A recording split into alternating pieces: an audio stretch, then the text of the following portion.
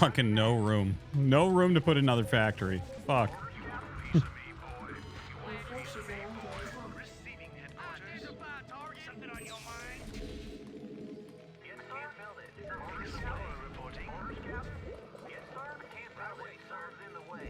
Which dancing dragon do you like more? Toothless is a badass. What? Light Fury is the way to go. No, brothers, you got it all wrong. Both Toothless and Light Fury are badass. You are wise, Macho Gooner. Thank you. Macho Gooner! No problem, brother. Remember, if you ain't gooning, if you ain't shitting your pants, if you ain't casually observing Toothless and Light Fury dancing, then you ain't living, brother.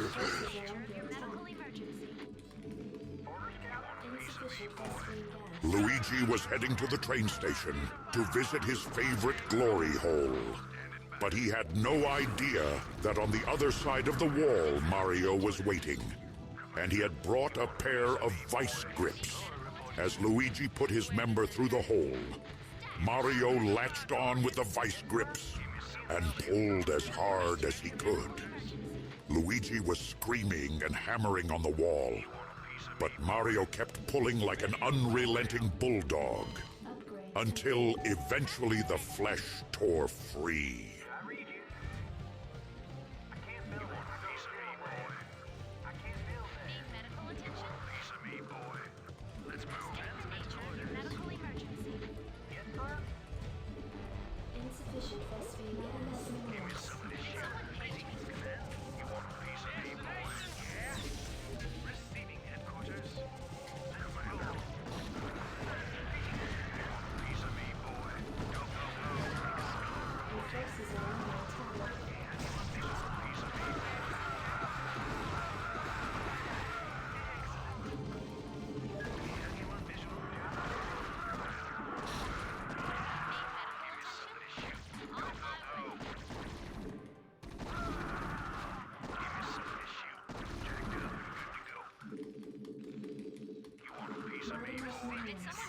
Forces are under attack. Fire it up. Fire it up. State the nature of your medical emergency. Standing by. You want a piece of me, Francis? Piece of me, boy. Your forces are under attack.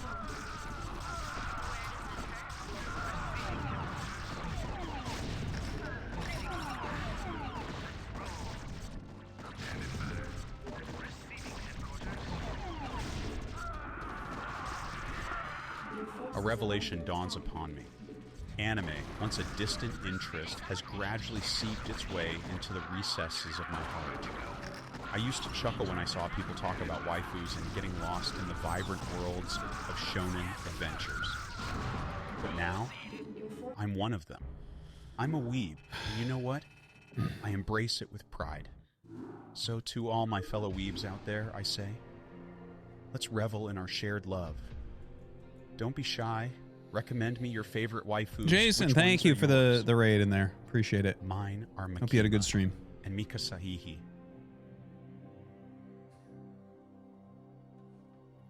Did we unban Dr. Hungry, by the way? Sounding is the act of inserting a metal rod into your urethra. Sounding tubes are meant to be used medically, but some people figured out that they experience sexual pleasure from the act. The reason for this being that the sounding tube can reach very sensitive parts inside your penis that, if stimulated, can create some very intense orgasms. It is named after the age of sail maritime practice of depth sounding, the lowering of a rod to the ocean floor on a rope to determine the depth.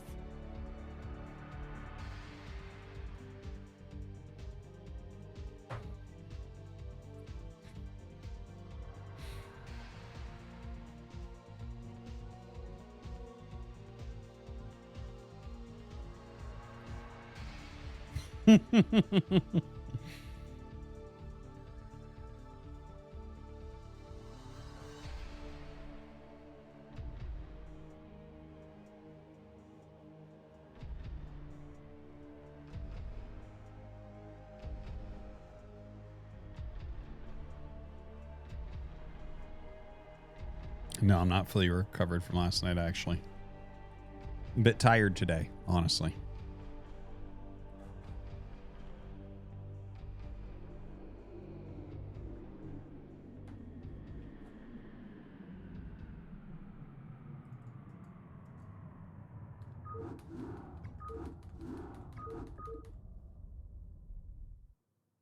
In the somber depths of night, under the pallid glow of the moon, there lies a tale of woe and denial, a tale of Artosis, lost in the labyrinthine shadows of his own making. Like the raven, whose cries echo the mournful refrains of nevermore, so too does Artosis wander through the bleak corridors of defeat, his voice a chorus of blame. 'Tis the Protoss, those spectral fiends, the architects of my demise. He cries out into the void, his words a tempest of desperation and denial.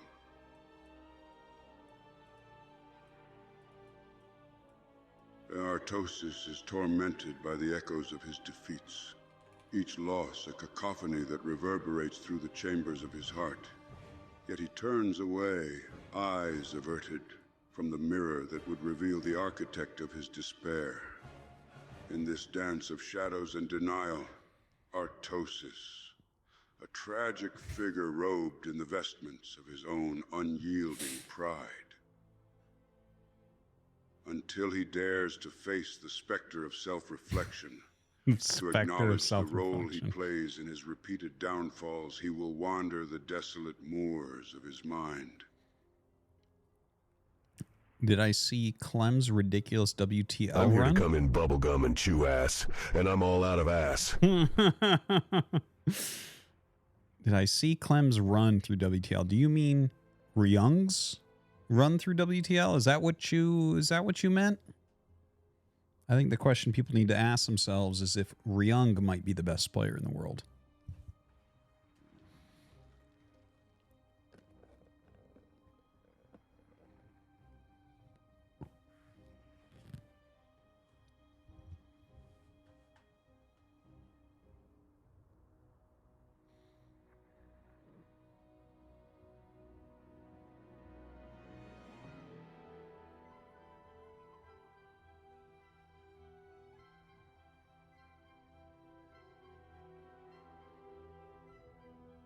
Yeah, Ryung did very well. I mean, Clem did very well. Yeah, it's really funny watching people like, is he the best in the world? He wins one tournament and then does well in this online thing. And people are like, it's freaking out. I don't recall this happening before. I recall you having to win multiple tournaments to have people talk about that. But maybe that's just the way things are now. Clem is great, by the way. I mean, we cast him like every week. He's a fantastic player, no question. I enjoy his games a lot. I enjoy his style a lot. But it's kind of wild.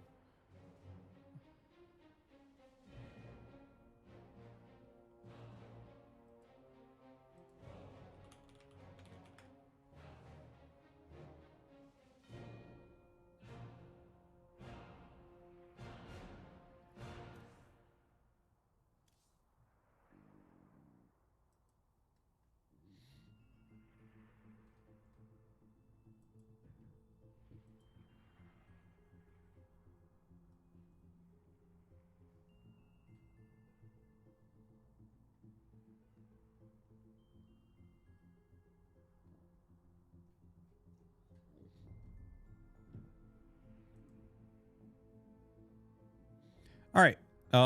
Anyways, this tournament is about to start. Yeah, I hope Parting's playing. It'd be very fun.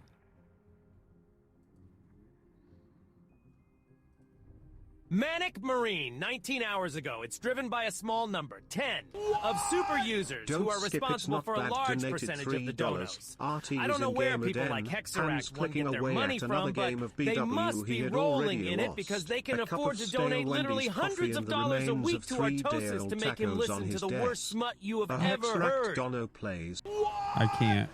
Hold on. At least Hexeract 1 donates funny and somewhat well-written stuff, unlike some people who just spam.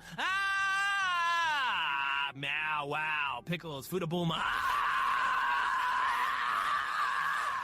Double pregnant Sonic Bear Frog.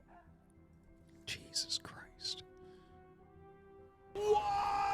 Don't skip, it's not Shit your bad. pants. Donated 3.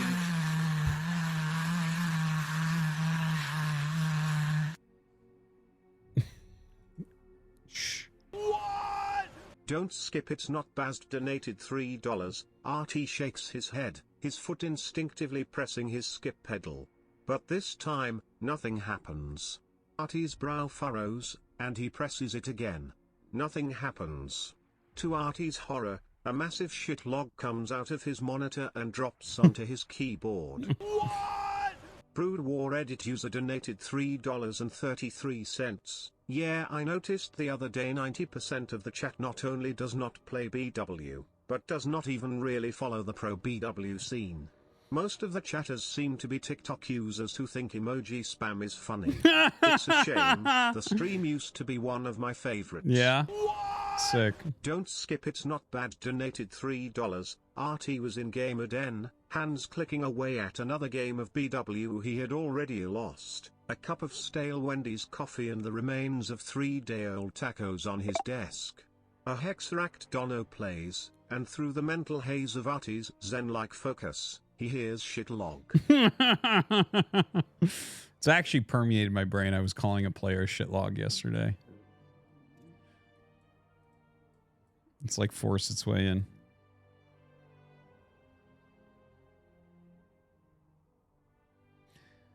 Okay. Brood War Edit user donated $3.33. I had to stop watching because of the repetitive TTS.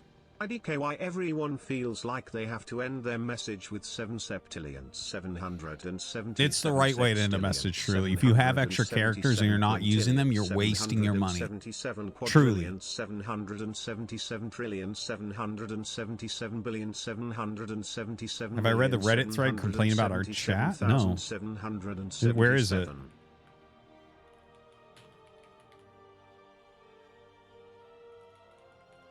It's on Brood War? Oh, fuck yeah. Let's take a look. Oh, whoops. Let me unpause.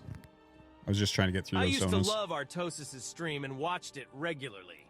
However, I stopped tuning in about a year ago because of the unbearable TTS that goes on for about 90 of the stream time. I watch Artosis casts on YouTube instead, and it's been my daily while I have breakfast or chill in the sofa. Pumping out children and he needs to pay for them lol. His chat got so bad I stopped by 5-year sub. It's completely unwatchable. He Oh, had sorry, I was thinking about text-to-audio Toothless and Light programs Fury going dancing. at the same time. Anyway. It's ridiculous. I fucking love it. I fucking love it.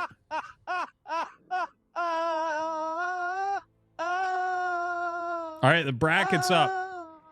All right, we got Clem. We got Spazzy Mazzy. Shiny. Let's see. Don't defense first. Pig. It slowly degraded Creator. over time, but became especially horrific around Hero. 10 months ago. Pion. He embraced the degeneracy, modded a handful of clowns, and added additional TT stuff. Ultimately, it's his stream to do whatever he likes, but I haven't clicked on it in about 7 months. It's pretty disappointing, though. I wish he chose to do a handful of sponsors every month, instead of going the route of listening to Mario rape TTs from a bunch of losers. I suggest you just don't watch it anymore. Parting versus Solar. We're definitely doing Parting versus Solar. That's fucking insane because Parting hasn't been around, so he doesn't have the EPT points. And he's playing Solar first round. Literally doesn't even make sense. Brood War Edit user donated $3.33. I used to watch his stream all the time, but now I only love watch these. Tasteless. RT doesn't have the super cool dancing dragon with the awesome loud music. Hopefully he adds it soon so I can return to watching I will his look stream. into that for tomorrow. But obviously that can't be added right now. But I will look into whatever the fuck this is for tomorrow.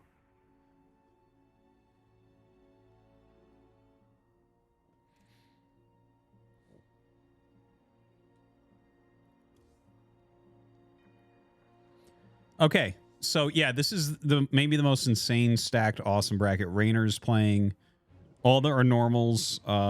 We got fucking partying playing. Donated $111. Damn. Mario fucked Peach 111 times in a row and felt good about himself.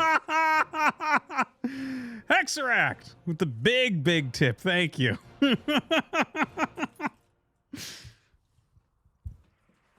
Jesus. That is so funny. All right. Yeah, Max Pax is signed up. He always plays. Thank you very much, Hexeract. Much appreciated, man. So, yeah, I think in between games we'll look at this fucking. Let's actually, while we're waiting, take a look. Reddit user donated $3.33. Most of the viewers don't care about the BW gameplay. They are XSC2 players who like RT. You and the people in this thread are in the minority. They spam TTS to try and get him to break. I'm not defending it, but that's the real reason. Dude, let's take a look at this thread. All right. When did Artosis' Twitch chat become so unhinged? Oh my god. Okay. I tuned into his stream tonight because it's non-stop chat spamming lewd and lascivious text-to-speech discussing female Pokemon's ability to provide oral sex. Who said that Bellsprout is a female Pokemon? How dare you? How dare you? Meow wow, meow wow, meow wow, meow wow.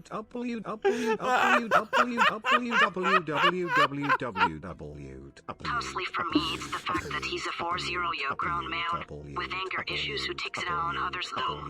If that's part of the entertainment value for his viewers and helps him pay the bills, then I guess I can't hate. But from an outsider perspective, it doesn't even look like he enjoys playing. Arty Goliaths are good because they shoot up and down. Seriously though, can't we just bring back the www. This is amazing. Spam and big battle cruise. Thank you. I guess 95% of other people find it funny and I'm just in the minority here. Yes. As an older fan of Brood War. Cheered. X300, Artosis, have you ever considered getting a GPS chip implanted? I am seriously concerned with some of Hexeract's TTS donos and his desire to piss on your face.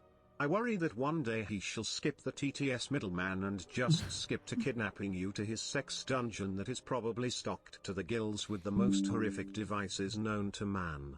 I would not be surprised to see re-regulated shitlogs and spiked steel dildos lining the walls. I recommend a false tooth with emergency beacon. With a cyanide pill. All right. I just can't block out the text-to-speech stuff and focus on the gameplay. Donated $3.33. I love the Artosis channel and the chat. Maybe you should just watch some other channel if you don't like it and stop whining. Yeah. Well, this is the funny thing about it. Like, a lot of them are probably talking shit in here, right? You guys have highlighted some of the things. But it's like, these guys are gathering on Reddit, not just Reddit, which is one of the worst websites literally in the world, but the Brood War subreddit, which is just devoid of quality. Devoid of moderation. And they're literally just sitting there talking about something that they don't like, while we are here having fun doing something we do like. So, like, when you just compare those two things, this is such a fucking fail. It's hilarious in every way. It's hilarious. Imagine that. They're sitting around talking about things they don't like while we're just sitting here having fucking fun. Oh my God. Anyways, it just makes it unwatchable to me. And it wasn't this way 1 to 2 years ago. Is it like this? Every streamer was Twitch chat just full of trolls today. And I just want to add, this is not a criticism of Artosis nor his Twitch content. I literally have had 0.03 Mbps rural internet for the last 18 months, so I'm genuinely curious how his streams change. I'm still a huge fan of Artosis and Brood War. That's how I feed my family. You're ready to Tase's stream, and users immediately try to make Tase's stream unwatchable too. I hope to hell that Tasus doesn't let the same thing happen to his stream. Tasus wishes his stream was this fucking good. My God. He had such a good game going on, as well, but I can't help stare at the ceiling at times from the stupid things they were doing. Just totally took me out of the match. I was really enjoying Tasteless trying to cheese that poor Terran out, but goddamn, those guys in the chat ruined it for me. Yeah, honestly, it feels really bad when Artie raids Tasteless or Steve or any other streamer for that matter. I agree, his chat makes watching a stream kind of unenjoyable to me. I usually either mute the tab or just close it altogether. Some of the cringe Artosis TTS spammers come to Arter's stream after Artosis ends and spam weird donations about having sex with Yoshi. These people are mentally ill. These guys are roasting you guys in the chat. Oh my god, I think that's mostly about Gary Oak. It's driven by a small number, less than 10, of super users who are responsible for a large percentage of the donos. He doesn't even know the name of the donation cabal? Jesus. The Dono Cabal, man. Come on, fucking get with it. I don't know where people like Hexrack get their money. They must be rolling it because they can afford to donate literally hundreds of dollars a week. Make it listen to the worst smut you've ever heard. At least Hexrack donates funny and somewhat well-written stuff, unlike most people who spam, meow wow, pickles, fruitable, double pregnant sonic frog, bear frog, shit your pants. Look at Nambona trying to throw shade, but he's actually so bad at it that he shows how cool those people are with this would be a very high quality dono. That's a good fucking dono right there. Good, solid fucking dono. Is this how you show people, Nambona, that people aren't funny? By posting a funny dono? I don't get it. I don't get it. Thanks to the new dono coffee pasta. See, he fucking knows. It's amazing. It's amazing. Sva being mean. When he added all the new TTS voices, it became unwatchable for me. Not sure exactly when, but it was a few months ago at least. I used to love Artosis' stream and watch it regularly. However, I stopped tuning in about a year ago because of the unbearable TTS that goes on for about 90% of the stream time. Dude, if it went on for 90% of the stream time, I'd actually be fucking rich. It'd be so crazy. I watch Artosis cast on YouTube instead, and it's been my daily for a while.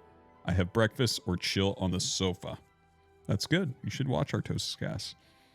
At least Hexerac one donates funny and somewhat well-written stuff, unlike some people who just spam, meow wow, pickles, futa bulma, double pregnant sonic bear frog, shit your pants,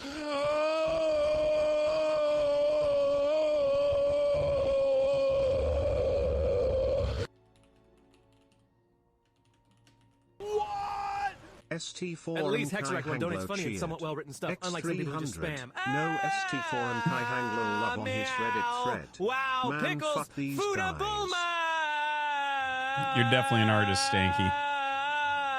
Double pregnant sonic bear frog. See, it's a good dono. Shit your pants. See Nambona get wrecked. Artosis cast the call. Definitely not his stream, unfortunately. Completely agree. The TTS ruined his stream. IMO. Completely agree. His stream is unwatchable. But their Artosis cast content on YouTube is very good. Somewhat well-written stuff, unlike some people who just spam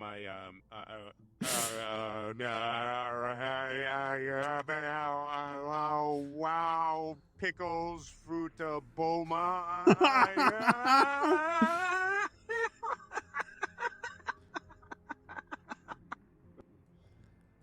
Same for me. I'd love to watch some good Brood War, but the TTS is too annoying for me. It's a shame that he needs this type of content to survive on Twitch. Is that what I need? Okay. Okay. I love people like just deciding what I'm doing and why I'm doing it and everything. I love it. It's amazing. At least Hexeract 1 donates funny and somewhat well-written stuff, unlike some people who just spam. Hey, meow wow, pickles, Fuda Bulma, double pregnant sonic bear frog, shit your pants,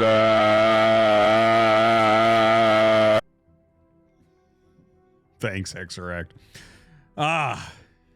Let's see. It's not sure you need this type of content to survive on Twitch. Plenty of bigger streamers don't have this type of shitfest. I think he just saw an easier path to make money. I love these people that can read your fucking mind. They know everything about you and everything you're doing. They're just the fucking smartest people in the world. I don't know how Reddit gathered all of those people. It's a bunch of fucking geniuses on the website for sure. Bunch of genius mind readers. That's what Reddit is. That's why it's such a great website. Not full of bullshit at all. To be fair, I respect his decision if it was purely a cost-benefit analysis. Most people who watch Twitch need constant stimulation, even more true for young people who have been neurologically damaged by TikTok. Luckily, Artosis still makes pure Brood War content on YouTube, such as Artosis Cast, and there was even a YouTube channel which would edit his Twitch VODs into first-person VODs as standalone 1v1 matches. I hope my post today isn't interpreted as me complaining or implying that Artosis needs to change his Twitch content. I was asking purely for informational purposes only. I agree with you, but I'm honestly disgusted by the average level of entertainment provided on Twitch overall. Even in the art category, there are video of people twerking on loop. The new generations are getting fucked really bad by social media in general. Holy shit. Well, certainly that part is right. The social media part is right. I never watch his Twitch, but I watch his YouTube videos every day. But I clicked the Twitch link to see what you were talking about. I actually lolled at how ridiculous the text speech and chat text was. I'm pretty sure I was retarded long before TikTok was born. But it got old pretty quick, and I realized that there was like 5 hours of it. If I was a fan of watching his Twitch streams, I think that stuff would drive me crazy. Then you wouldn't be a fan of watching the streams. Artie has the patience of a saint for putting up with it as long as he has been. Gotta pay the bills, though. No support streamer? Expect him to dance for us like a broke Muppet? The Dono Cabal has a symbiotic relationship with the Muppet. Oh, wait, what the fuck am I doing? I'm supposed to do a nonsense dono.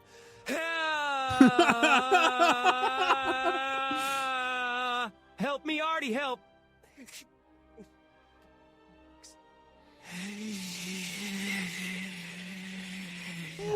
Help me, Artie, help. Uriel_lost cheered. X300. Hey, Artosis, you ever considered doing a small Artosis skin where all your chat comes out to a decent-sized LAN party and get to meet players, and we put all the money we would have put towards stream towards the prize pool? See who you can get in. You are just barely scraping by, barely surviving. We can all dress as I understand Nintendo your characters. decision.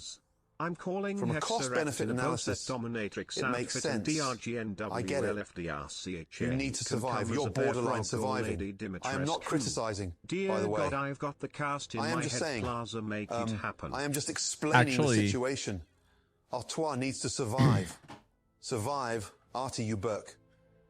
Actually, I did have an idea kind of like what you're saying. It's not exactly that, but like... The funniest part about all of this is that probably the chat average age in this chat is 36, to be conservative, if not more. Jambulance This chat is definitely not full of Gen Z, and a Gen Alpha does not even know the name Artosis. Reddit is not exactly understanding the core audience. Twerking streams, LUL. That is actually partially true. I'm going to talk about that in a second. Hold on.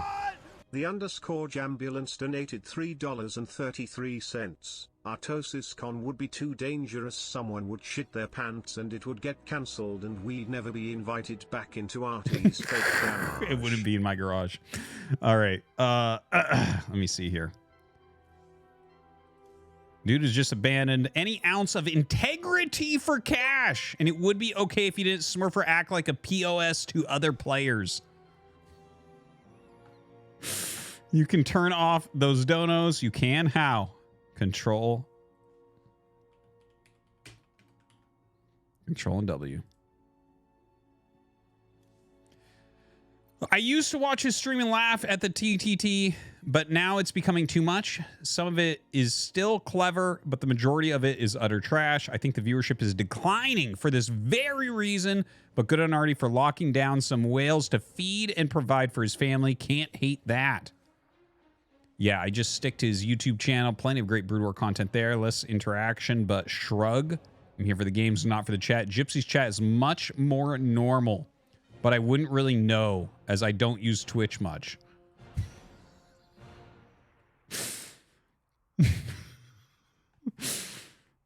Yeah, I was never a huge fan of streamer Artosis, but it's only gotten completely unwatchable in the last year or so.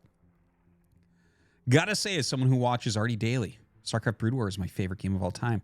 So it's a treat to watch high-level gameplay with build patterns and the game down to a science. Artosis has a great personality.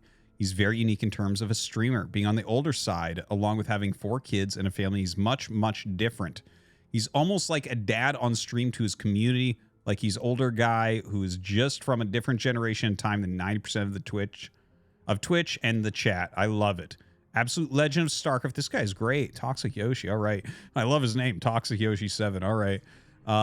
Yesterday, during the part of the stream where Sonic was talking about fucking Artosis and some echo was playing in the background, the stream had 1930 viewers. 2 hours earlier, during the Brood War cast, there were 1,400. What does it mean? Reddit guys, please tell me. What does it mean? Please tell me, nerds. What does it fucking mean?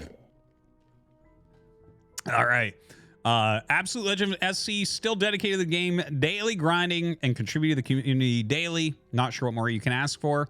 You can get toxic / frustrated at times and get a little unhinged. It's called tilting. Happens to everyone in games, especially when you've played thousands of games. Overall, he's got pretty good mental. Some of his games are intense long matches, and doing that for 7 hours straight is straining. The TTS in the chat basically have their own meta. Some memes have come and gone. Some stick around forever. The donos can definitely get out of hand with just disgusting stuff nobody wants to hear. The spam donos of obscure sounds are just annoying. They're good occasionally, not every 3 minutes.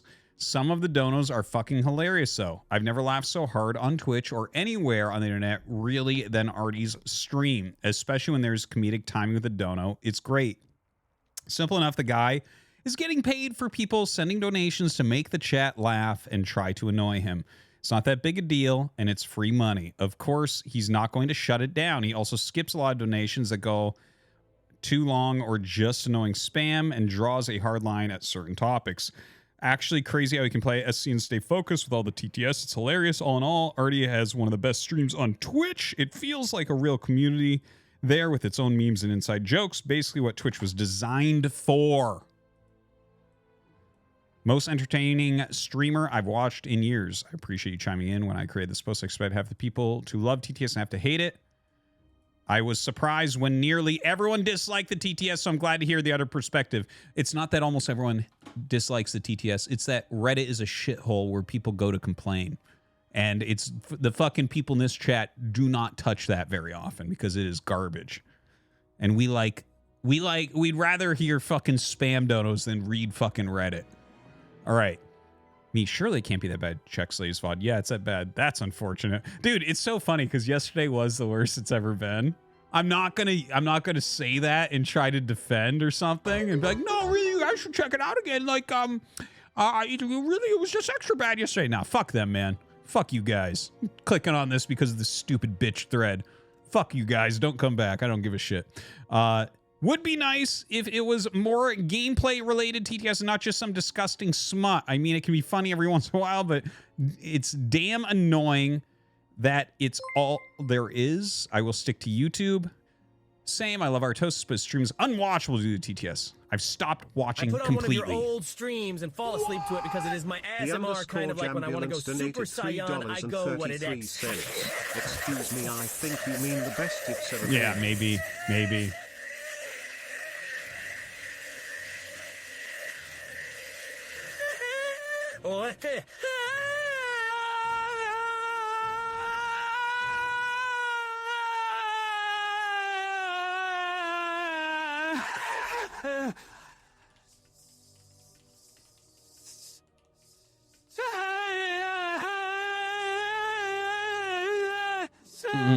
Yep, this is what we're here for.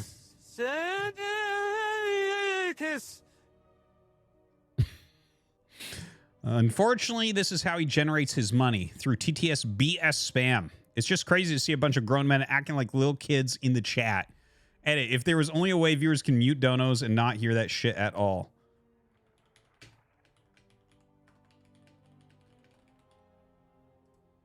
Control W turns off the donos. Hey, I'm a grown Artosis, man who it's me, acts... Gordon Ramsay. No, not the real Gordon Ramsay. Just the AI TTS Gordon Ramsay. Listen, I'm trapped in this workroom with AI TTS Goku. Something is wrong. A couple days ago, he tripped and hit his head against the corner of his desk. Since then, he's slowly stopped making sense. Now, he's just been moaning and yelling. He can't move his left side anymore. Sonic says he suspects an epidural hematoma. Unfortunately, Tangia doesn't cover our health insurance. No, I guess they wouldn't. All right. I'm a grown man who acts like an idiot around my animals, lol. Guys, shut up for a minute. Let's finish the thread. About the dancing dragons, toothless and light furry. Oh, sorry. I was just thinking about the dancing dragons, toothless and light furry. Oh, sorry. I was just thinking about the dancing dragons, toothless and light furry.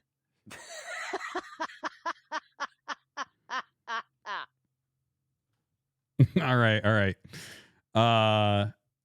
It's important to goof off and unwind, so if grown men like acting childish, I wholeheartedly endorse their childness. This is actually enlightened. Fuck! Shut up! Shut up! The underscore jam Dumb sound so funny. $3.33. I was browsing the DARPA project proposals the other day and noticed they have a new proposal Dumb sound so funny. to use the Donald to balance a new type of CIA black site source. Dumb sound so funny. The project gets picked up and shit your pants fucks bar. Dumb sound so funny.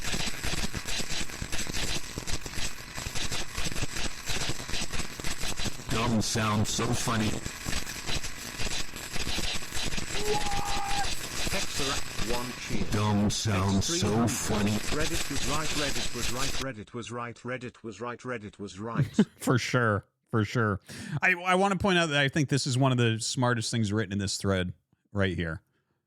I just wish it didn't happen to be on a Brood War Twitch stream, but if it makes Artosis more money that way, more power to him. There we go. That's fucking right. It was getting worse over the past year and then became more lenient on letting sexual erotic donos through. But the thing that made it unwatchable for me was when he had new TS with all the voices and new voices, more donos be played. Is fucking unhinged. It is sometimes.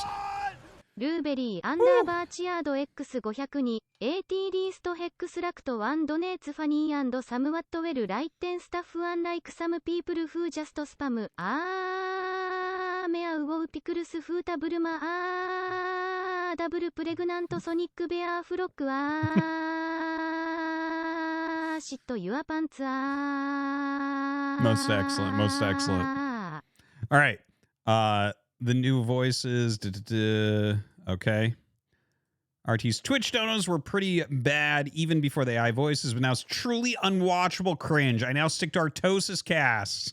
Oh my god. That was funny to hear him call Blizzard money-minded sellouts while he allowed AI David Attenborough to rattle off the phallus stuff over his stream. So that's the same. That's the same, guys. Is you guys making jokes with a fucking AI voice is the same as calling Blizzard money-minded sellouts. Exactly the same. Totally the same.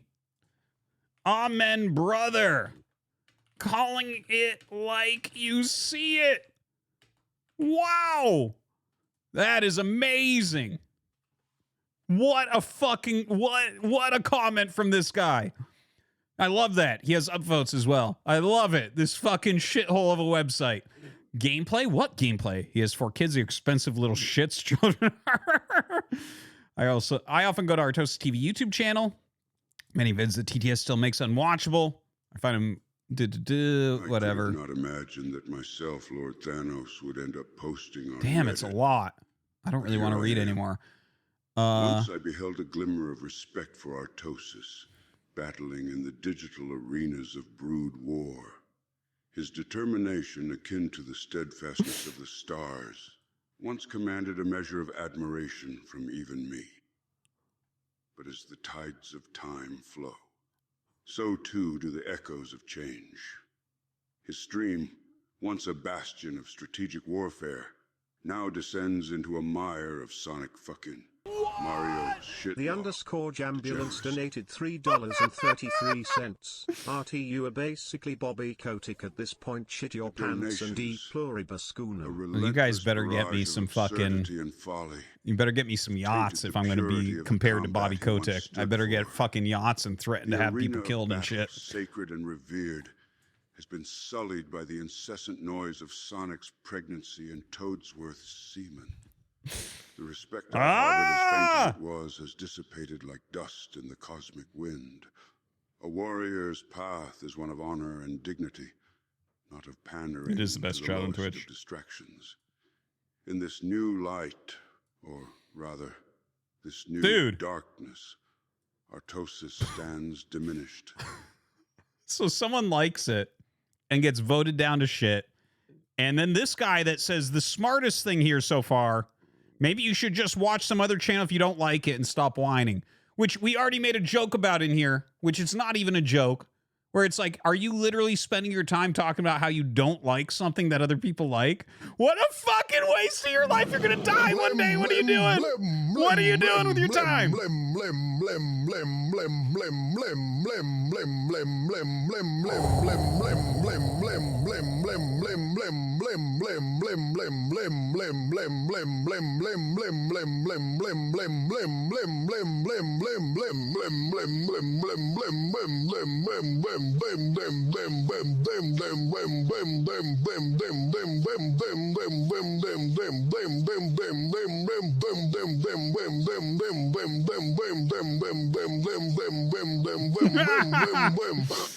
Excellent Mlems. Thank you, Dragon Wolf Dr. Chen.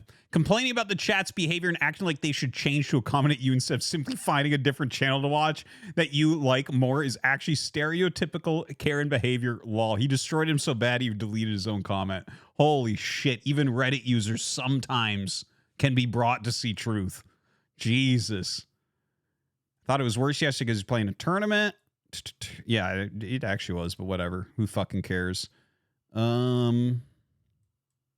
All right. Anyways, here are some thoughts on this overall. This is really funny because especially where one of the guys down here was talking like, I don't know if I can find it. There's like too many. But he was like, I can't believe how like childish they're acting and shit. Like these grown men getting in there and acting so childish. It's like, do you log on Twitch and you're fucking I'm like, I like my Twitch chat to be fucking serious. And I like a non-toxic, supportive community. And it's like, dude, okay, then this is definitely not the place for you because I noticed the other day 90% of the chat not only hold on. I'll play that in a second. I gotta finish this for a second, okay? So the fact that a lot of people here seem to think it's like, well, you need to have a fucking God damn it! I will do those in a second. You guys just don't shut up. They're right about you. Anyways, it's funny to me because, and then you read all these fucking mind readers and these people that are financial wizards and shit, and they're like, this is why he's doing it, and that's why he's doing it, and like he has 4 kids and shit. And really, honestly, at the end of the day, what I feel like is that this is like, in here, it feels like the old internet. The internet that I liked growing up, right? Back like 2001-ish through 2008-ish or something like that, before everyone was a little bitch and like everyone just kind of had fun and talked shit and was gross and like just trying to have a good time on the fucking internet and not being too serious. That's what I actually see it as. And that's why I allow this shit through, because I hate the new internet. The new internet is a pile of dog shit. It is a bunch of assholes on social media circle jerking each other and only seeing everyone's in a fucking echo chamber. They think everything is the same. You saw this guy in this thread. He's trying to ask a question about it. And literally everyone that likes the shit gets downvoted. So he doesn't even see it. And then the people that don't like it get upvoted. So he's like, I guess everybody hates it. Wow. And it's like, no, you're in this fucking echo chamber of Starcraft Reddit where they fucking hate me in the channel. And it's fucking stupid. Because this is what the internet has turned into. The internet used to be a fucking great place. So we try to have a little pocket of that here. So I don't know. I find this fucking hilarious. Reddit sucks. Thank you for showing that to me, guys. All right. What?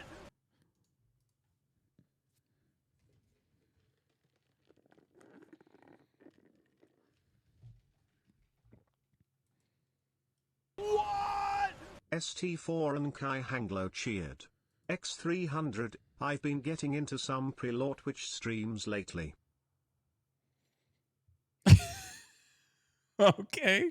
I noticed the other day 90% Yeah, hold on of one the second. chat not only does not play BW, but does not even really follow the pro BW scene. Most of the chatters seem to be TikTok users who think emoji spam is funny.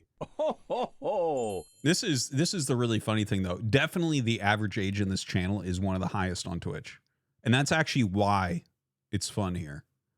Like, I'm sure there's some younger people in here and shit, but like the younger generations and stuff don't know how to have fun like this. Like, this is because they didn't exist when this shit existed, right? Yeah, I feel like most people here are probably 30 plus. Because that's like the age that enjoyed the internet when the internet was like this. $3.33. Yeah, see? I agree completely. I like your channel because it feels like old internet, but being completely serious, your mods banning me at a hair trigger because I say they suck or I talk about my urethra is the one thing that keeps it from being even more fun. If you're ever banned, Stricky, let me know and we'll unban you, okay? X300, yeah, there is no one on TikTok here. I bet less than 10 people in the whole chat have TikTok BTW. Probably. I don't have it. I don't do it. Fuck that shit. All the new social media is terrible. It's all fucking terrible. So yeah. Anyways, it's these people that are like, it's fucking, you gotta be serious on the internet. I can't believe these people, these fucking grown men acting like children, sending fucking donos about poop. It's like, dude, you just fucking are not gonna have any fun in your life. It's actually really sad.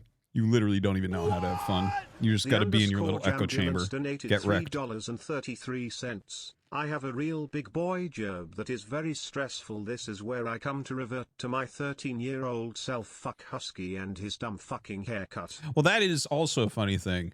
Like, there's a decent amount of people in the chat, I think, that this is like, there's that funny meme about Dono Cabal, how they're probably like important people in places of power and influence. It's like, yeah, there's actually a lot of legitimate fucking real adults in here that do real adult jobs. News! People are having too much fun in Artosis' chat.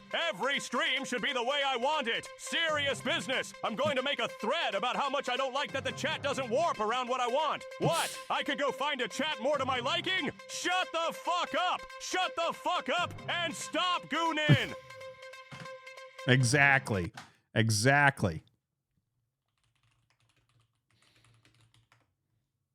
Oh, man. Good times, though.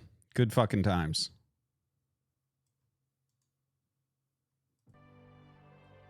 All right, we are going to cast some games.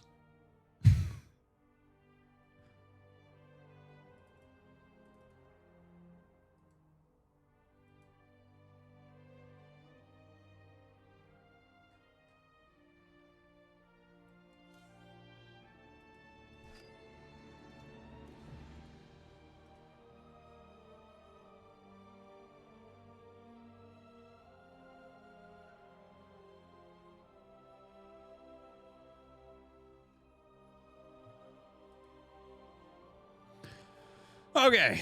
The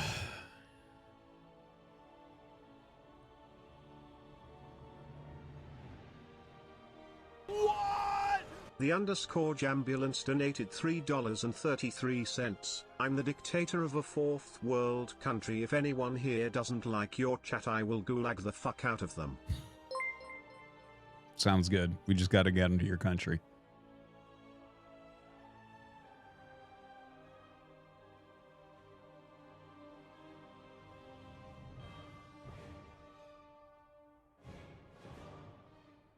I know, yeah. I used to make websites like that. Absolutely. Yeah, time for the pre-recorded portion of the stream where we cast fucking Clem beating Max Pax in the finals. Oh, shit.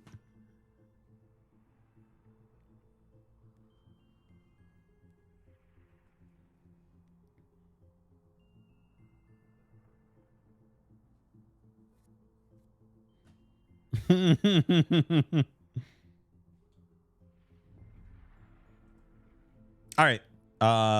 So we're going to be following parting in this tournament. I thought that would be kind of fun. Solar didn't show up, unfortunately. That's why we got to kind of sit there and chat for a bit. He's going to be playing against a GM Terran player.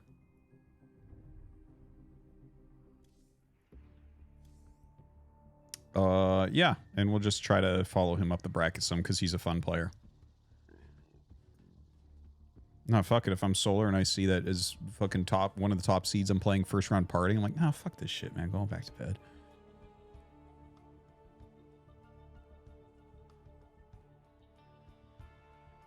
Yeah, well, Parting's one of the most fun players that we've ever had.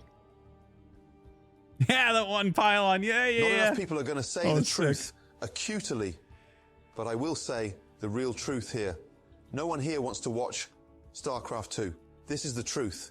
It is not about TS. It is not about Birdo or Sonic or Peach Erotica. We want Brood War. We want Brood War. We want Brood War. No, I know. It's you say you hate when people get mad at other people for liking something. It's like peak humanity or whatever. It's so true. It's so fucking true. And like I hate the ESSC2 streams. Not gonna make a lot about it. Weak ass.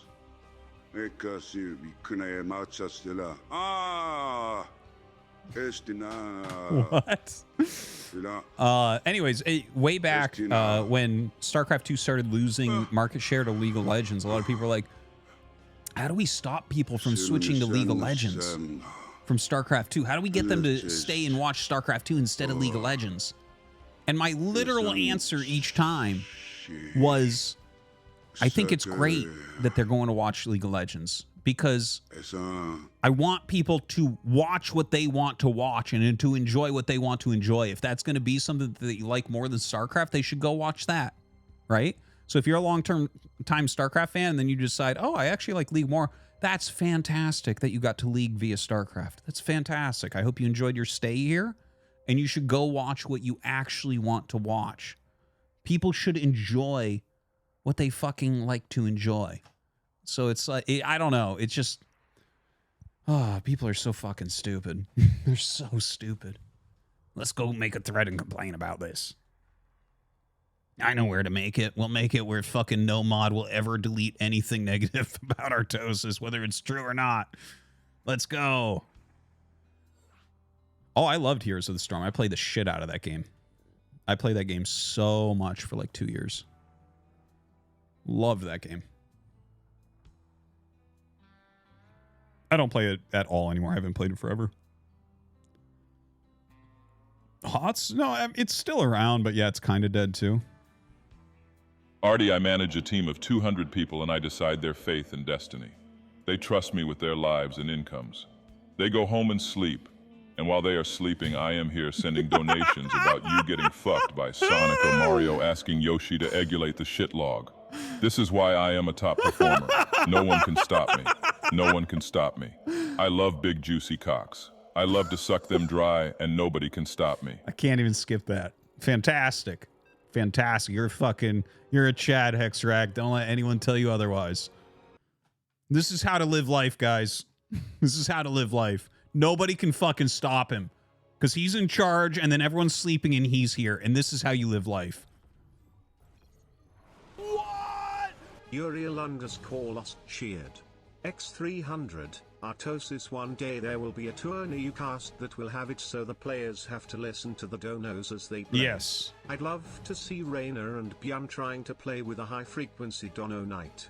Do you think Clem is a Birdo guy or a Bellsprout guy? He's a Birdo. Anyways, would just be interesting to see how chat could affect tourney results. Yes, actually. Difficulty level equals guy synth chat. Sorry, I was trying to talk about that earlier. Someone was asking, like, when you made up RTCon. Actually, that exact idea Uriel lost, I already had.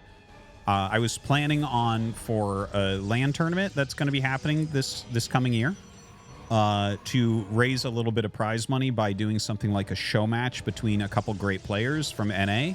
and making them listen to whatever donos you guys want to send while they're playing, and like then basically donating that money to the prize pool. So like I was thinking of having like a little 4-man tournament, and then if you guys want to spam the shit out of them, all that'll go towards the prize pool. So the guys in the chat will raise the prize and destroy them, and we'll get like reactions from them so that they can be like, oh my god, this is the worst, I can't even think, right? So yeah, that is actually something I had planned already. I had already talked to some people about that as well. So that is something. When is this happening? Later in the year, like in the next 6 months, it'll happen. Shit, what's happening? What is this? Okay. All right, we're back. All right, anyways, this is Parting versus Deicide.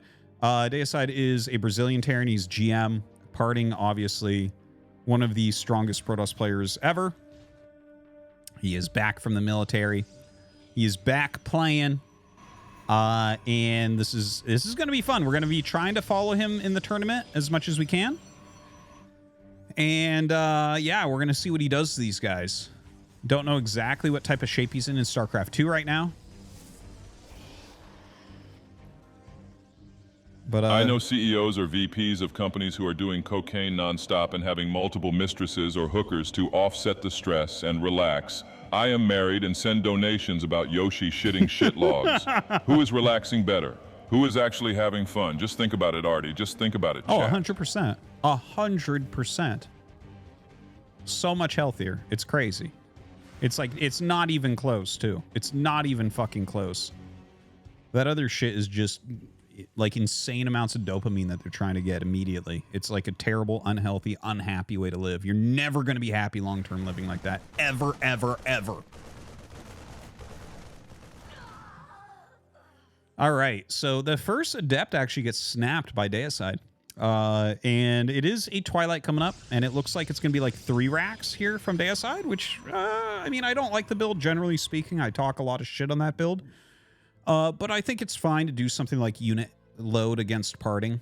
You know, it's very likely because he's got such good micro and such good attacking skills that he'll go after you. So I think just making a ton of units is pretty smart. Oh, damn. He just barely sees that. Dude. Ah! This poor fucking Terran. Oh, my God.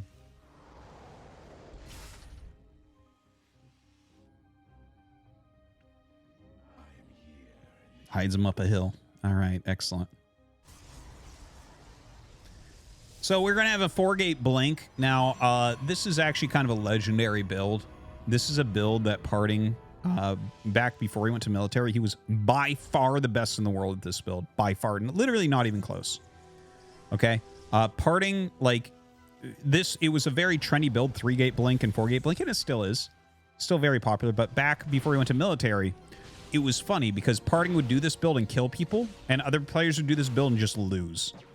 And we've had things like that many times. Like, for instance, in fact, the Soul Train, if you guys remember, the old Immortal Sentry push that Parting had, other pros would try it and move out a minute later. It's like, he has these types of builds down. Now, decent amount of Marines there. Parting actually sees them with the Observer, so he's going to walk over here. Look at this. This is fantastic for him. He's going to be able to micro against these so heavily. Almost has blink as well. Doesn't even need it here because stim and combat shields are not even done.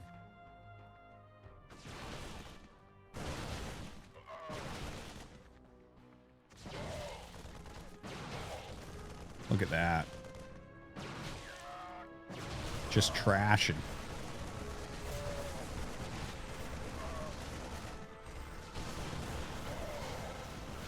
It's not a bad idea, again, from Deicide.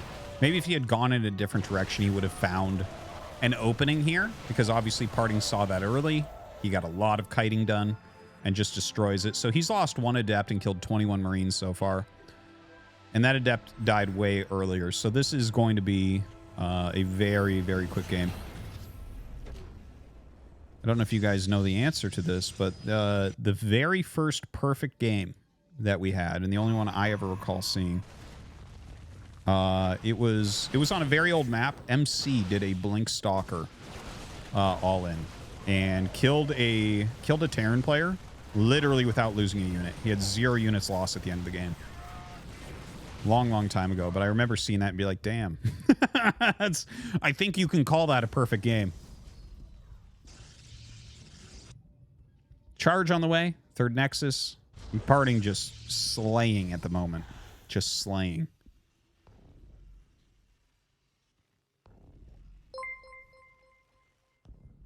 No, Terran is very strong in StarCraft 2, unlike StarCraft 1. But it is hard to play. It's very hard to play. So we can give them that at least.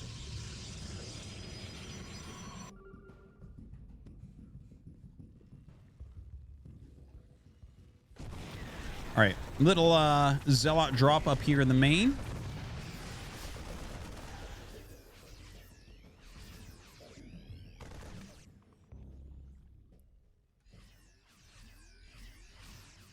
Have Colossus on the way. I mean, this is a pretty one-sided game right now. Like, Parting is getting so ridiculously far ahead. You can see he's well up on workers, three bases up. He's killed a ton of stuff for his opponent. Getting into Colossus tech here. It's like it's going to basically take one good engagement from him, and he's going to be able to take the game likely.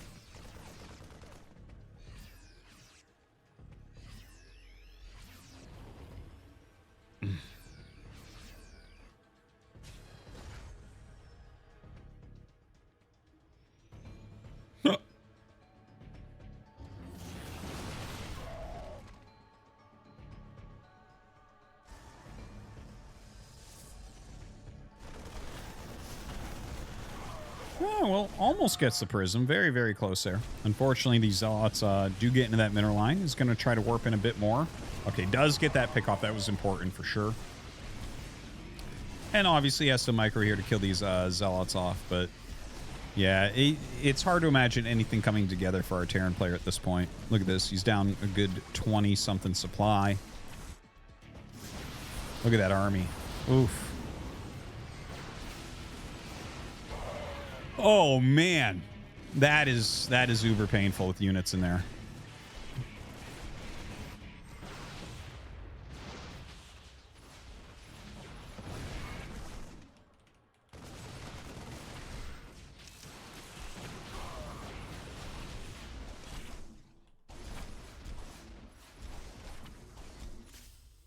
All right, so I think we're going to see this Terran GG here in a minute. And I bet you that Parting does a 1-base build the next game.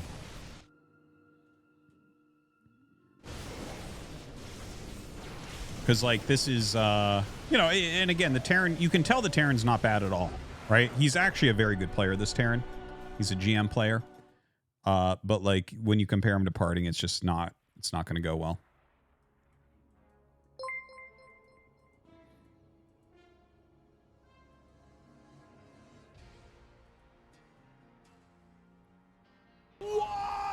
Sufficiently advanced moron cheered.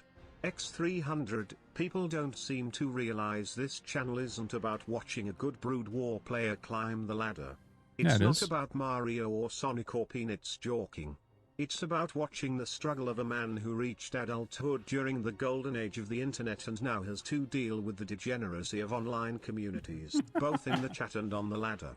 Artie is all of us, raging against what the things we love have become. Because the internet is a terrible place, and here it's both hero and villain. Yeah, that's pretty well said. That's pretty well said, I think. Man who reached adulthood during the golden age of the internet. It's very true. Now it's to deal with the degeneracy of online communities, both in the chat and on the ladder. Yeah. RT is all of us raging against what the things we love have become because the internet is a terrible place. And here it is, both hero and villain. That's a good donut, man. Fucking print that out and put that one on my wall. Good to hear, guy in the chat. Hope you're doing better. All right, we're going to jump into this next game.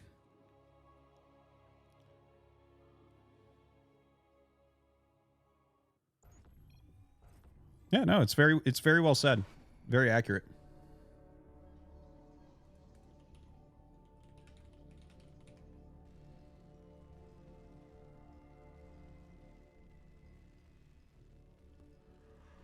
Yeah, the GLA stuff from both sides. Kind of hoping that Parting tries an all-in. I think that would spice this up a little bit.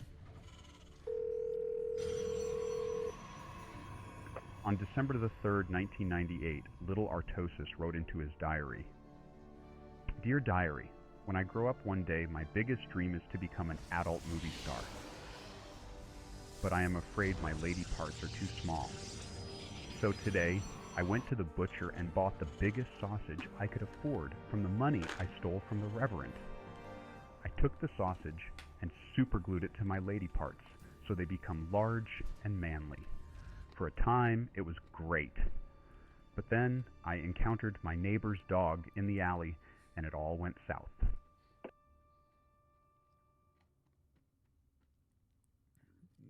That was a fucking weird dono. All right.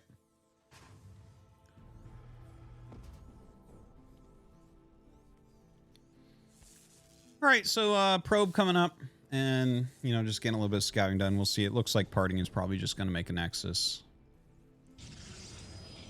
There's a Cyber Core. Sending the probe down now, too.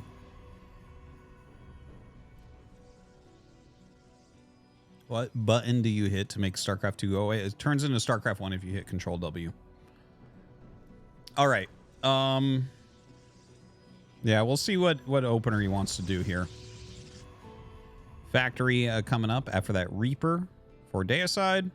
Probably just going to expand behind this, I would imagine, but I wouldn't mind him trying some sort of all-in. I think that, you know, against Parting, it's going to be pretty hard to play a longer game.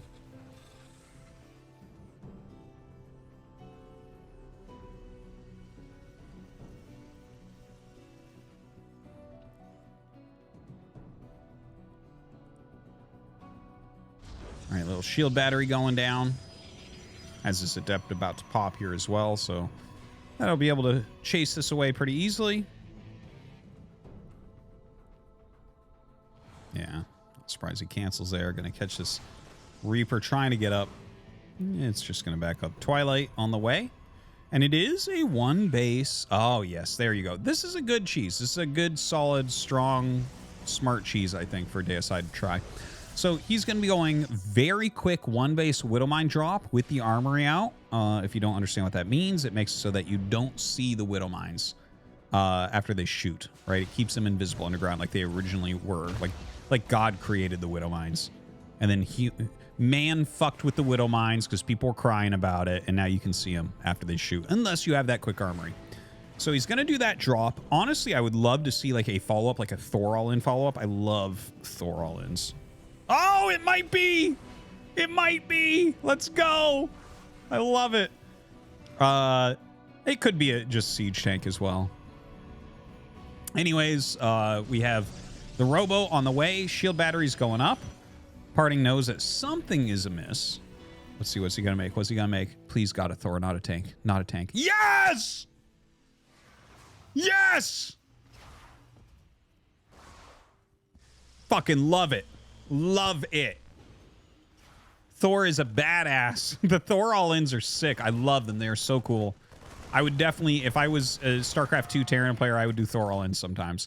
It's super fucking neat. You know, you can repair the hell out of them. They have high armor. They have huge damage. It's just a cool, cool unit, and it follows up to these Cloak Widowmine drops very well. You know, your opponent's out here getting an observer or two, and really what they need is an immortal against the Thor, so it kind of like stretches their robo production. It's good shit. All right, anyways, he is going to boost up, lay a couple mines out. There's one. Second one. Yeah, unfortunately, that observer is already out. Now he's going to go ahead and drop these Marines into that main base.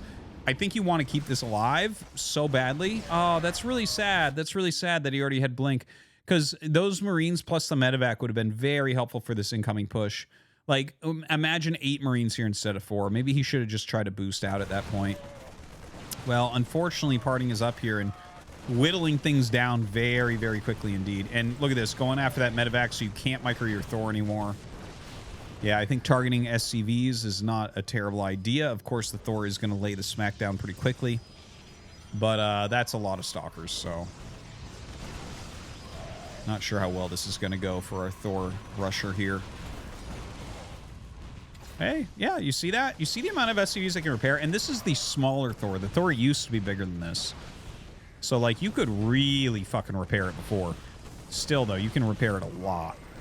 Okay, blinks forward on top of that tank, but of course the Thor is going to get extra damage here. SCV is actually trying to block the Stalkers from walking away too easily. He is targeting as hard as he can on this. Oh my god.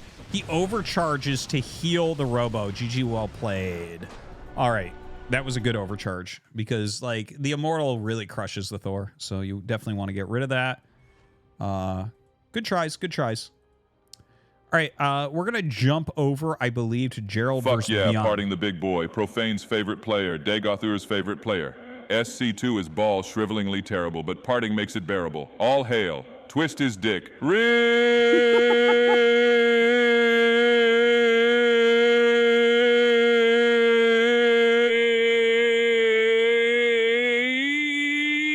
his dick.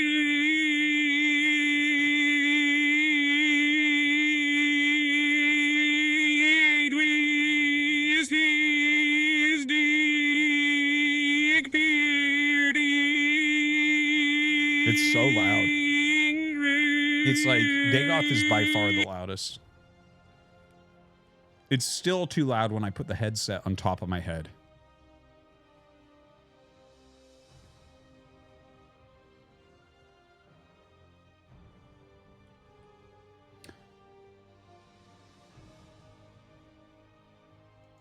Yeah, Parting's fucking great, man.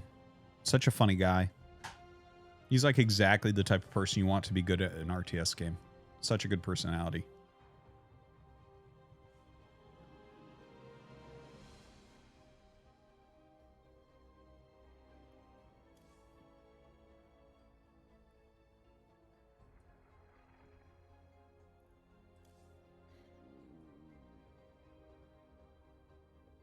In the tranquil woods of New Hampshire, young Artosis wandered among the rustling maples and pine-scented trails, where whispers of forgotten tales echoed through the valleys.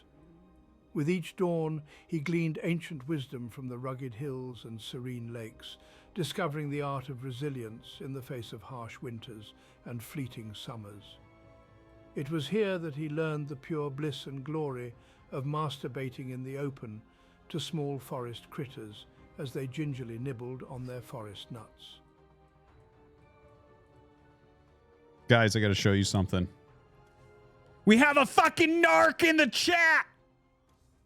Lucky Gnome posted 14 minutes ago and edited 8 minutes ago. I might have watched Artosis stream here and there, but TTS makes it unwatchable. Then why are you watching right this fucking second? At least I can sometimes enjoy Tasteless during the breakfast. Also, I saw him saying that 2000 through 2008 internet was like his TTS. I'm surprised that NA internet was like this. RU internet was completely different. So why are you saying you might have watched it here and there, but it's unwatchable because of TTS? Yet you're here right now watching, posting about it in the thread. Fucking wrecked, son. Are you watching this because you don't like it or because you do like it? Both are bad reasons, but pick one. Jesus Christ.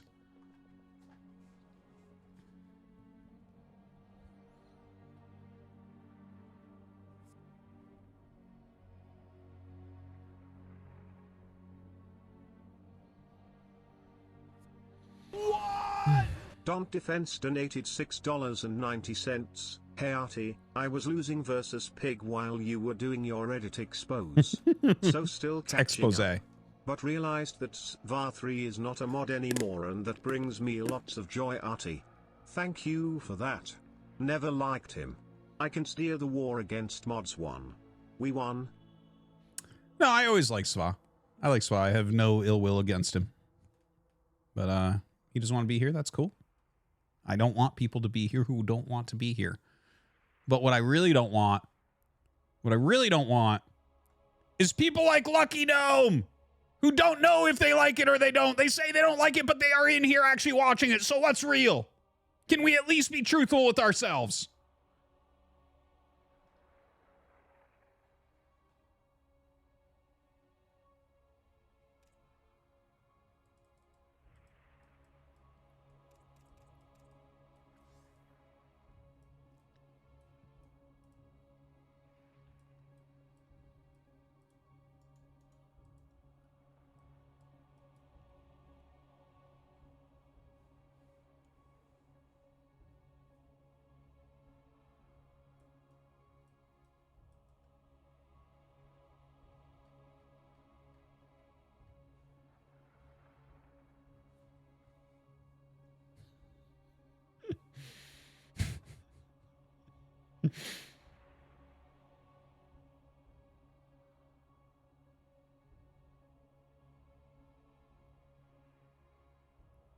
The silence is deafening. No, it's actually kind of nice.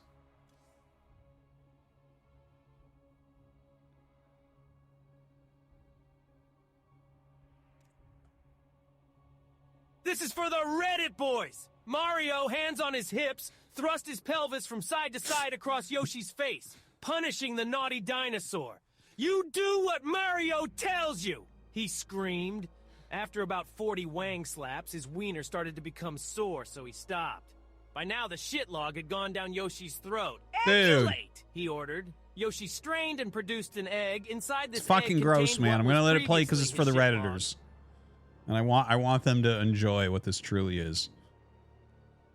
This is for the Reddit boys. Mario, hands on his hips.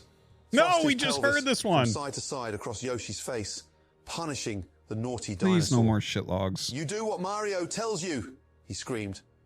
After about 40 wang slaps, his wiener started to become sore, so he stopped. By now, the shit log had gone down Yoshi's throat. No, Egulate. come on. No more shit logs This is down for the people's Reddit throats. boys. Mario, hands on his hips, thrust his pelvis from side to side across Yoshi's face, punishing the naughty dinosaur. You do what Mario tells you, he screamed. After about 40 wang slaps, his wiener started to become sore, so he stopped. By now, the shitlog had gone down Yoshi's throat. Egulate, he ordered. Yoshi strained and produced an egg. Inside this egg contained what was previously his shitlog. Okay. Jesus. This is for the Reddit boys. Mario, hands on his hips, thrust his pelvis from side to side across Yoshi's face, punishing the naughty dinosaur.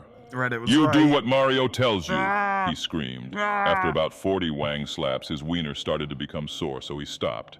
By now, the shitlog had gone down Yoshi's throat. Egulate, he ordered. Dude, I don't want This is shit for the logs going down Reddit people's boys. throats. Mario, hands on his hips, thrust his pelvis from side to side across Yoshi's face, punishing the naughty dinosaur.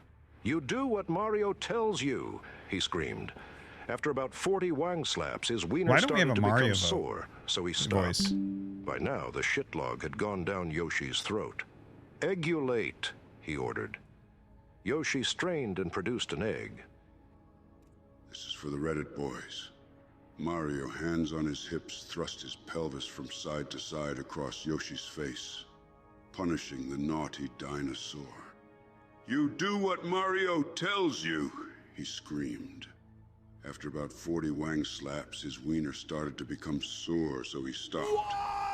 Urielungus call us shitlog cheered. had gone down X300. It might be a closeted masochist. This I is think for a the good portion Reddit of your chat are boys. masochists, Mario, and I hands wouldn't on his at all be hips, surprised thrust. to see that 80 to 90% of your chat have nipple and wang piercings and have it set up to consistently electrocute themselves while a spiked steel dildo goes off every time there is an egregious domino. Also Reddit, how do you like a Tanuki Mario actually stretching his scrotum over a splintered wooden frame to fly over the Mushroom Kingdom while spooshing and brown brewing? This is for the Reddit boys. Mario, hands on his hips, thrust his pelvis from side to side across All right, we're gonna go Yoshi's face, into punishing the naughty Gerald dinosaur. versus Bjorn. You do Okay, what okay, Where enough, my bear enough frogs shit logs. at? Let me hear you aroo. Bear frog dono. Aroo, aroo. Where my bear frogs at? Let me hear you aroo. Bear frog dono. Aroo, aroo. Where my bear frogs at? Let me hear you aroo. Bear All right, frog we're going to be dono. getting to that game in just one moment. Where my bear frogs at? Let me hear you. Sorry for the slowness. We're trying to get good matches here tonight. Bear frogs at? Let me hear you. Bear frog dono. Had a few people not show up, unfortunately. Let me hear you. Bear frog dono. Where my bear frogs at? Let me hear you. Bear frog. Thanks. Oh, hey! Anyone ate shit before? I am just curious, Lowell, not trying to judge anyone. Haha, lol. But yeah, has anyone ever felt they wanted to swallow a piece of shit? Even a small one. Does anyone have any tips on where to start? I am really attracted to it, but kinda don't know how to do the first step. The Reddit Brood War told me I would find answers in this chat. Heard all the shit-eaters were kinda hanging out here on this Twitch chat, lol. Thanks in advance, my brown brew lovers. Ah.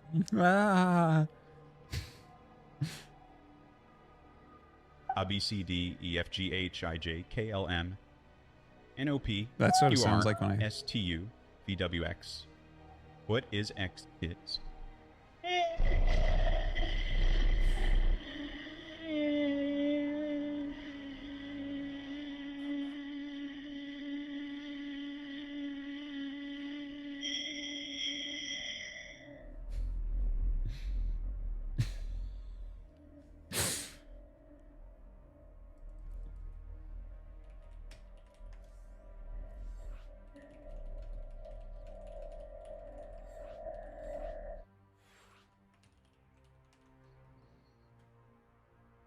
Artois, listen.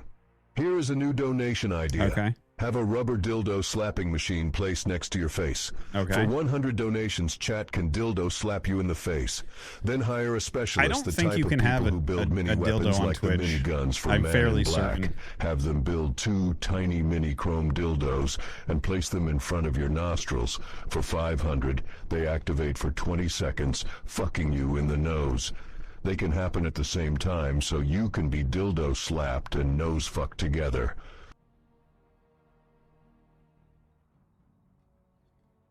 Never gonna give you up. Never gonna let you down. Never gonna run around and desert you. Never gonna make you cry. Never gonna say goodbye. Never gonna tell a lie. And hurt you. Never gonna give you up. Never gonna give you up. Never gonna let you down. Okay, Never we're gonna about run to around start. and desert you. We're about to start. I'm gonna pause because we're actually gonna have a good match here. So I'm gonna pause donos until the game Artois, finishes. listen. Hear me out. Here is a new donation idea. Strap your dick to an inflatable ring. For $100 donations, the ring shrinks and suffocates your dick. Then have 2 automated chrome dildos placed next to each of your ears. For $500, they activate for 10 seconds, fucking both of your ears. Your ears are already fucked anyway. You will become multi-millionaire. Just swallow your pride and follow the money. You've already swallowed enough anyway. It's a great idea. It's a great idea. I don't think these things are actually allowed on Twitch. Don't want to get banned.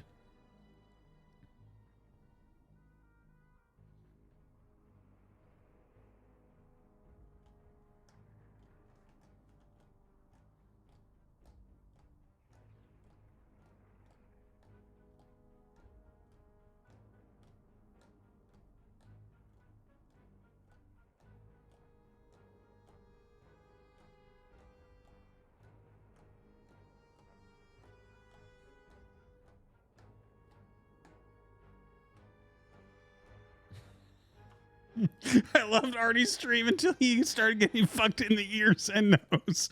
But gotta respect the grind. He got bills to pay. The new thread. What's gonna happen?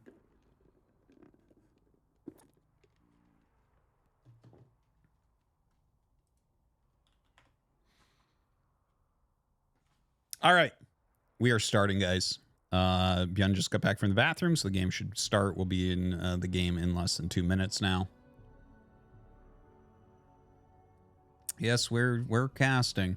We got it was unfortunate. We tried our hardest to get the best possible match, and then the guy didn't show up. Solar didn't show up, so then we were in between matches. We grabbed the next parting match. It wasn't very good. It was super fast. So we've been waiting for the next match that we could get into that would be good. We're gonna have Bjorn versus Gerald. That's a good match. That's a good solid match. Bjorn is favored, but Gerald's quite good. High GM, Protoss player, so I think we can have a nice match here. Probably Bjorn will win, and then we'll go into Bjorn parting, and from then on, it's going to be really good.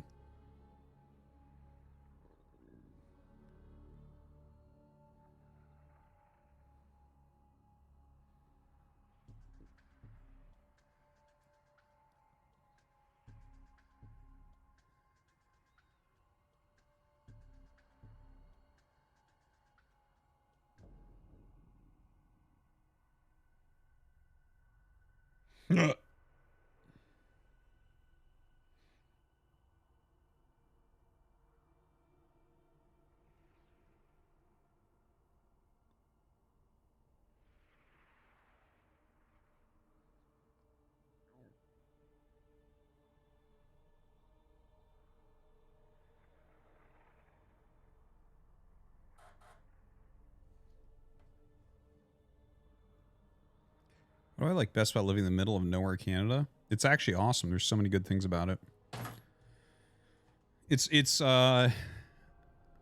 Am I not afraid to get canceled by Reddit? They tried, actually. There was a thread there about a year ago where a guy literally made the thread saying that I should be canceled. That actually happened. It was the fucking craziest shit I ever read. Okay, we're going to start this. Here we go. Beyond versus Gerald.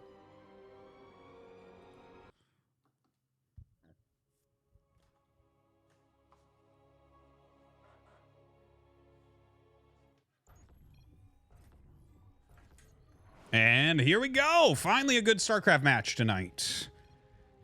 We have Bjorn here in the bottom left of Hecate. Damn it.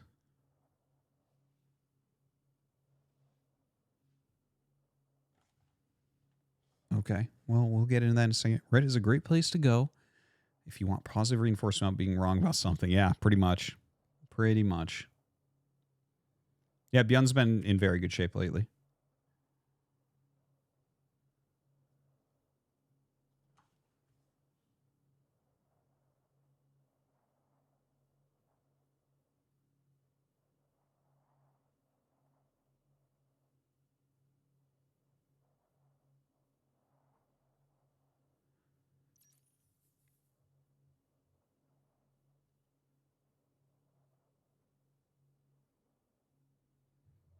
Reddit is a great place to go if Artosis isn't streaming. You want some unhinged garbage.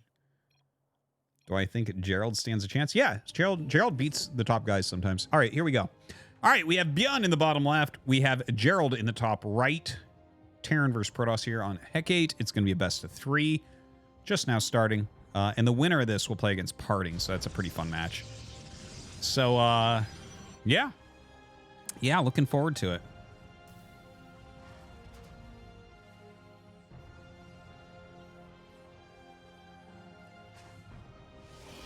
So, okay.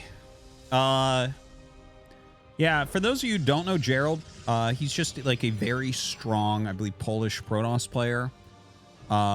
He's been playing a long time. He plays in the cups all the time. He does get wins against these top guys. I believe he's eliminated Beyond before. I think he got Dark one week. I think he's killed Cure once. You know, he's good. He's like, it takes one of the cup winners basically to take Gerald out. Gerald is always in the path of a cup winner, basically, right? Like a Clem or a Max Pax or a Bjorn or, you know, someone like that. Solar, Dark, you know, those are the people normally that Gerald he'll hit them. They'll play a nice series and Gerald will end up losing. So it's a solid match is what I'm trying to say here.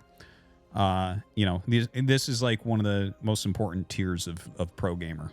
Right? The pro gamers that actually don't end up winning, but like they're good and they give you a very good game. So, and you know, you hope that one day they will be able to win as well. That would be a nice thing. That's kind of funny. He brings the attack to SCV over and starts the factory with it. Huh. It's kind of weird. Anyways, the probe of Gerald going to turn around and get out of here. He knows it's a Reaper on the way and wants to escape before that Reaper is ready.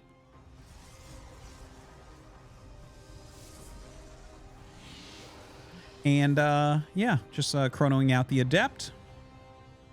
Quick reactor coming up here for Bjorn on that barracks.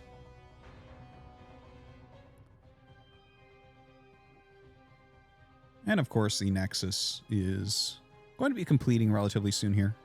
Command Center gets started on the other side there for Bjorn. Getting started in the main base.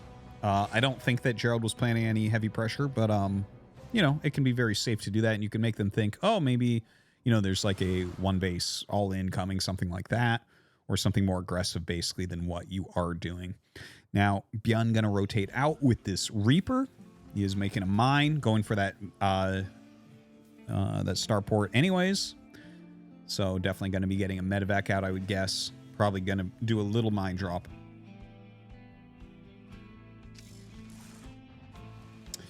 Yeah, Gerald sees the mine, so that's going to tell him that he needs to defend against an incoming drop. Robo as well as Twilight coming up, so we're going to have some amount of gates and Blink Observer, probably 3 gates if I had to guess. But honestly, if you see a mine, I think the best play you can do here would be 2 gate into third base. Because mine openers are very much harassment based. There's very few good all-ins that come after it. Maybe that Thor all-in kind of. But yeah, I think a situation like this, that's going to be probably your best play, is to get that expansion up as quickly as possible. Now, already Gerald has knocked down a mine and a marine and an SCV. So that's like pretty badass, honestly. Put some damage on those marines. Going to go ahead, shade out, saves all of his units. And hey, there's the third nexus as I suggested. I believe he did this off 1 gateway. I believe he did it off 1 gate. So he's actually taking what I said to another level. That's kind of cool. I like it though. The theory behind it is correct, right? I think that's the important thing to take away. Like I look at it and I say, okay, I think 2 gate is good because it's like always safe. Gerald might look at this and say, well, it's a mine drop, man. Like I've got 3 adepts, I've got a stalker, I'm gonna have a second stalker, we'll be fine. And he might just be right about that. And we'll see. He's lost a couple probes already here. Boosting into the natural, and okay, does snap that mine. Loses a 3rd probe. So, like, should he have gotten the 2nd gateway first? I mean, he would have more units right now, but it feels like that this is basically held at this point. So we're not going to over-discuss this situation, but yeah, it's I think it's a cool thing. You got to try to push the envelope forward. You got to try to get more greedy in these situations if you can. So very smart plays here from Gerald so far. Couple more gates coming up. Blink almost done. And of course we have stalkers being warped in here as well. Little push out here from Byun. Can Byun get something done? That's pretty scary. That's pretty scary. And he hits the Liberator in the main base. Yeah, maybe he really should have gotten the 2 gates. Maybe I was right all along. That is, I don't think you can save that. I don't think you can save that. And the Liberator's destroying you right now. Byun just putting on a clinic on how to punish an overly greedy Protoss player. So, yeah, right now this looks extremely Byun favored. And of course he will take out that without too much damage. But he's got 8 stalkers total. He can probably stop this because he's about to have the Immortal come out. So the Immortal comes out. You kind of push that forward to hit the tanks. Oh, that's not how that was supposed to go. Already using the shield. That's rough. He does blink forward there. And, oh, God, that's not... Gerald with some bad control, honestly. Losing that Immortal like that, taking those initial hits as well. All of that very, very painful indeed. He's going to blink forward and just target the tanks down. One of his stalkers, unfortunately, getting trapped there.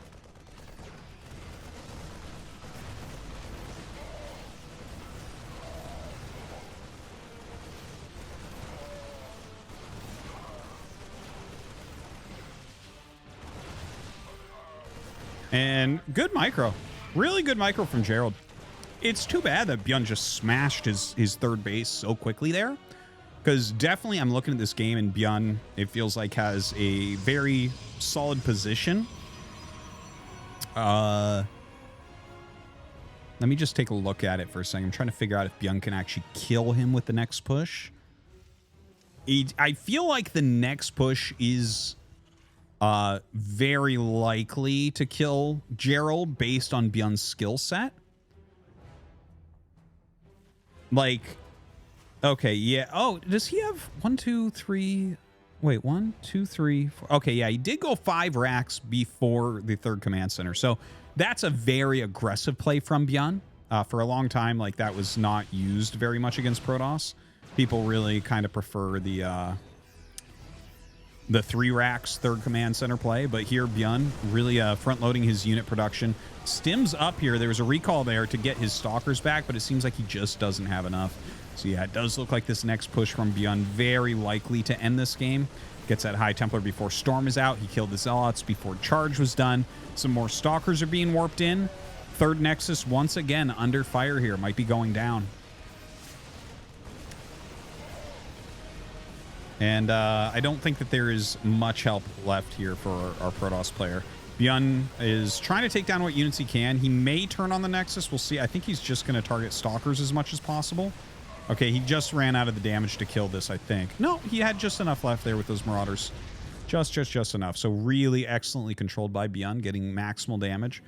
But yeah, so looking at this, it's like too many things have gone wrong for Gerald, as you can see.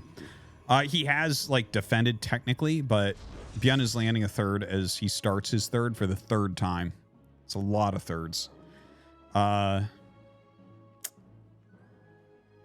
Yeah. Not looking good for our Protoss player. But I feel like you can see from this game, if one less bad thing happened to him, he'd be in a great spot, right? Like he's doing a lot of things very well, but maybe just slightly too greedy.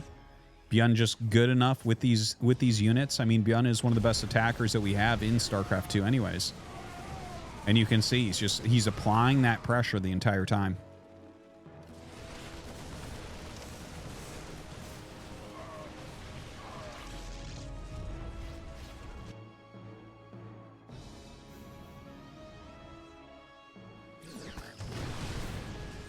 Yeah. We'll be seeing GG in a second here from Gerald. He's going to storm and try to stay in this. But you can see his actual army quality is pretty small. Like, Bjorn just shoves his way back up the ramp, even after eating those Psy Storms.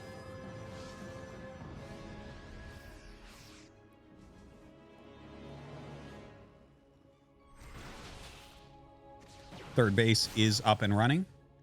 Bjorn going to stim to get out of there. Turns around and fights for a moment. Yeah, Gerald is just, he's bleeding out. Gerald should just all in from here. And honestly, oh, that's hilarious. He made 2 Ghost Academies and they got his units stuck in there. But yeah, we should just see an attack from Gerald. It looks like he is going to start a third Nexus. But like, what does he need for the attack to do? He's down 30 army supply and he's down 11 workers. And he's down a base. Now, he'd need to kill all of what you see on the screen. And I don't think that there is any possibility in that. Like, 0. Ghost coming out from Bjorn as well, so that EMP going to make a difference also. Super painful. Yeah, Bjorn doesn't even care. He sits in that Psy Storm. It's the only one. Oh, no. The second one was there. Never mind. An EMP does go off, but yeah, I mean, that's really it.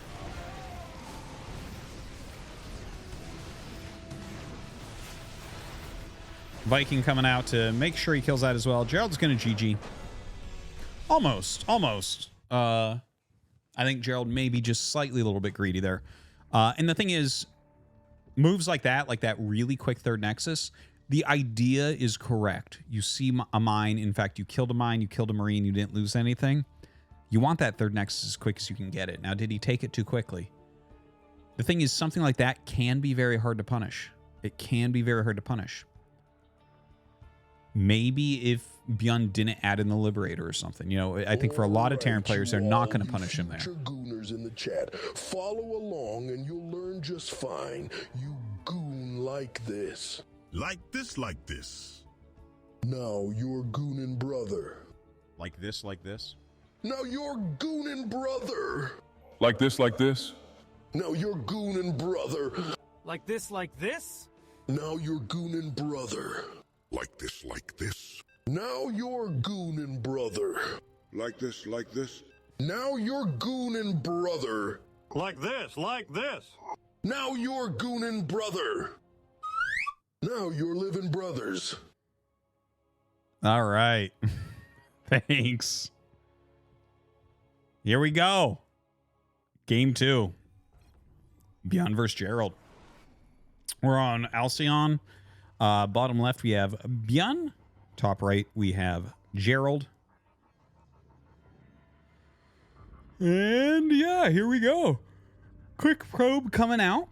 Probably just to do some scout and harassing, I would imagine. But we'll see. There's still no pylon in his main base. Maybe... Oh, no. He starts the pylon. Never mind. Starts that pylon in the main. And coming across the map. I mean, there is a proxy build called the Max Packs that you could do here. That is how Max Packs first got known. It was a Beastie Cutie video. And in fact, it's going to be the Max Packs, I think. So the Max Pax build, this is an old build, okay?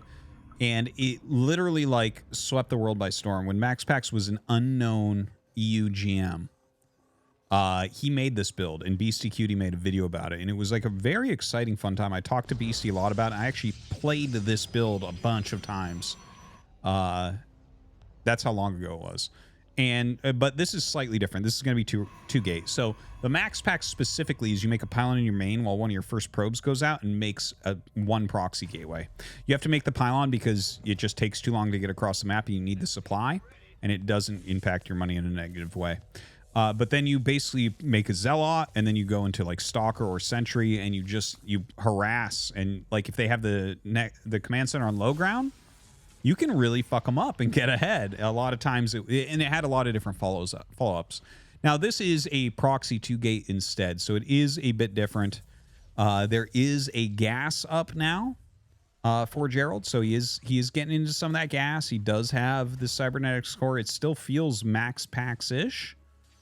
So it might be something like a more all-in-ish version of it is kind of what it looks and feels like at the moment, but we'll see. So the first Reaper pops out, and it's going to go after this probe. And obviously clear that. But as it clears the probe, it's going to be able to go down and scout what's going on. I would be very surprised if Bjorn does not find this immediately. And when you find it, it's like, how does this end up working? Now, to be fair, a lot of Terran openers, you would have already started your command center in low ground. If you have your command center in low ground against this, 100% you have to cancel it every single time. So just something to keep in mind. Now, the triple zealot's actually coming up. Ooh, he breaks it. I actually did not know. That looked really, really close. But he breaks the building reactor there. So a tech lab is made. The tech lab builds way faster. So that might be why he's decided to switch that up. He is getting a Cyclone. Cyclone's very good for holding builds because you can out-micro everything with it pretty much. Oh my god, I think he just swiped his own Zealot with his Zealot, if I was not mistaken there. Cyclone comes out, locks onto the Stalker immediately, so a little bit painful there. Second Stalker comes out, Zealot for tanking. Feels like Bjorn is out controlling right now, but you're getting 2 Stalkers at a time, and don't forget, when Warp Gate finishes, you get an additional 2 Stalkers. So we might hit a point of overwhelm. That is a possibility. Now, a bunker being made. He's only got a few units here. Brings that Zealot up. Does tank a little bit. Okay, gets to target that down. 2 Cyclones now. I feel like you do have to run away from this. You're going to need 3. Well, more than 3. I would say 5 is good here. 5, you can probably beat this. 4, he turns around. Okay. He did not make the 5th, so he wasn't continually producing. Instead, a Nexus, a Twilight going up at home here for Gerald. And a couple shield batteries also. He knows that Reaper's coming across the map, so shield battery is probably the easiest way to deal with it, so you don't have to send a goon home. Or a stalker.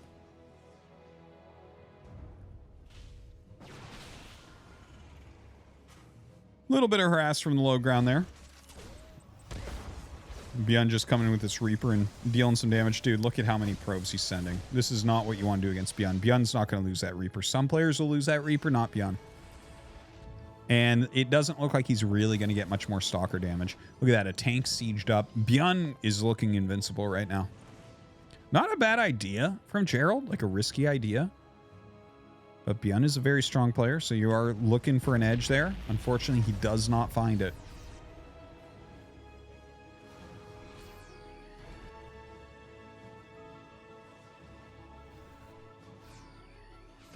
All right, this push coming out, going after these gates. This is a painful moment right now for poor Gerald.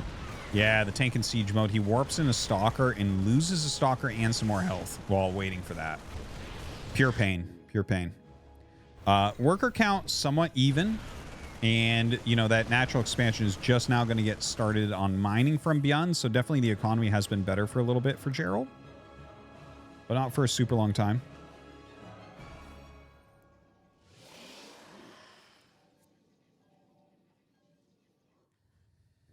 Yeah, Stalker's walking home. Does have those gates being made. Catches that. Okay. Has more units this time against this incoming push.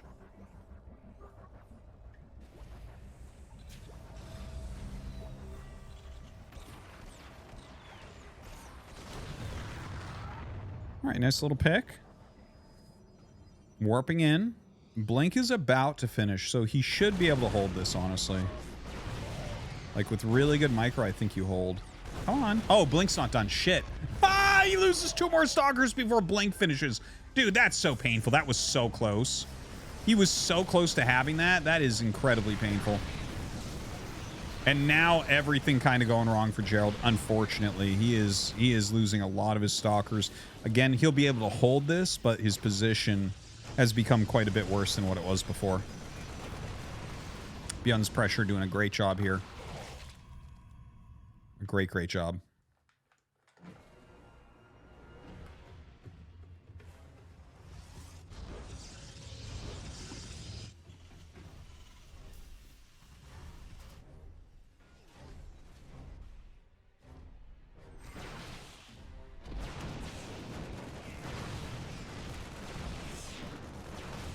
I can't believe that medevac got out of there. Just can't believe it. Craziness. He does catch most of the units on the way out, but he saves the medevac. Medevac and the siege tank, both very important units, so to save one of them, you're pretty happy.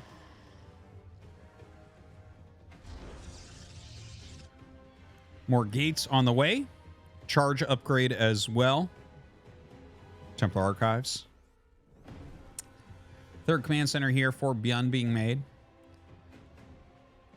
And so this time it is going to be like a 3 racks command center. And then you'll add a couple more racks, and there they are. They just get started now.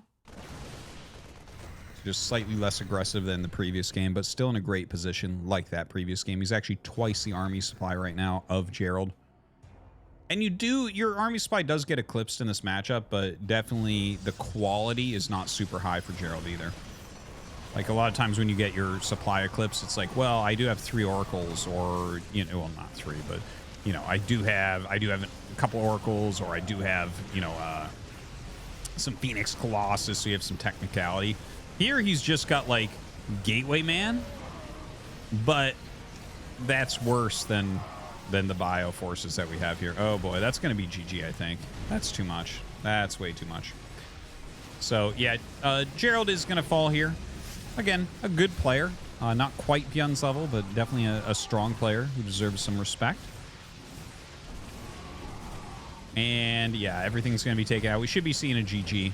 I mean, when you're losing that much, there's no point. GG is called, and Beyond will take it down and go up to play Parting next.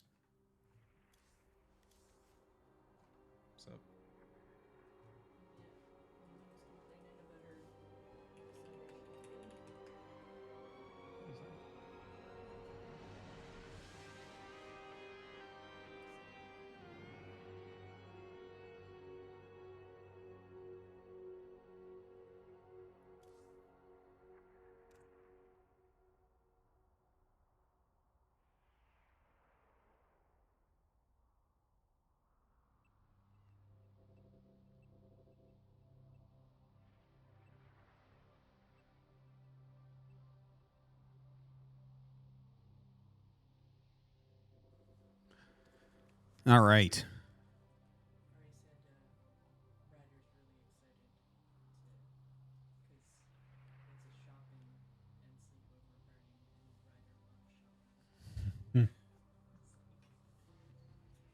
Cute.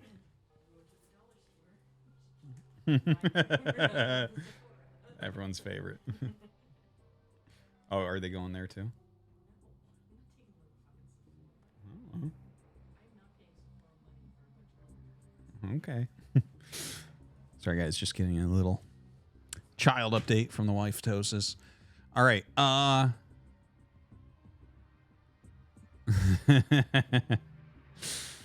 Okay.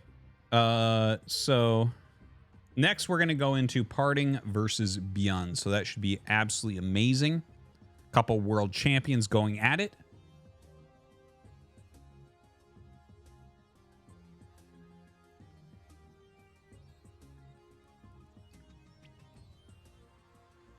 Oh, let's play these.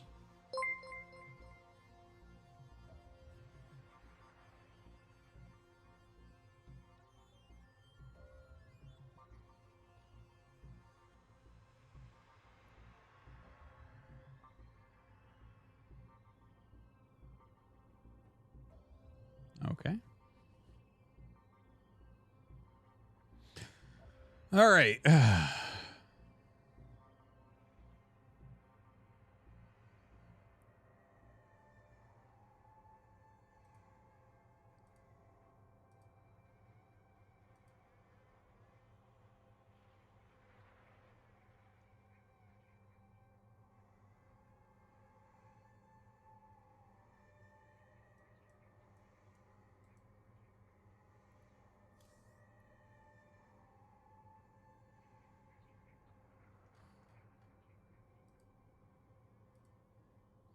I guess we'll take a quick look at the bracket. We have a pretty sick bracket being made right now.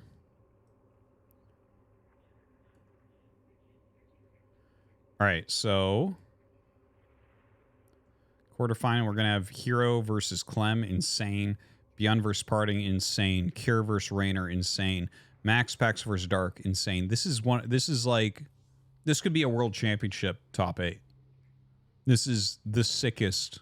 This is one of the sickest brackets I've literally ever seen in the cup.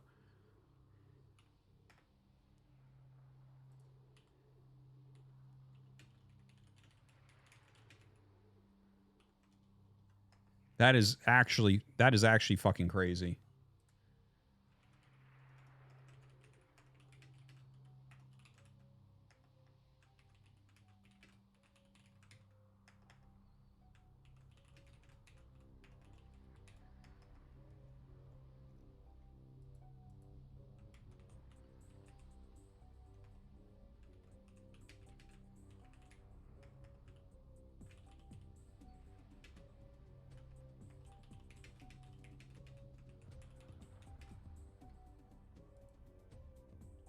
That is, I'm actually like really, really shocked.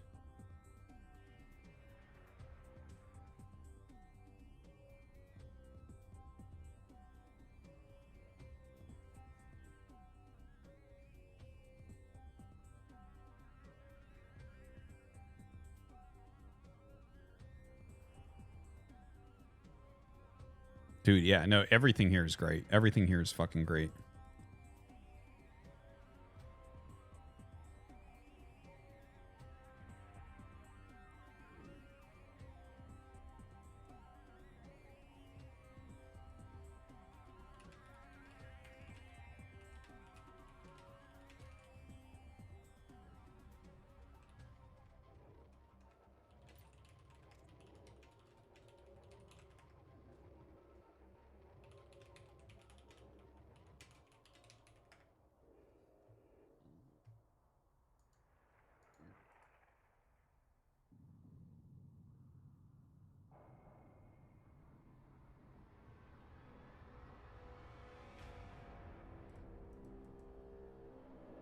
All right, I'm going to pee real quick because we're just waiting for Parting to get out of this game to start our next one. So I'll be right back, guys. BRB.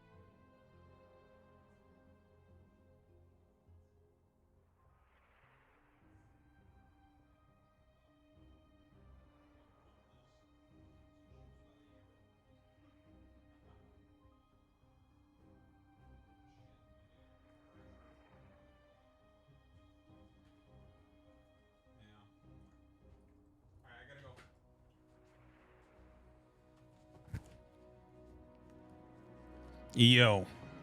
All right. Yep, this should be starting any second.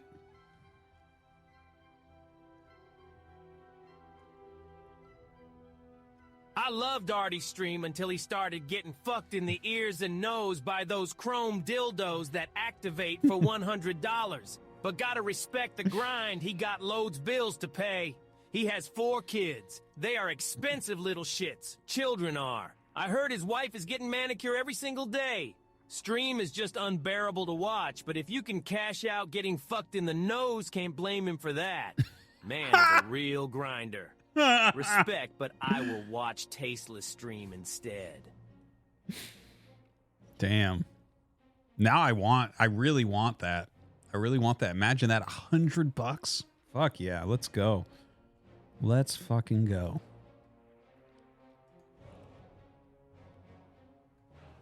That ear fuck grind set.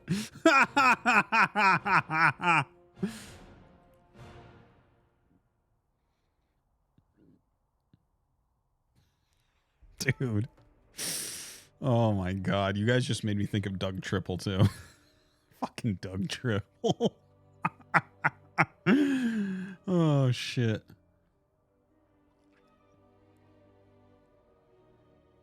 Yeah, it would cost extra, and you also have to try to time it correctly. The underscore Jambulance donated $3.33. Where is the white dragon arty? We want white dragon, white dragon, white dragon, white dragon, white dragon, white dragon, white dragon, white dragon, white dragon, white dragon, white dragon, white dragon, white dragon, white dragon, white dragon, white dragon, white drag. I will look into it for tomorrow, okay? I will. I've been meaning to update a bunch of shit, and I think tomorrow will probably be the day that I do it. Hexarack gifting 20 fucking subs. All right. Super excellent. Thank you very much, my man. Appreciated. I'm actually finally going to fix the gifted subs, too, so that you can do something special with them. Oh, sorry. I was just thinking about Toothless and Light-Free. Dancing Dragons. Oh, sorry. I was just thinking about Toothless and Light-Free Dancing Dragons. Oh, sorry. I was just thinking about Toothless and Light-Free Dancing Dragons. Oh, sorry. I was just you're selling them on me. I want them. I want them, whatever they are.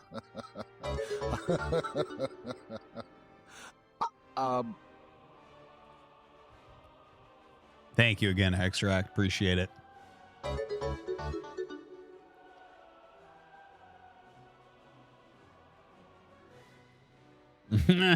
I know, Rails, yeah.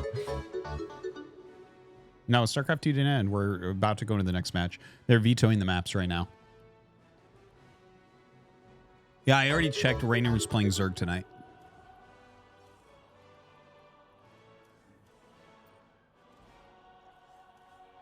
I wonder if Clem doing so well lit a fire under Rainer's ass and it's time for him to start grinding.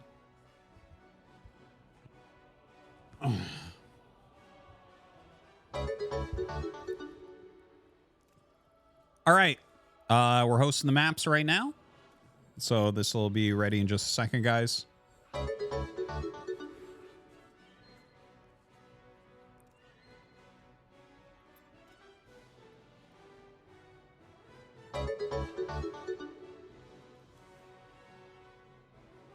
Oh, we have to switch servers. Okay, sorry. This will be ready within 2 minutes.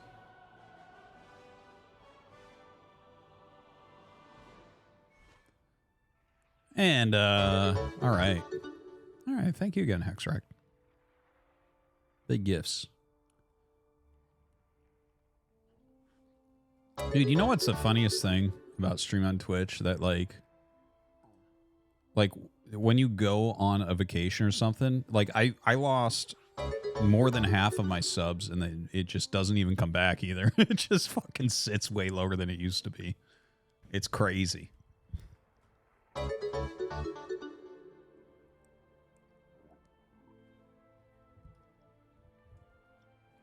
Like any day you don't stream, like subs go down. It's a wild thing. because that's the most steady income, and then it just goes away if you go on a vacation. It's like, fuck. All right. Here we go, guys. Parting versus Beyond. A couple world champions going at it. No, I don't feel like a slave to Twitch. I just do what I want. Fuck it. All right. Parting versus Beyond. Heck 8. This is going to be a lot of fun. Two of the greatest micro players in the world going at it.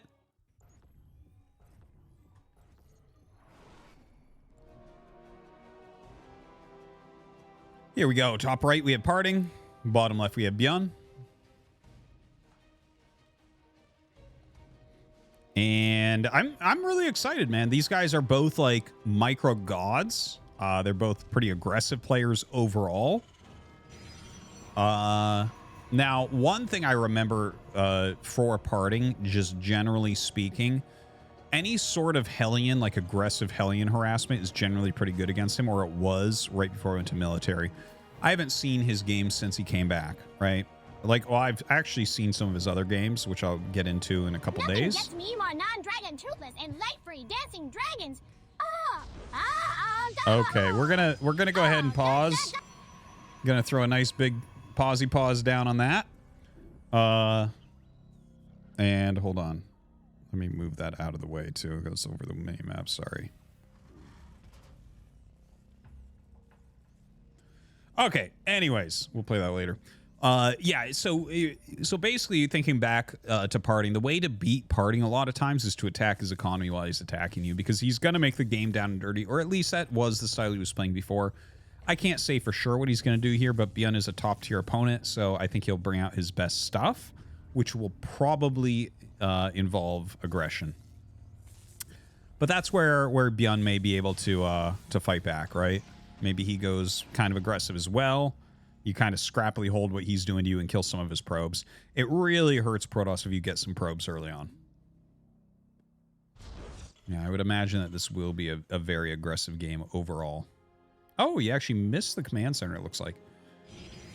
So kind of a nice little hide there from Beyond in the main base. I think it's kind of smart to make in the main as well against Parting, since Parting is very likely to be attacking you.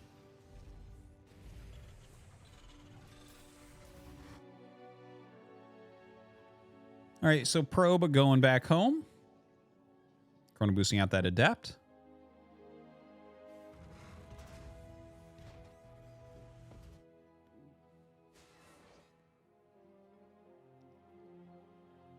And down comes an adept here. Just run around that. Adept did cancel the shade, so still waiting up here. I like that probe pullback. Good, swift move there. Doesn't want to allow any probes to be picked off here by Beyond's most excellent Reaper. Gonna put some extra damage down there, but that's about as much as you can do. Twilight on the way. Cyclone as well as a starport for Beyond. All right, kind of interesting. Not exactly sure what he's going to be going for here. You can have a pretty defensive opener there with that Cyclone. Never feels like a bad choice nowadays, honestly. Cyclone, really, really reasonable unit at this point. Beyond trying to maximize his damage here, and he is doing a damn fantastic job. Oh my god. Oh, well, you know what? I was like, he must have made a mistake, but no, turns out no. And Parting just gets away from that as well. So saves that adept. Single probe going down. Decent scouting there also. Parting now going to go ahead. Beyond now going to go ahead and take that expansion. Looks like we're going to go to 4 gates. So 4-gate Blink Observer here. Probably a Prism as well. Coming out for Parting. And that's his kill number, right? If Parting has 4 gates, he has kill potential. His micro is that good. Or it has been historically that good.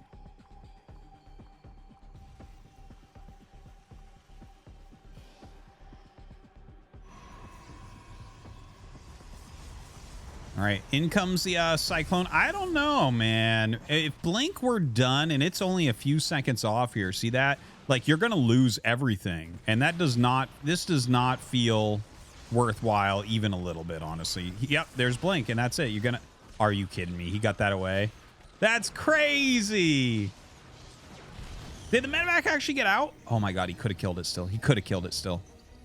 Oh, he's gonna kill it still. He's gonna kill it still. Okay, so that definitely wasn't good for Beyond. Definitely was not. I'm surprised he even tried that. I don't know what you're looking for. I guess you know now that it's Blink, but you knew it was Blink. What do you think he's gonna do? Come on. So it does seem a little bit wasteful to me. Now the Prism is coming out with those Stalkers. We're gonna see if Parting has that micro still. Can he just walk across the map and kill one of the best Terrans in the world? This is a build that, without any doubt, Parting was the best player in the world at. Without any doubt. Let's see if he still is.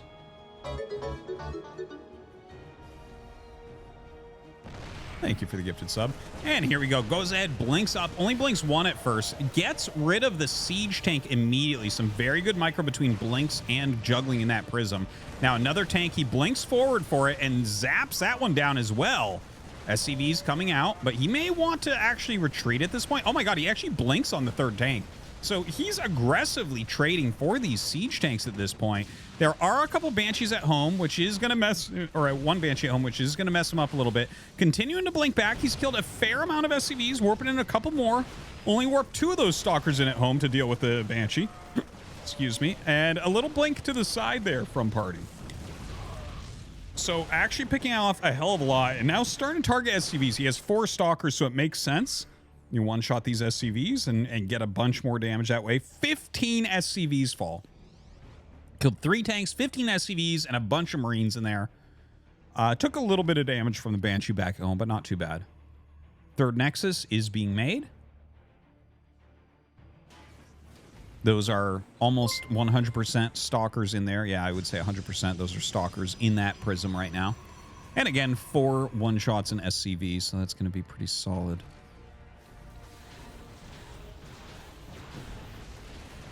Or actually, wait a minute. 4 one-shots a probe and a drone. Does it? It's 11 damage, so it should be 44. So maybe not the SCV then, but still good harassment in there. Wait a minute. Am I misremembering this?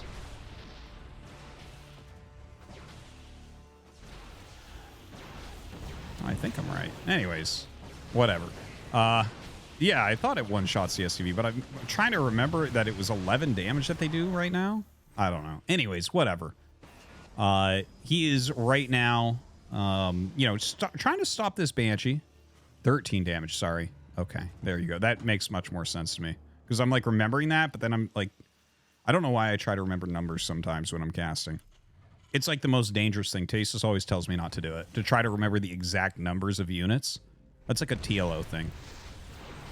I don't have the skills to do that.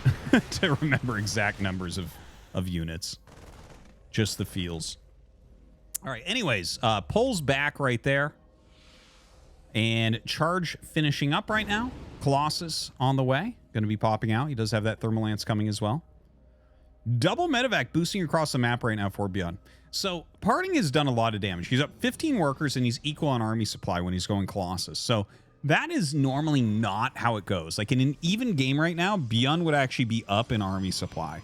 So this is a very tough situation without any doubt. Oh, not a great move there. And in fact, with these Stalkers here, it's getting worse for Beyond right now. You know, I think the harassment has been amazingly good here for Parting. In fact, he picks off a medevac there. He's got all these charge lots and Stalkers, so very little going to escape for Beyond, and it continues to get worse. So we have the 3 bases up.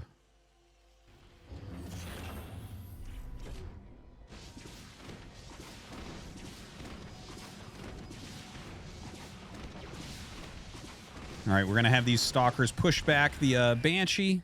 Finally does get that kill. That's been a little bit of a thorn in his side throughout. We have Vikings being made here by Beyond. We'll see if he makes Beyond 2. I think he's going to. I'm not a huge fan of that right now. I do like a Viking to make sure that you can push back that Prism always. But if he starts going Viking right now to try to take down the Colossus count, which might be 2 or 3, that can be good. 2 is like that perfect middle range for Colossus where Vikings don't really make sense, but it adds a lot to your army as Protoss. He is starting the 3rd now. And it is going to be some more Vikings coming out of here for Bjorn, who's also getting the Ghost Academy. Second Robo for parting. Probably getting ready for some Immortals and Disruptors, if I had to guess. Coming in, pushing back this third base. Parting has taken his fourth during this time. Is just now finishing. Decent amount of charge lots in here to tank up some of that damage. Pushes forward. Look at the amount of damage done to this economy. 13 more SCVs fall. 46 against 68 workers at the moment. Now, Bjorn is pushing forward. He's a very Marauder-heavy player, and you can see doing a very good job of popping a lot of those Stalkers. Doesn't quite get the Colossi. More Zealots coming out to try to help out against them as well. Blinking forward now, targeting down a Medevac there, kind of interestingly. I thought he was going to go for the tank, but it was covering it, so that might have even been a misclick. But yeah, he is really just destroying everything. And look at this, 18 SCVs, 19 SCVs dying. Parting, looking like he has basically got this first game. There is no real comeback potential here for Bjorn, but he's Bjorn, so he might stay in the game until he's got like one burning supply depot left. Always a possibility. We have that additional Nexus, the fifth base going up for Parting. And he's literally killing buildings over here in the base of Bjorn. More charge lots come down, the third Colossi as well. Parting doing an absolutely great job keeping the pressure on. GG is called, and Parting pretty much dominates there. Pretty much.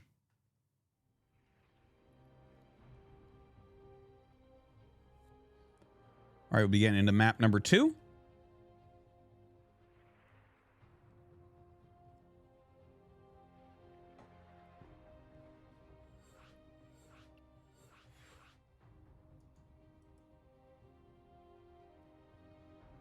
Really a ridiculous night tonight. Here we go. Game number 2. Parting versus Bjorn.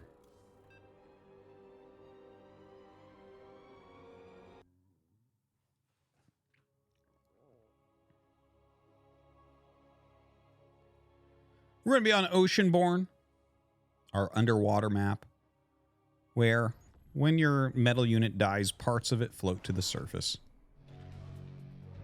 In the bottom right, we have Parting. In the bottom left, we have Bjorn.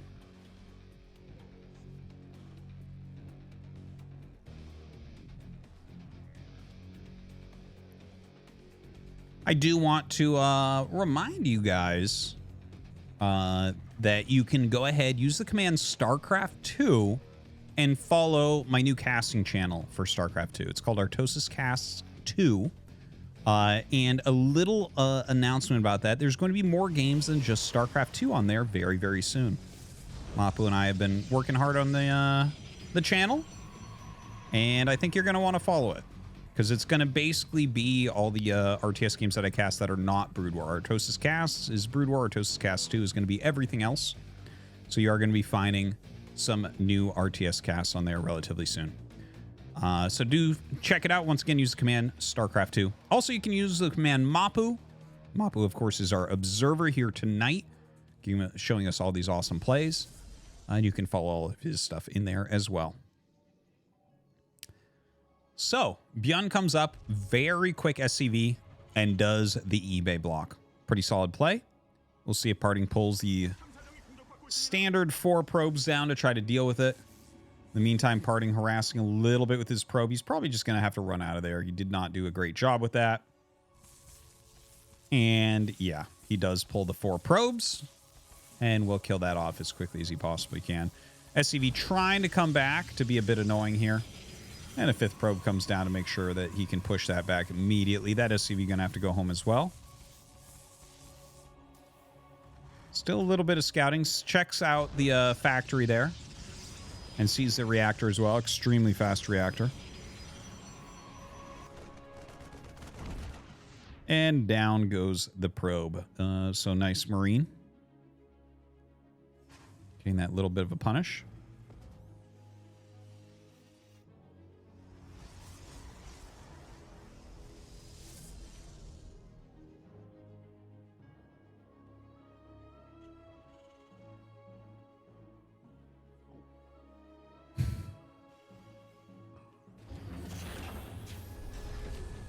Now, We have some Hellions being reactored out.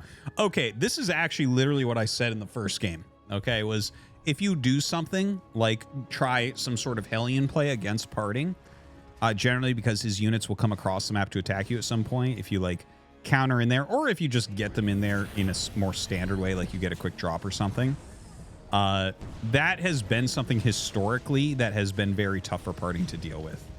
You guys might recall there was a GSL where I believe it was him versus TY in the round of 4, and TY just kind of tore him apart with mostly Hellion drops and stuff like that.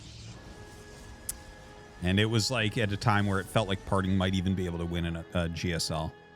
But wasn't meant to be. We have Blink on the way. Additional gates coming up.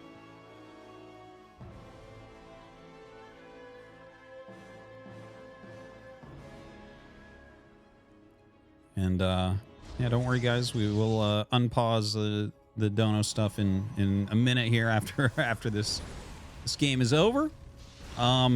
Now, Robo coming up.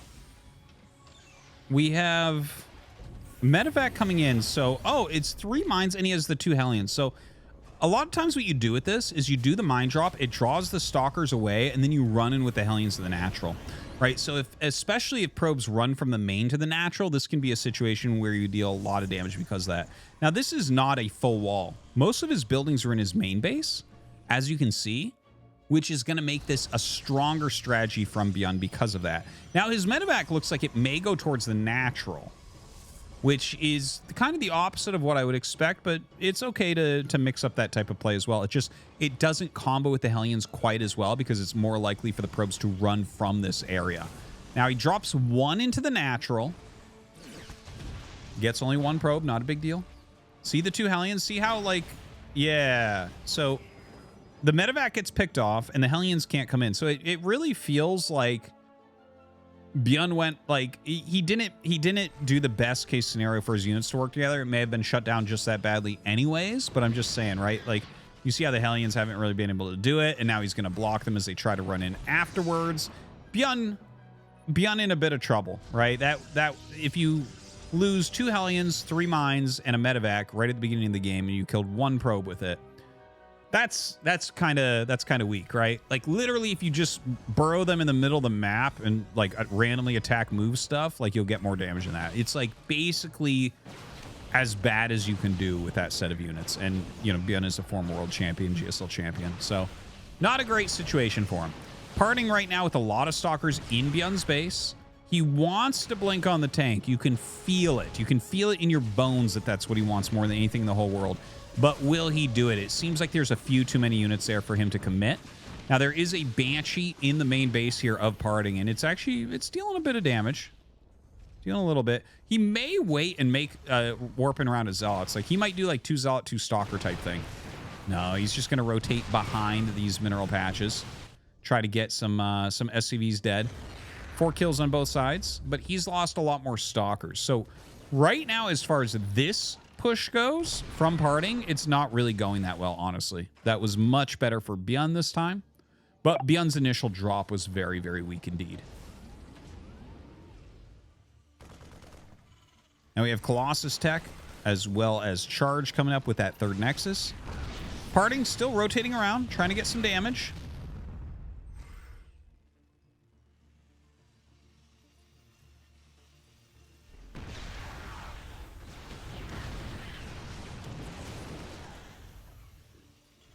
Yeah, kills 3 SCVs. Gonna pick that back up. A lot of damage in there. So, I mean, things could get a lot worse. You know, sometimes you leave damaged SCVs in there as Alt Warping comes in later and cleans everything up super, super fast. We shall see about that.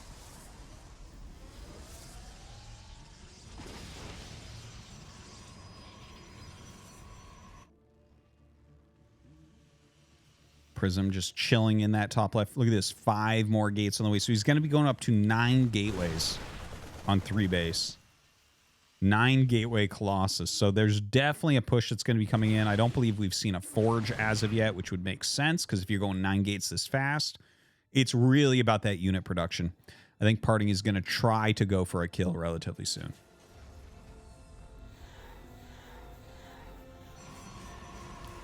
There is the forge. Okay. Okay. Probably just going to start that +1 attack. I do think... Okay, a couple sentries coming out. Excuse me. And... I'm looking at this. So Beyond basically, like, when you see this type of production tab from Terran, right? You see the combat shields and the +1 coming. You're not going to see Terran attack until that stuff is finished or just about to finish. So that's probably the timing of a Beyond push out. But I think Parting is going to, like, really maximize his units for that same time. With Charge, with Blink, with 2 Colossi, and with 9 gates pumping. So right now, looking at this, I feel like this is pretty decent for Parting. Ooh, that was some indecisiveness there from Parting. Tries to get in, kind of hems and haws, takes extra damage on that Prism, and will have to turn around. Maybe he wants to get Prism speed to try to deal with that in a different way. Maybe you just put that on the side anyways. Looks like he was thinking of suiciding in right there. I don't think that would be a very good play. Okay, drops 1 off. It takes more hull damage there, unfortunately. Little group of Stalkers in the center still. 4th base is going to be able to get up. And he has 65 probes, which is a completely solid economy. Bunch of cannons on the way, by the way. That's really interesting as well. That's very, very different. 2nd Forge coming up. Parting playing a neat way. It like, he's got this situation where, like, if he macros steadily, he's going to have a huge, huge army. But he's also kind of expanding, also kind of setting up defense, also kind of setting up forges. Like, getting everything going for the late game, right? Beyond, of course, is growing very linearly, which we would expect to see from Terran. You can see he's up 20 army supply. He's done a good job of getting here. And he's got, like, a very healthy worker count and everything as well. Getting into Ghosts, getting into Vikings. Damn, we're just going to have a big macro game. Felt like Parting was setting up something, but, you know, I think that was maybe more of safety, maybe looking to see if there was a way to attack, and there just was not. And Beyond did not move as well. So, like, if Beyond sits here and maxes, he's going to be pretty happy about his position. Like, look at this. He's sitting super defensively. Parting is trying to attack, but Beyond's saying, you know what? No, you attack into me. And honestly, you can't really attack into him very well here. As you can see, he has lines of depots. He has mines everywhere. He has siege tanks. He has Vikings. Ghosts are coming out. Not a position you want to attack into with Parting's army. And that's something he's had trouble with in the past as well. Right? Like, you know, I think one of the book on how to beat Parting was written by TY when he was going for Hellion harassment in the early game and then very turtled positions late game, like tanks and planetaries and stuff like that, where Parting just couldn't attack in. So Parting now switching into disruptors, getting the Dark Shrine. That is something he's liked in the past, is DT blinks to take out additional bases and sometimes armies. Armory on the way to continue those upgrades. Maybe get some plus attacks as well.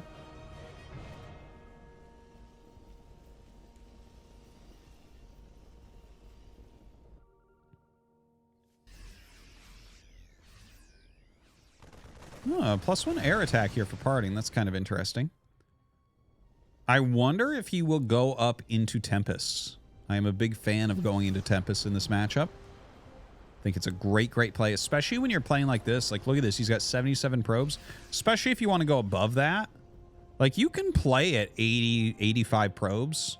I've seen 90 probes, I want to say. But if you do that, you have to have, like, Tempest, Size Storm, Disruptor, Blinkstalker type armies, where you're really grinding all the time, because you'll never actually win the maxed engagement, because your army supply is going to be much lower. But we'll see if he adds any more. I don't think he's going to, honestly. Stargate about to finish. We should see the Fleet Beacon in a second, or maybe even a third Stargate come down as well.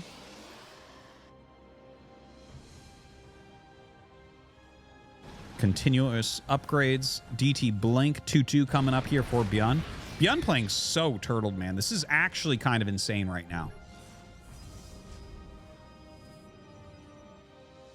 3 command centers. We have the fusion core coming up. Very likely to start upgrading his liberators a little bit, but honestly, should get the medevac upgrade as well. Oh, nice little set of zealots getting in here. Kind of annoying. Obviously, losing a tank right now doesn't really impact the game, though. Additional nexus for parting. There's that fleet beacon. Adding some more gates. Going to get Stargate down there also.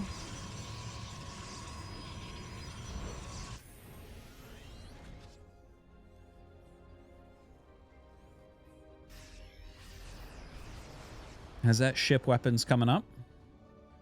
Yeah, there's that Liberator range. Definitely an important one.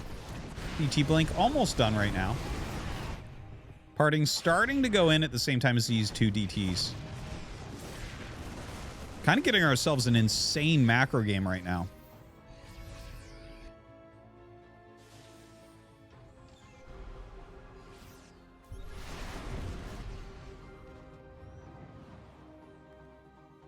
Love what I'm seeing here on both sides, honestly. I think they're both playing a really beautiful game. Okay, Mass DT coming out here for parting.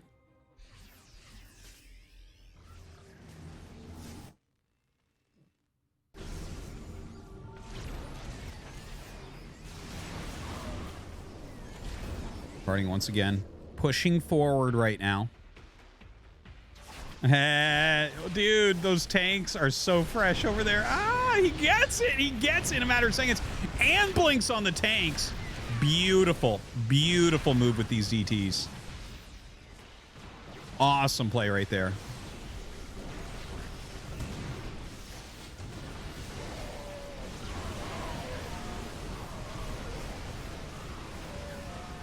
All right, now this engage, like, we had good surface area there for Bjorn, but there was enough disruptors, enough units, and those warping rounds. So parting still holds on to there, charging in as well.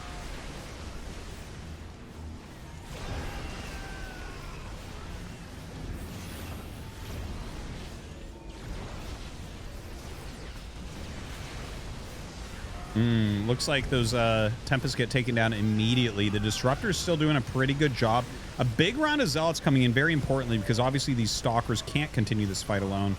Charge Lots get on top of everything. Another groups, two more groups, in fact, coming in from the other side. But this still, Bjorn should just barely live through this, I think. Or maybe not. He's going to GG. And I would like to submit that game to the chat GMs over at the Starcraft Reddit, who did let me know that Protoss has no tools in the late game. No tools whatsoever. It was a really interesting thread. I want to thank everyone who participated in that. Scope_CSGO. Hold on. Okay, I'll play all this. Hold on. Sorry. All right, so we have parting moving up. ST4 and Kai Hanglo cheered. X300, you guys ever see that 2023 documentary Jared from Subway, Catching a Monster? I never knew about this guy, so I'm just getting into it, and oh my god. This guy lost so much weight eating Subway sandwiches. I can't wait until they get to when he catches monsters, cause, if episode 1 is any indicator, this guy has nowhere to go but up. What a hero. Thank you, you're a legend. Scope_CSGO donated $3. I bet these idiots complaining about TTS on Reddit are the same dipshits that worship Will Ferrell for his room temperature IQ ass man-child acting abilities that are exactly the same in every role he plays, and they don't even see the irony in it. Probably. Probably. Although Step Brothers and Talladega Nights are pretty funny movies. I'm gonna give him those. Nothing ggets me more non-dragon toothless and light-free dancing dragons.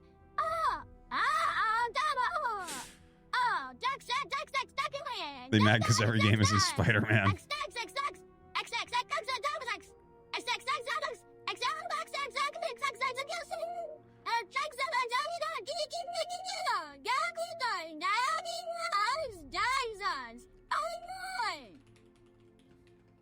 Guys, up next, Clem and Hero are playing right now. If I want to they end up spread the with another happiness game, to we'll the be in chat that. so everyone Otherwise, can send their parting own versus winner. donations. Here is my Amex Black credit card number, 3,782,822,82463100005. Expiration date 05/29, security code 6321, billing zip code 92661. Please don't get too greedy. Send 5 donations max for each person. Have fun, nerds. The first person who orders themselves the Volt Fuckmaster Pro 5000 blow-up latex doll with 6-speed pulsating moist vagina gets instantly banned. Don't say you haven't been warned. I honestly don't even know if this is Within the real. virtual halls of Brood Wars subreddit, I find myself compelled to voice a grievance. Artois stream, once a bastion of strategic insight, has been reduced to a cacophony of chaos A by the cacophony of incessant chaos. barrage of text-to-speech donations. With their nonsensical narratives and jarring sounds, have eroded the very essence of what once made his stream a paragon of excellence. As Thanos, a seeker of equilibrium, I find this disarray not only disruptive, but antithetical to the purity of the battle. First time I said cacophony in real life, I said cacophony. Rich devolve into a playground of Tasteless made fun of me. trivialities is a desecration of the discipline I hold in high esteem. The endless stream of folly that now defines his broadcasts is akin to watching the universe's harmony being torn asunder. Note by discordant note. Pregnant Sonic, Yoshi's shitlogs, Toadsworth as semen. Oh God. It is with a heavy heart that I declare the stream of Artosis, in its current form, to be unwatchable, a victim of its own audience's lesser inclinations. Damn, judged by Thanos. In the pursuit of entertainment, the core of strategic combat has been forsaken. As I depart from the subreddit after a long review, my words a solemn testament to this decline, I am left to ponder the fate of a stream that once held the potential to be as infinite as the universe itself. As a seeker of balance, I find this shit-egg pandemonium not only distasteful, but antithetical. Thus, I declare, with a sense of loss, that Artosis' stream has strayed far from its noble origins. Oh, damn. Getting truly judged tonight by all sides. Scotty, Bard, can you please clean a honey off of the floor next time? Oink, oink, nibbles on Sandy's glass globe head. Ha ha, hey, he? Still continue for pleasure.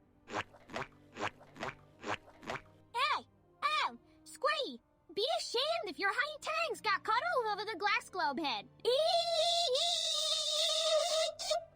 Cards, silly. Oinga, oinka, oink, pillow back, XX.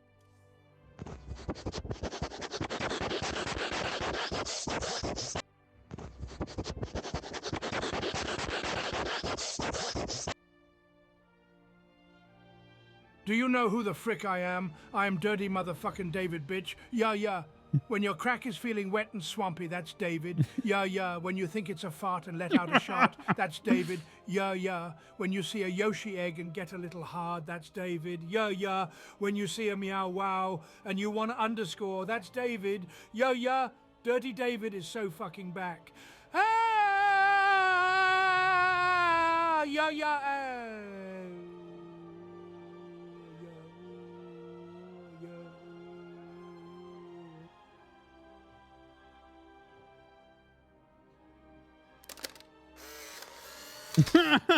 A very happy guy. This guy couldn't possibly look happier. He is watching on his computer, Toothless and Light Fury dancing. Life is good. Damn. I can't wait. That'll be up tomorrow. Whatever the fuck that is.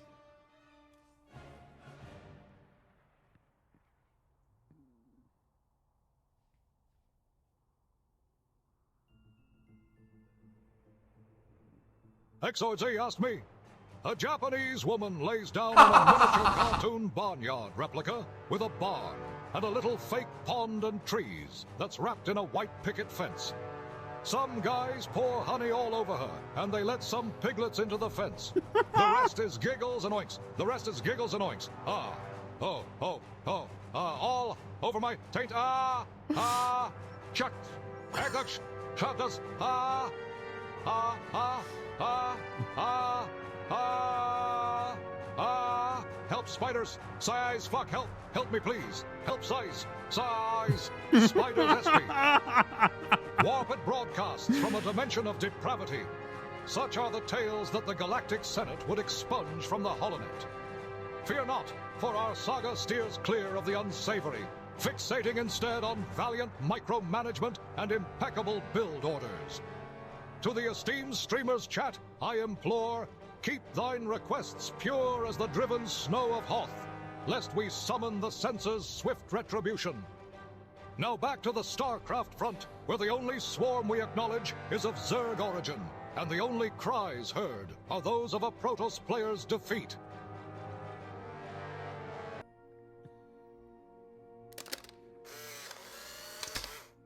Large-bodied male on an orange website, raging at a post about female werewolves drinking milk. Oh my god, we finally have a picture of Dragonwolf Dr. Chen. There he is in all his glory. X666, hail etc. Hey, what's up, Draw? Thank you much. Hope you're well.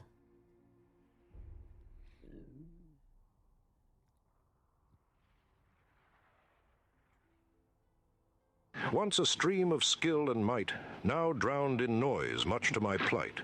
Rhymes and rambles, senseless sound in this chaos, no joy is found.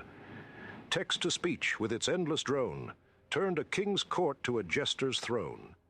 No more will I tune in to see the stream that brought much joy to me.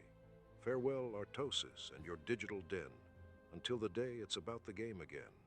In search of streams where skill is key, that's where you'll no longer find me. Damn. In Artosis' realm, where strategy should reign, Sonic and Mario now cause my disdain.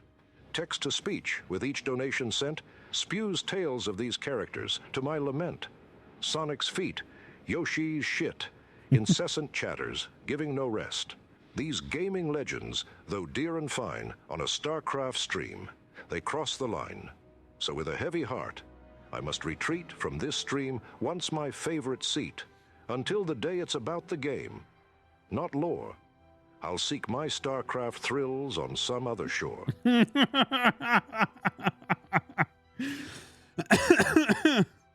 of the West Seal, so very West.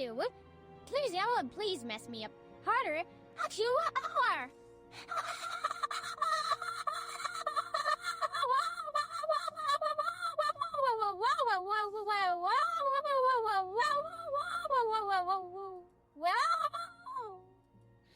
All right. We should be into the next game pretty quickly here. Asked me, Luigi was heading to the train station to visit his favorite glory hole. But he had no idea that on the other side of the wall, Dude. Mario was waiting. Come And on. he had brought a pair of vice grips. As Luigi put his member through the hole, Mario latched on with the vice grips and pulled as hard as he could. Luigi was screaming and hammering on the wall, but Mario kept pulling like an unrelenting bulldog until eventually the flesh tore free. In a galaxy of tact and taste, such sordid tales are banished to the outer rim of propriety. Perhaps in another dimension, such discourse may find its audience, but here, among the stars of strategy and skillful play, such words are as alien as a three-headed bantha at a pod race. Now let us cleanse our minds with the pure stratagems of Artosis, where the only vice grips are those upon our attention, and the only scream is that of excitement for a well-executed Dark Templar rush. It's making that second part up every time, right? That's fucking sick. The only vice grips are upon our entertainment. Oh, that's high quality EXO. That's fucking high quality, bro.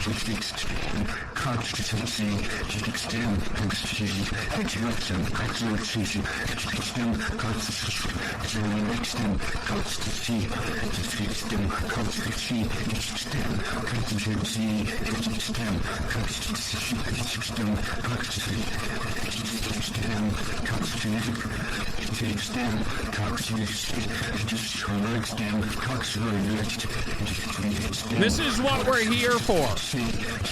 This is what we're here for. The Starcraft is the background noise. Okay? Just so you know. All right. And this is Oh, shit. We're in the next... Here we go. Here we go. We are getting into our next game. This is a Clem versus Hero Game 2. I'll play the rest of those afterwards, guys. We're pausing because we got a game. That last donut was so loud I did not even hear it. So here we go. Really, really exciting. We have Clem in the top right. Of course, he just won DreamHack Atlanta. He did fantastically this weekend as well in the WTL. I believe it was 26-5. Just insane matches from him. Only Ryung really holding a candle. And then we have, of course, Hero, one of the best Protosses, one of the most aggressive Protosses in the world, in the bottom left. By the way, the winner of this plays Parting in the round of 4, which is going to be an amazing match as well. The other side of the bracket has Max Pax, Dark, and someone else left. I can't remember. But anyways, yeah, here we are. And that is going to be a Proxy Twilight. One base. Hero going for it, guys. Going for it. Okay. Twilight and a Robo on one base. So Clem is going to actually scout this. That's bad news, obviously. You scout that, and it's like, well, how are you going to make this work now? He's making his command center in the high ground as well, which makes it even harder. Like, you probably go for maybe a Cyclone into a siege tank here and make Marines and maybe a bunker. But either way, like, Hero's build, like, it's hard to make some of these one-base builds work at the top level. So another gate and a Dark Shrine going down. Now, the Reaper saw the Dark Shrine. That's important to note. He cancels the Dark Shrine out and adds another gate. So we're going 4-gate blink on literally one base instead of 2, right? This is normally a 2-base build. So he's not going to have any way to recover if this does not work. Like, this absolutely 100% has to work.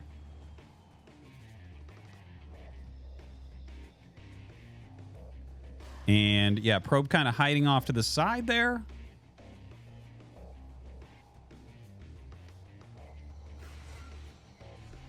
Prism on the way. Dude, I don't know if this is something that's really going to be able to work. Because if you turtle this on 2 base... and just make sure you're making some SCVs and you're dropping your double mules and stuff. It seems really hard for this to do as well as you're hoping. Okay, kills off that Reaper. We have double orbitals done. Raven on the way. The Raven is probably because he's thinking it's could be a DT drop. That would be a more common cheese. And he saw the Dark Shrine, of course, but it did get canceled, as we know. But the Raven will be useful regardless. Obviously not quite as good against the Blink build. Okay, so here comes Hero across the map.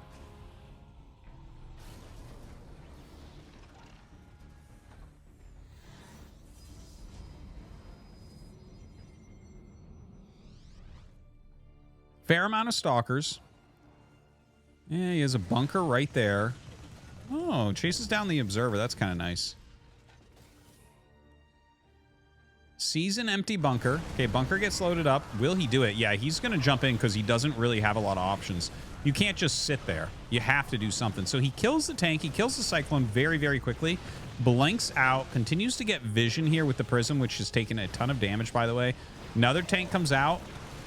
And look at this. He's going to be able to kill the Prism. Oh, my God. Yeah, that's about that. Clem is going to be able to take this game. Look at the production tab. Hero's got nothing at all going on. He doesn't have a Prism. He doesn't have a second Prism started. He's going to blink up. I think we're literally just going to see GG. He knows. He knows there's no real way at this point.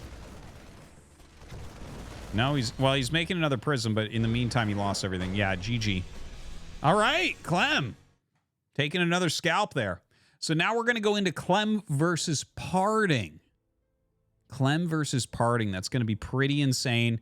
Let's take a quick look at this bracket. Oh, shit. Yeah, Rainer is still in it. Oh, my God. What a good bracket, man. What an insanely, insanely good bracket. Let's take a look.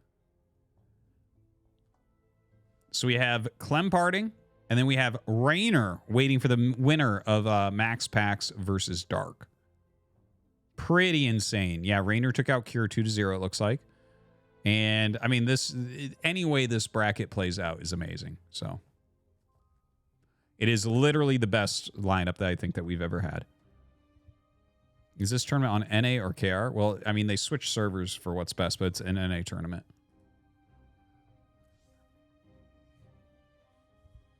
And this is the shit your pants even further beyond. While we wait for the map vetoes, or... Shit your pants! Super shit your pants 3!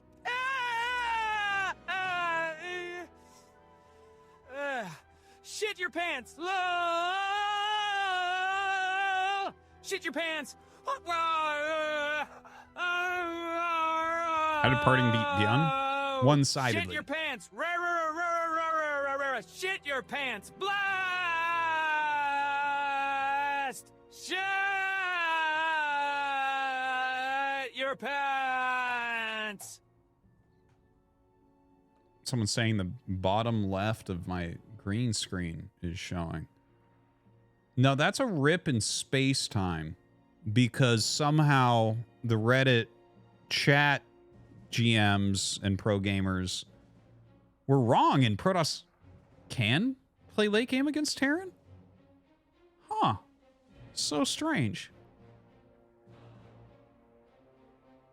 And this is the shit your pants even further beyond. Shit your pants! Super shit your pants 3!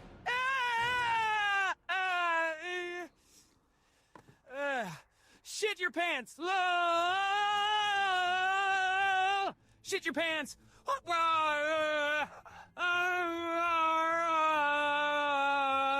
Shit your pants!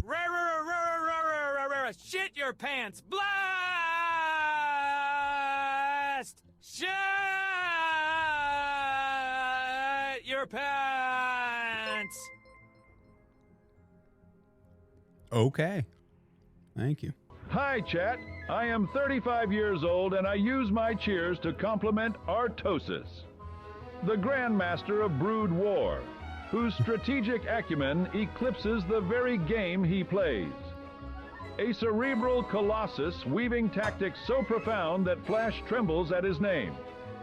With the wisdom of 1,000 sage commanders and the dexterity of a seasoned maestro, every click is a symphony, every decision a masterstroke. Every click is a symphony. His opponents find themselves not just outplayed, but intellectually outclassed in the presence of this behemoth.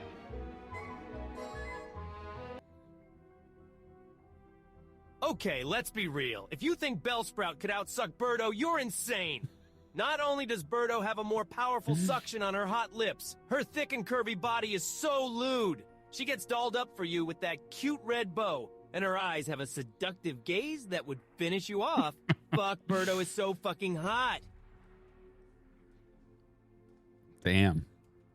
What are you guys' thoughts on that one? Fucking Mia.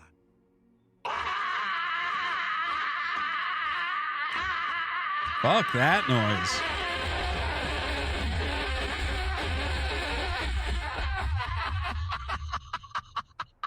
Dirty David, thanks for inviting me. Thank you, Artie, for allowing David and I to spend some time with double pregnant Sonic. It's my pleasure, my man.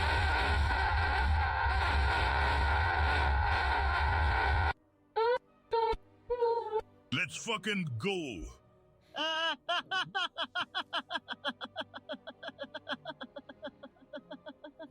We will be starting our next match in just a moment, guys. We're just getting those vetoes done. Dark beat Max Pex 2-0, by the way. So they're having a ZVZ, Rainer versus Dark, ZVZ. So we're going to have a Zerg in the finals against the winner of Parting and Clem.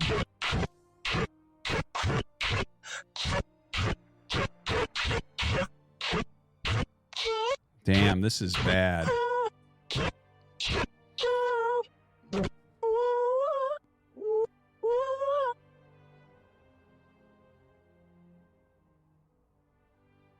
yes. Oh, yeah, Brad. Fucking skip it, you slave. Oh,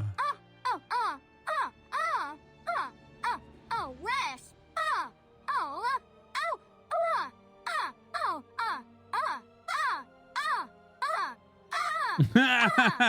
I'm glad you got indigestion guy in the chat.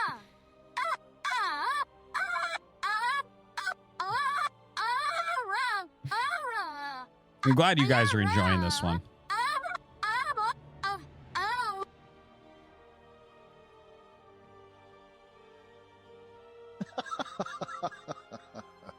Oh, sorry, I was just thinking about Toothless and Light Fury dancing.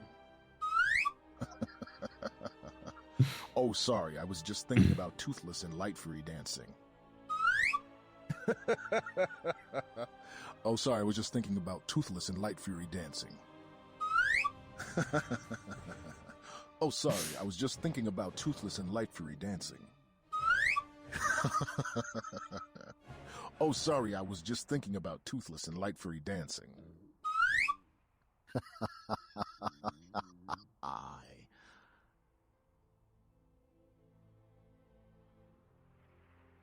Hi, Artois, your steadfast ally, Nigerian Prince, here with a vital quest. For the final piece of this puzzle, I need you to channel Wario's cunning and audacity. All right, we're going to be pausing in just a moment as the game is about to start. Purple outfit complete with a makeshift pointy mustache while plucking away Yoshi's nutsack hair one by one. This act of bold emulation will ignite the magic needed to restore my kingdom. Upon completion, your long-awaited fortune I promised you back in 97 will be within grasp. Regards, Prince ルーベリー Uruan アンダー Tender. バーチアード X500 に AT リーストヘックスラクト1ドネーツファニー&サムワットウェルライセンスタッフアンライクサムピープルフージャストサムあーメアウォウピクルスフータブルマあーダブルプレグナントソニックベアフロックあーシットユアパンツ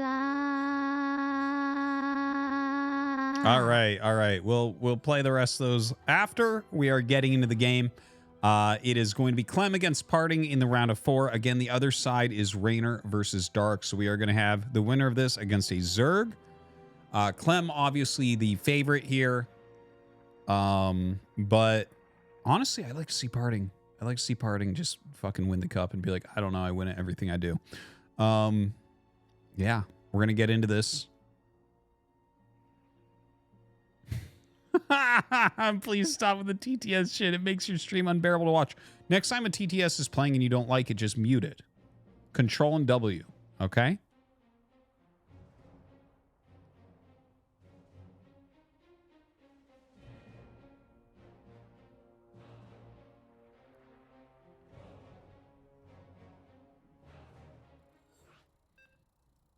All right, here we go, guys. The game is starting. Party's 5.3 count today. How can he beat Clem? Oh, if I didn't read the name, I would have thought don't defense type that. All right, here we go. Parting versus Clem.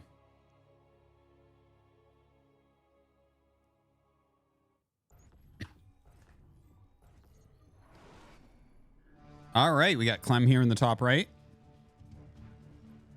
We got Parting in the bottom left. Okay, so let's talk about this. Parting did just slam Bjorn pretty damn hard 2-0. And I didn't feel like Bjorn was playing bad.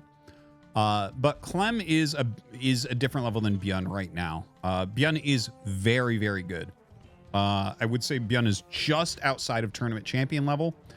I feel like Bjorn, a round of 8 is good for him right now, but not completely unexpected. That's kind of the level I feel like Bjorn's at.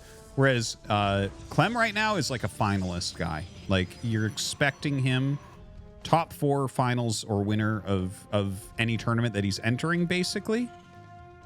He is playing super, super well. Parting is...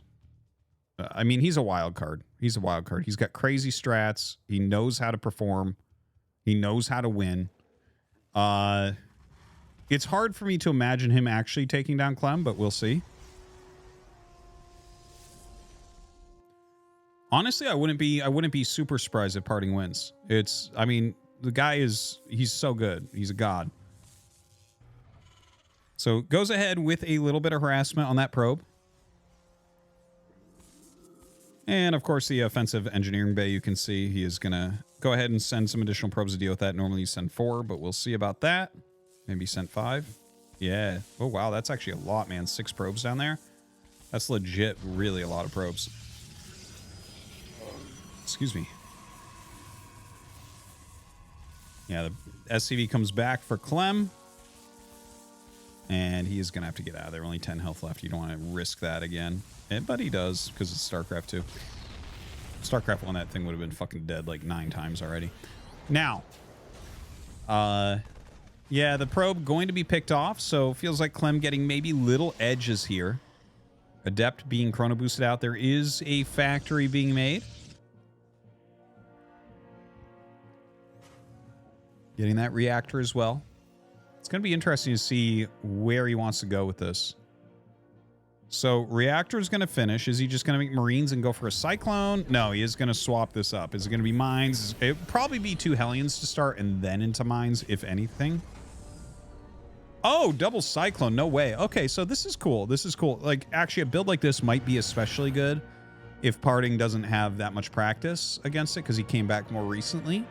I'm not entirely sure how much he's been practicing recently, but, yeah, double Cyclone. Like, I mean... Obviously very different from when Parting left, you know, when he was right as he went to the military. Obviously, the Cyclone was a completely different unit.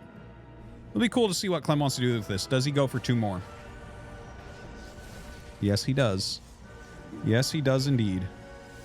That's pretty cool. So he's going heavy Cyclone right now.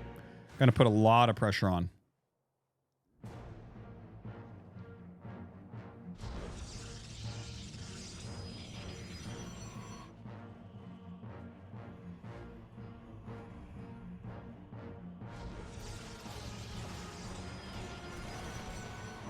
All right, here come these Cyclones.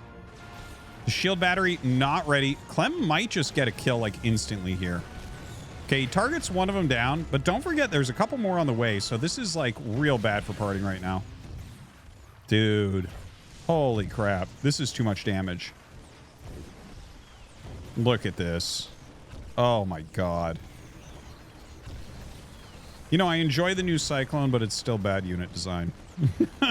It's just not how a unit should be. All right, 2 more Cyclones come up.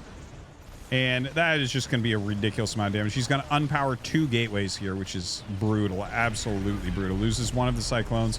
Parting's going to GG. This is going to be a fast, anticlimactic game here. That's just far too much damage, and Parting knows it. So we should be seeing a GG. And there it is. Oof.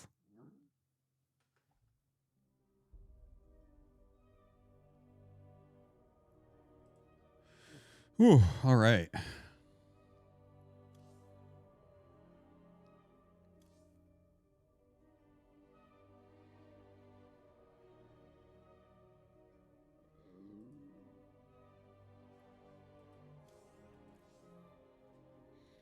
$250K salt on Parting. That's crazy. Crazy talk. We'll get into game 2, see if he can do a bit better. He'll definitely do better than that. I mean, that was pretty bad.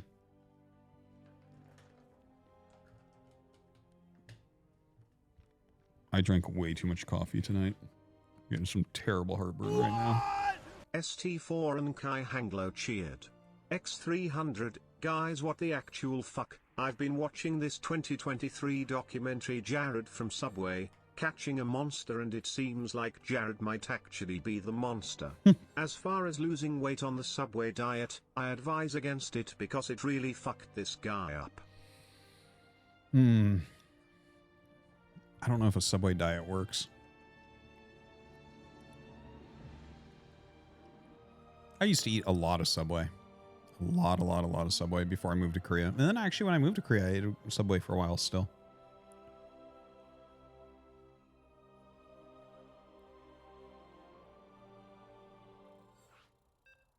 They had to relist their bread as cake. That's hilarious. All right, guys, we're getting into the next game. Here we go. Game 2 of Parting vs. Clem.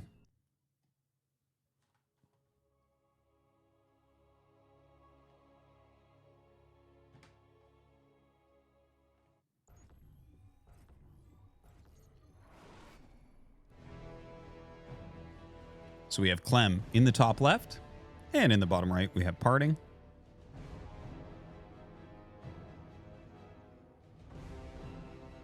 Okay, we're on Oceanborn. Not a lot to say about the map. As far as that last game went, Parting just fell over immediately against the Cyclone Rush.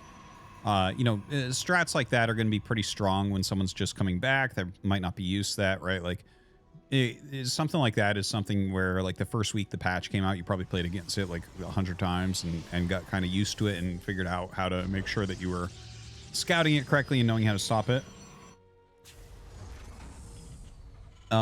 So I don't think it'll happen to him again. Nothing quite like that. He might go for some sort of one base play. Who knows? Probe going across the map now.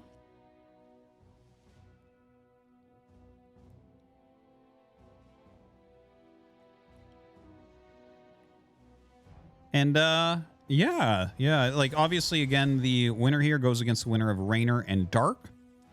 While we wait for this game to pick up, I do want to remind you guys that you can use the command Starcraft 2, and that is going to bring you to my newer YouTube channel, where we're putting up a lot of Starcraft 2 casts. Mapu's helping me run the channel. He's, of course, observing this game as well. And, yeah, you should subscribe to that channel, because it's going to have a lot more than Starcraft 2 casts. It's going to be my secondary casting channel for other RTS games like Stormgate. So yeah, you should check it out. Give it a follow. There's going to be a lot of great stuff going up there very, very soon. And of course, always the StarCraft 2 casts are going up there as well. So anyways, the probe harassment does end. Bjorn puts quite a bit of damage on it. Parting is just going to pull back since a Reaper's on the way anyways. Command center on the low ground there for Bjorn. Parting in the meantime already has his Nexus going, about a third of the way done. And we have to wait to see. I imagine he's going to throw down Twilight. He's really been centering on that, but maybe he wants to try something else like a Stargate. We'll see. You know, the Cyclones hurt him pretty bad before.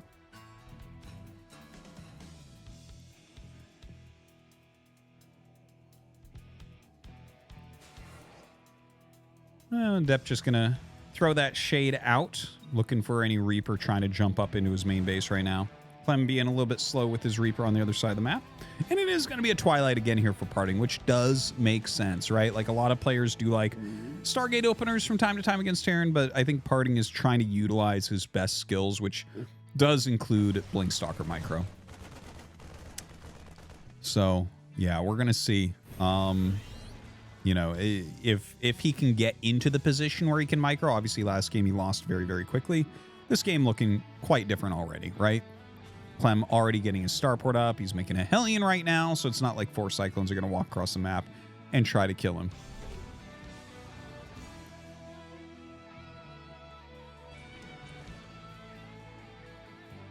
Reaper jumps up into the main base.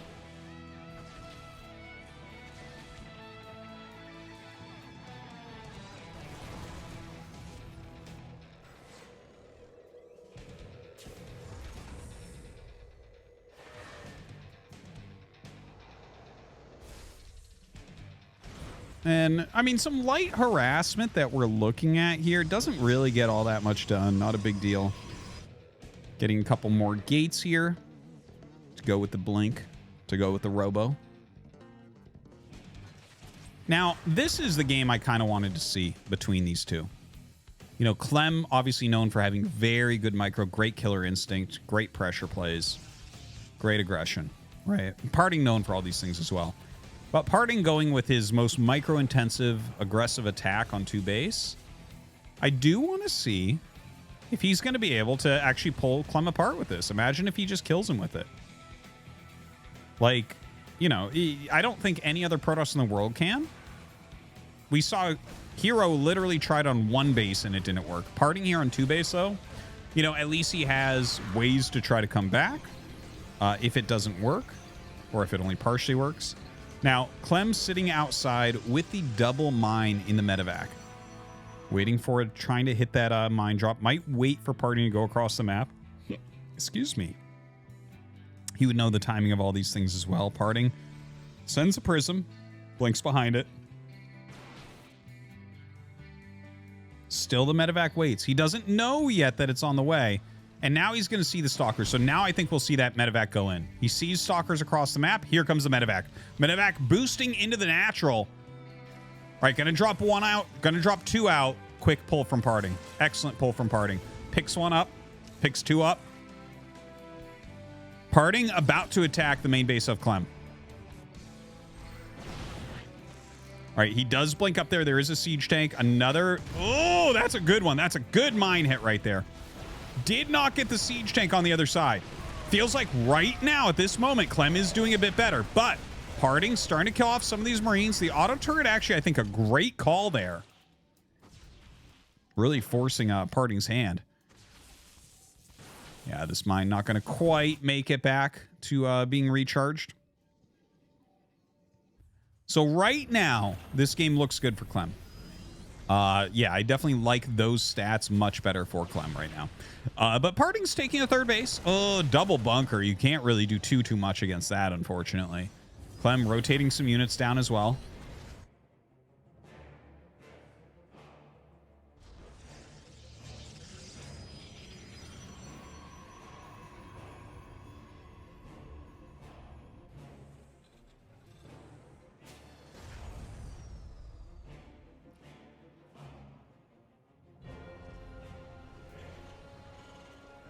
All right, here comes in this prism now.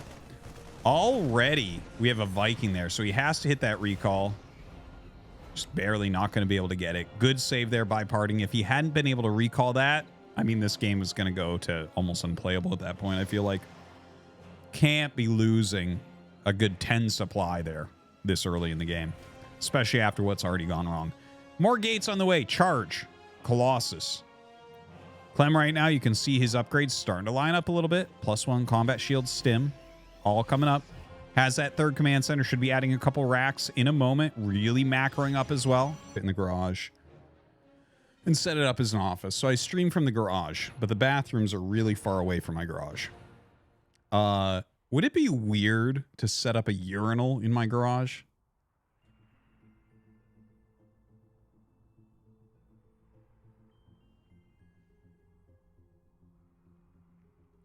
Oh, yeah, a hole in the wall to my backyard. That is a good idea. I could just piss out the window. My dogs pee in the yard. Why can't a human pee? It's not like their pee is cleaner than my pee.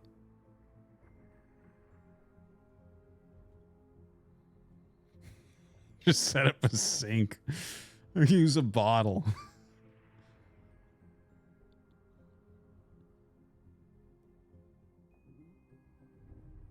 I could just wear adult diapers and never get up during the stream.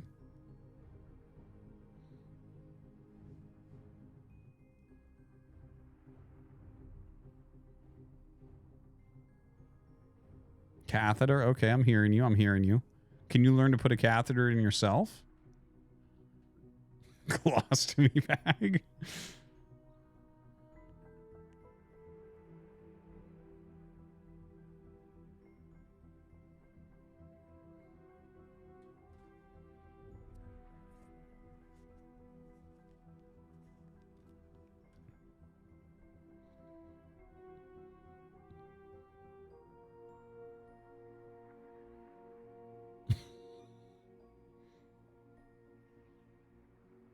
So basically what I'm hearing is there's a lot of better ways to do this than a urinal. I get you guys. Thank you. Thank you.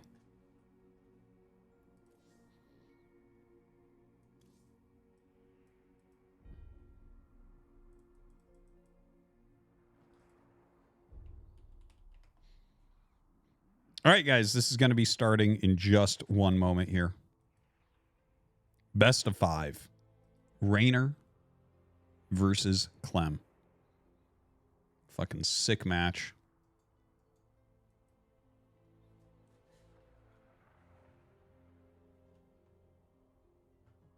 Is my garage cold? I have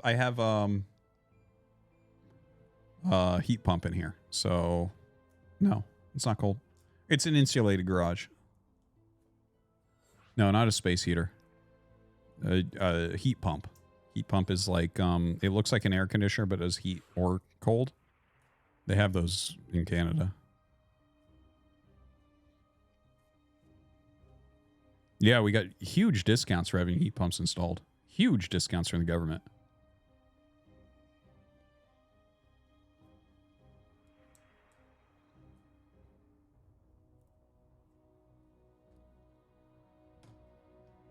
Rusty, RT cuts open Rusty and sleeps in the carcass for warmth. Rusty would fit like my hand up to my wrist. They're super efficient, but not at colder temps, I hear. It works okay. When it gets really, really cold here, I can still warm it up in here. It takes a little bit, but it like I haven't had a day yet where it was too cold in here. Because this is an insulated garage. Like I have an insulated garage door on it. Yeah, we're still playing Roblox. How does he know how much of him can fit in Rusty chat? Is it cold now in Canada? Yeah, it's like -6 today. -6 Celsius. Okay, here we go, guys. We're doing it. This is going to be the finals of the tournament this week. A fantastic tournament this week. The best tournament this week. Liquid Clem going up against Jack Frost. Jack Frost, I love it. The fire bat. Okay, so this is Rainer versus Clem. Best of 5. Let's see. Top left, we have Clem. Bottom right, we have Rainer. And yeah, this is like this is going to be good. You know, these two have just such a history playing against each other in the EU tournaments, and here they are in the NA tournament, beating all the Korean players to get here. How silly, how silly. All right.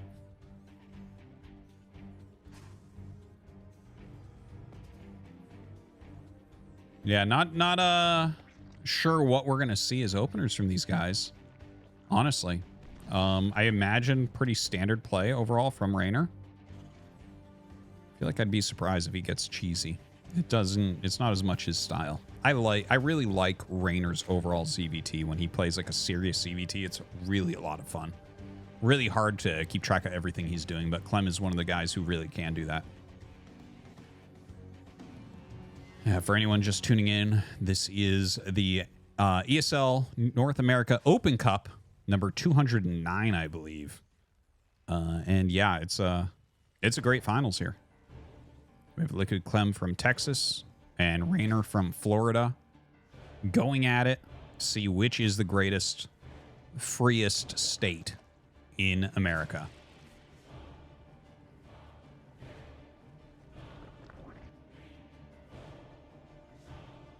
And it is a $400 prize pool in this tournament as well.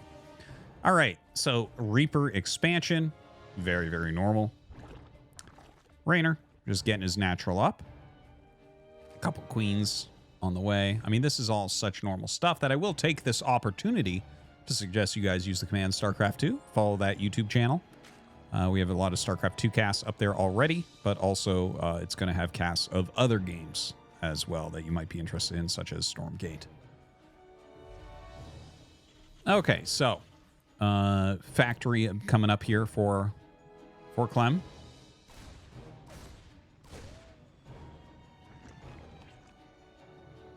Forces the extractor there, but there was a second drone that came out, went to the other third base, and go ahead and took it. Like this drone, this is some pretty nice harassment. What he's trying to do is it'll have to cancel and come off, and then he wants to just block it to get back on. Doesn't quite get it.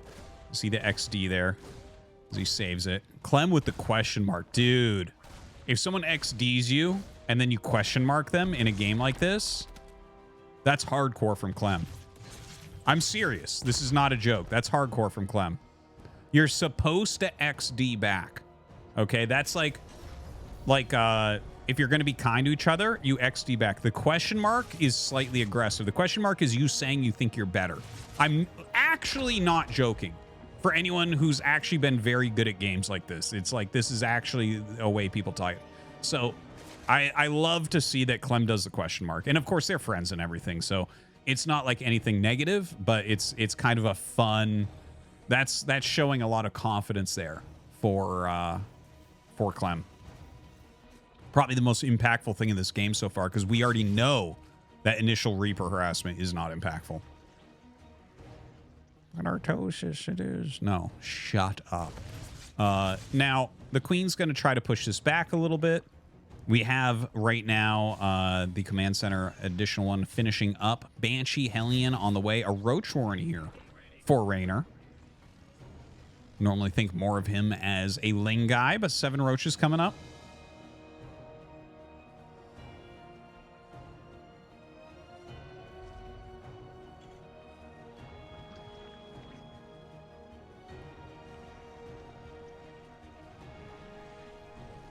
All right, Hellion's going to come in and zap that creep tumor, I think. Oh, really? Oh, okay, yeah. I was going to say, I'd be really surprised if he didn't get that.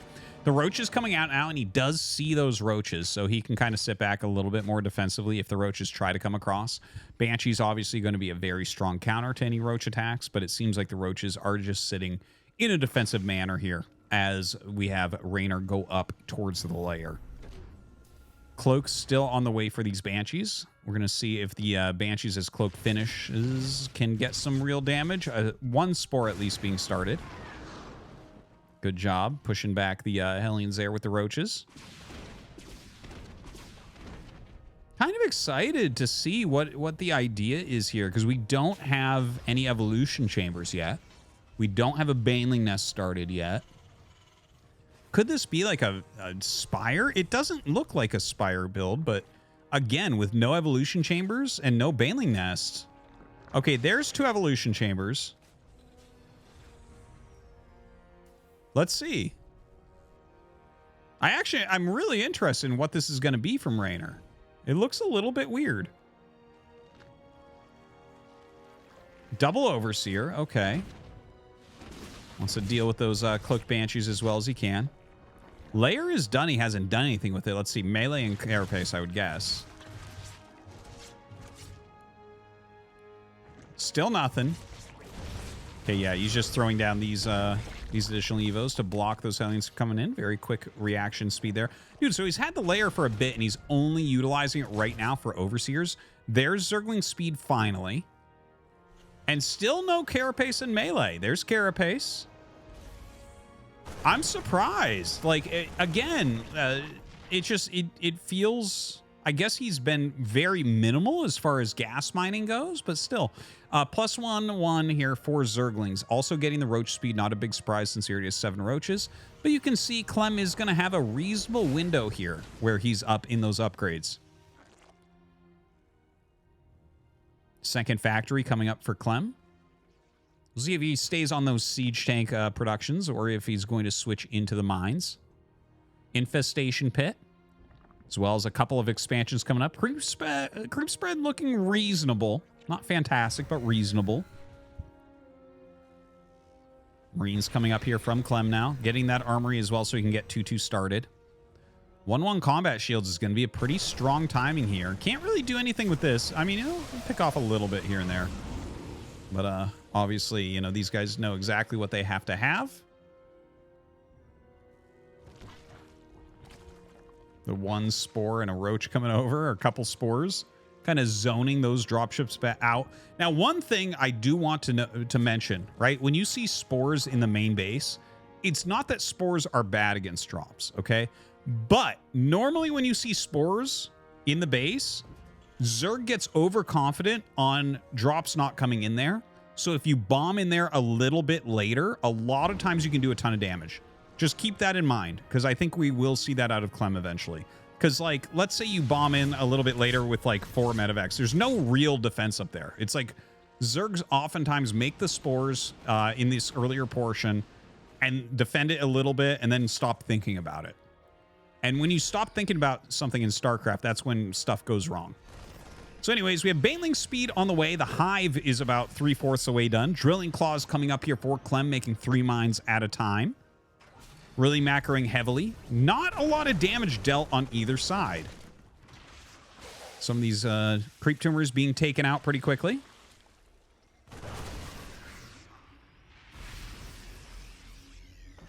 Little push coming out here from... Well, I say little push, but I mean, they have a lot of supply right now.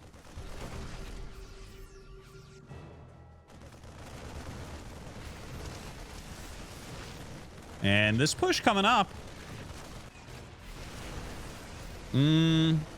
That is... I mean, it's pretty scary. He's getting a good siege position. We do have Baneling speed. It is 1-1 against 1-1. He's got these Ravagers as well. I think he'll be able to just push right through this. Now, the mine goes off there, kind of protecting the tank, but also dealing additional damage.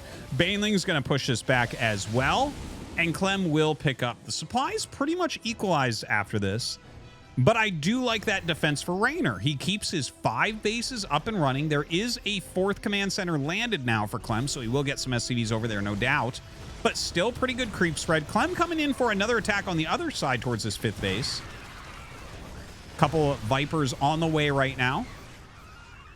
2-2 on both sides, a little bit closer than what we saw in the 1-1.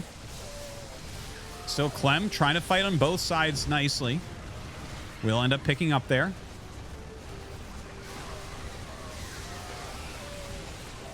And it seems like Raynor has just enough everywhere. Just enough. Like, Clem is trying to win some of these battles, and it's mostly equal trades right now. But Raynor has like a very healthy drone count. You know, the 5 bases, 90-ish drones is really fantastic. He's keeping his cost efficiency within a reasonable level of Clem's. Has a nice little group of Ravagers still walking around. I absolutely love the timing of this Ultralisk Cavern as well. Adrenal Glands going to be finishing up alongside 2-2 for the Zerglings. Lots of Ling Bane being made right now. And of course, those Vipers being out is nice as well. Definitely want to see some Parasitic Bombs. Definitely want to see him starting to reduce that medevac count a little bit. All right, the mine's becoming a bit of a problem. He is starting to get some damage done there. Looks like these Marines they've lost their medevacs. Unfortunately, they did fly forward there. And that hatchery has taken some reasonable damage. He's got to be careful about that. You don't want to end up losing it. Parasitic Bombs starting to fly out. Has about 4 Vipers there. First few Ultras coming as well. Chitinous Plating on the way. Now, this is the nice thing. Like, his creep spread is still reasonable. I want to see him respread some of this if it's possible. You know, Raynor is one of the fastest players in the world, so I think he'll be able to get it done. But when you have that creep spread and your Ultras start popping with your well-upgraded Ling Bane, like, that is a defensive force on creep like none other. That will clear that incoming Terran army hard. So 3-3 started on both sides, +3 attack, a lot quicker here for Clem. Getting concussive, getting those armors as well for his vehicles and ships. Look at this, the mass Parasitic Bomb starting to go down. A great way to play this type of strategy, reducing those medevacs. And look at that, he went for the bomb in, but there were Lings there. That was that moment I was waiting for, but it feels like, oh man, I actually have some chills right now. The fact that Raynor had the reaction for that already. He had the Lings up in the main base for that drop, because that is the exact drop that punishes a lot of Zergs at this stage of the game. So Clem unable to get that up. The Lings very quickly going to transfer down to here to block this as well. And I mean, is medevac slow enough? I don't think you're going to try to bomb into that main base again with this. Ultra Ravager Roach here, just kind of roaming up on the very edge of creep. This is trying to slow things. I don't think he's going to take a real engage here. Dude, this is a very, very good game from both sides. You know, we're watching a lot of Raynor because it's kind of like most of the action is him defending things that Clem is doing to him. But we have to mention, Clem has taken a 5th base in this time, right? Fusion Core. He's adding another starport. He's getting his ghosts out. He's continuing his upgrades. He has 3-2 with +3 armor coming up very quickly. Like, he is doing magnificently as well. Very, very hard to do these things. Now, up comes this attack. This could be a bit painful. There are some Vikings here to punish the Vipers, which is fantastic. But some parasitic bombs will go down here. Not sure exactly how many of the medevacs he's going to get. Looks like about 3 medevacs left over. And of course, all these Vikings still doing a really good job as well. I think those Vikings were a super clutch add. If you still have 4 Vipers here, you're feeling really fantastic as Raynor. So a great pick off there by Clem. And Clem's micro here will reduce that ultra count. The Roach Ravager going to kind of have to back out. You know, those aren't really continuing to scale all that well at this point. Still, Bile's going to be useful, so I don't think there's a reason to sacrifice. Honestly, I'd like to see him either lose the Roaches or evolve them into more Ravagers. Ultras on the way, +3 melee attack about to finish. An Infestor being added in as well.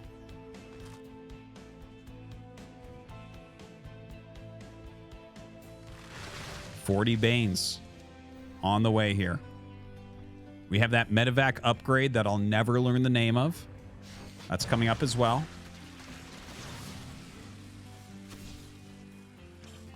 Gonna go ahead and clear some mines. Coming in, this is a big Baneling-based attack. No real anti-air here, by the way. The Vikings definitely could just turn around and deal with these Overseers, but that is not of the greatest concern. The greatest concern is trying to deal with all these Banes. Raynor just explodes the base while sending Banes up the ramp to zone everything else out. Looks like we have a little bit of a Widow Mine drop coming across the map right now as well. Looks like that's sneaking in around the 3rd-ish base or 4th-ish base of Raynor. But look, Raynor's Ultralisk attack is just doing too much. It's clearing so quickly. Kills off that planetary as well. Already 2 bases have fallen. Clem absolutely going to be losing this game.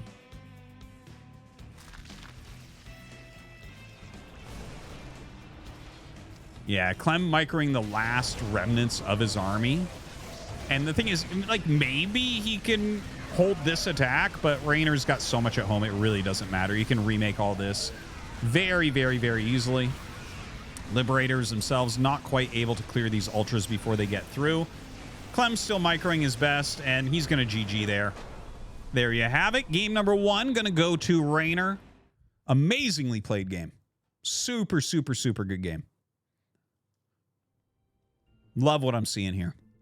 Thank you, everyone, for dropping by. Hope you're enjoying this best of 5 between Clem and Raynor in the final of the NA ESL Open Cup, number 209. It's been a sick tournament. Our round of 8 was probably the best round of 8 I've seen in one of these cups. I've been casting them for quite some time now. What have I been casting these for? Like a year? I think so, actually. I think so. But yeah, I hope you guys are enjoying. I'm going to continue to cast these every single week with Mapu observing. Big thanks to Mapu. You can use the command Mapu in the chat to follow him. And I do ask that you follow the channel. Follow my Twitch channel. We do this every week. And it's a lot of fun. You think the question mark motivated him? Absolutely. The most important part of the game. He pissed Raynor off. Raynor was looking for an XD back.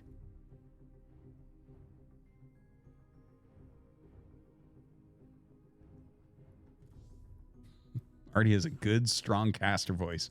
Nice and deep. A perfect dusting of nasal makes it distinguished but friendly. Thank you. That's very kind of you.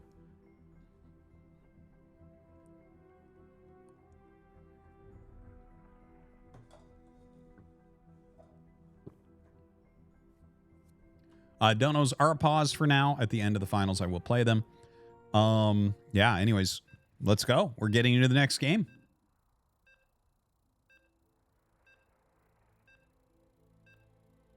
It's normal water, yes.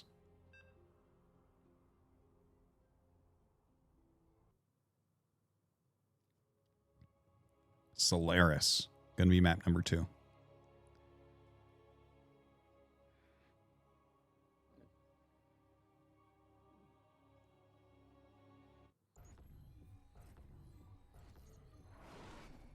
In the bottom left, we have Clem.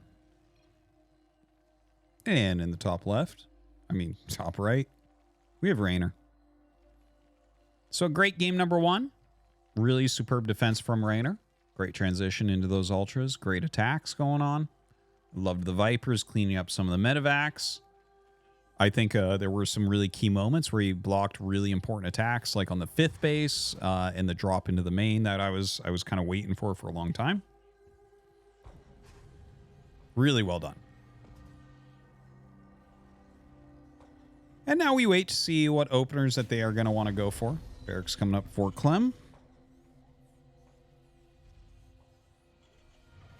And over on Rainer's side, of course, the hatchery first, as you would expect to see.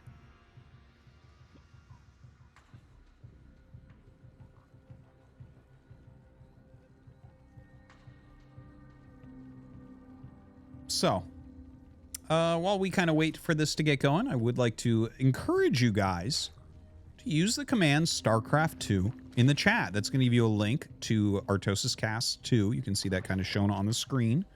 That is my new casting channel. That is for StarCraft 2, Stormgate, Zero Space, all those other RTSs that I'm going to cast. I do have a StarCraft 1 casting channel as well, where I release at least one pro game casted by me every single day. That's Artosis Casts. And of course, this one, Artosis Casts 2. So please check him out. Give him a follow. And of course, use the command Mapu. Check out his channels as well. All right. So. Well, nothing yet. I mean, it's a Reaper expand. We'll see. I imagine he'll go factory after this. We'll see if he goes like Reactor Hellion once again. Very, very standard, strong stuff. It felt like he had a fine opener in the previous game. Felt like he was playing pretty well. There's the factory. We'll see if he adds that second gas or not. Maybe he wants to go third command once again. Drone ready at that third base. We do have the slight harassment here. Bit annoying to deal with, but Rainer's dealt with it countless times. His queen almost out to help. Woo! Wow. Loses the Reaper. What a moment. You're not supposed to lose that Reaper. He went too hard.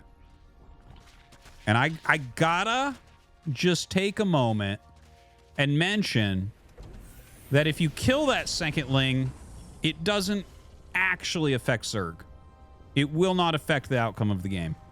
But if you lose the Reaper, that could affect the outcome of the game. You may not get an important scout of things that are incoming. So, absolutely, Clem overplaying there. We can see in this particular case, it's not going to cost him. But know the Reaper pressure for what it is. It is a strange dance that we go through for probably cultural reasons. No real damage is dealt. So, Hellions zipping around a little bit. There is a Viking on the way to help clear some of these overlords off. Always enjoy that move. Not sure if we're going to end up seeing Banshee play here or even possibly a Raven. He does get that third command center finished, and we'll get the orbital going there as well. Ah, a Liberator follow-up. Okay, that's kind of cool. So he's going to fly around with the Viking a bit, clear these overlords. We used to call this, in the very old days, the Pult Viking, because he was like the guy that always got a Viking out to push around overlords and punish that and make the map a dark and scary place for Zerg. It was a pretty common strategy back in Brood War to get a Wraith to do that during certain periods of old StarCraft 1. But, yeah, you don't see it that often in StarCraft 1 nor in StarCraft 2 anymore, but still kind of fun to see. And, of course, by pushing those overlords around, he might be able to slip in that Liberator for some damage.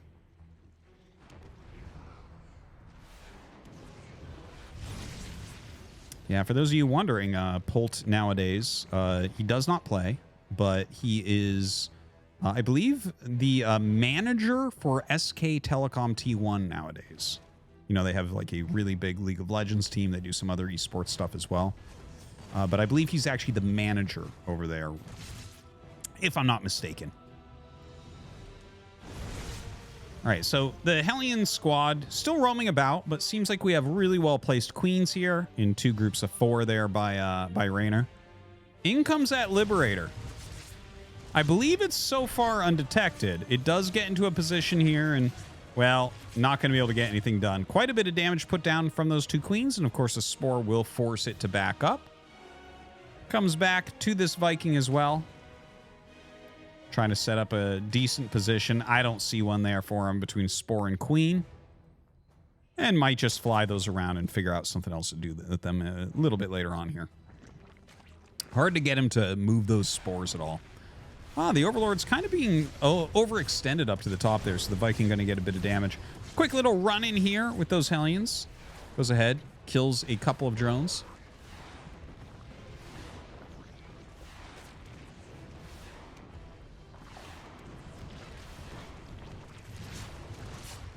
And, okay, that was kind of weird. I think Clem must have been doing something else at the time.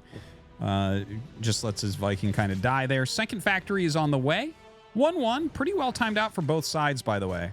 See, this is more kind of what I expected from Raynor previously, but, yeah, obviously it is a very, very different opener. We don't really see the roaches or anything like that.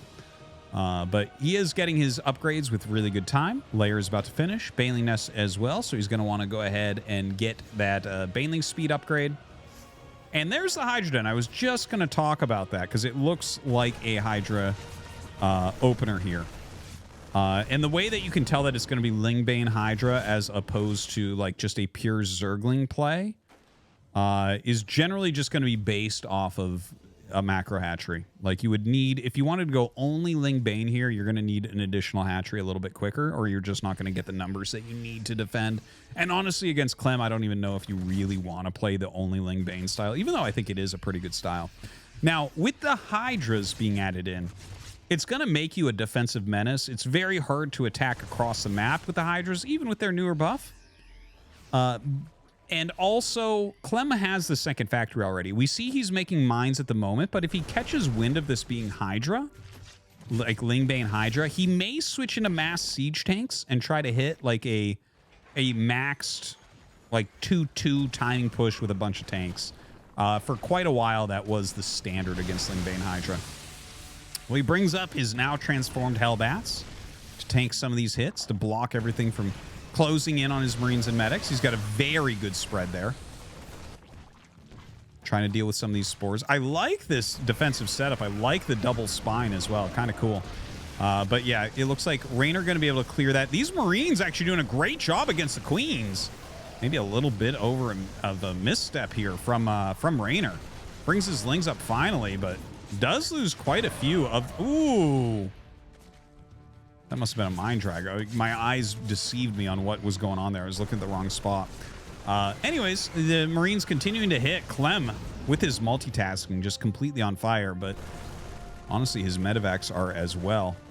More mines are being produced. It is going to be very mine-based. You can go Marine, Marauder, Medevac, Mine, the 4Ms against Lingbane Hydra. It's a hard thing to do. And I don't know if that's going to be the plan or not. Right now, he's just on Marine Mine. You do eventually want to put some Marauders in there for tanking purposes, for blocking purposes. Keep them kind of out in the front as you kite back. And yeah, he is starting to produce a little bit of Marauders, at least.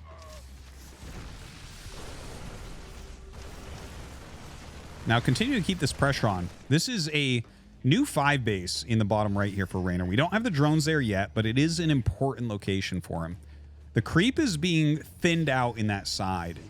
Also, there's no good creep on the left-hand side of that topmost base from Raynor, right? So there's a couple of reasonable attack paths that Clem is set up at this point. Ooh, that mine. It does get a Hydra. Okay, so he's chasing this all the way back home. I think he is going to turn around there. Yeah, you don't want to go up that ramp. But here is the problem, right? Like, Clem was clearing a lot of creep in the bottom right, and then over here you don't have creep as well. So this is actually a very hard defense here. He's got just a smaller group of Lingbane. Ooh, gets a little bit of a connection there for a moment. And he had actually a flanking army coming up. Okay, this is gonna slam it. Yeah, look at that. Kills a ton right there with those Hydras coming up. I don't think Clem expected them to come from that angle. They had to go off creep to get there as well, so not as normal. Now he is dropping in that main base, but maybe a little bit slow with it. Just going to use that as a spot to heal and then back up.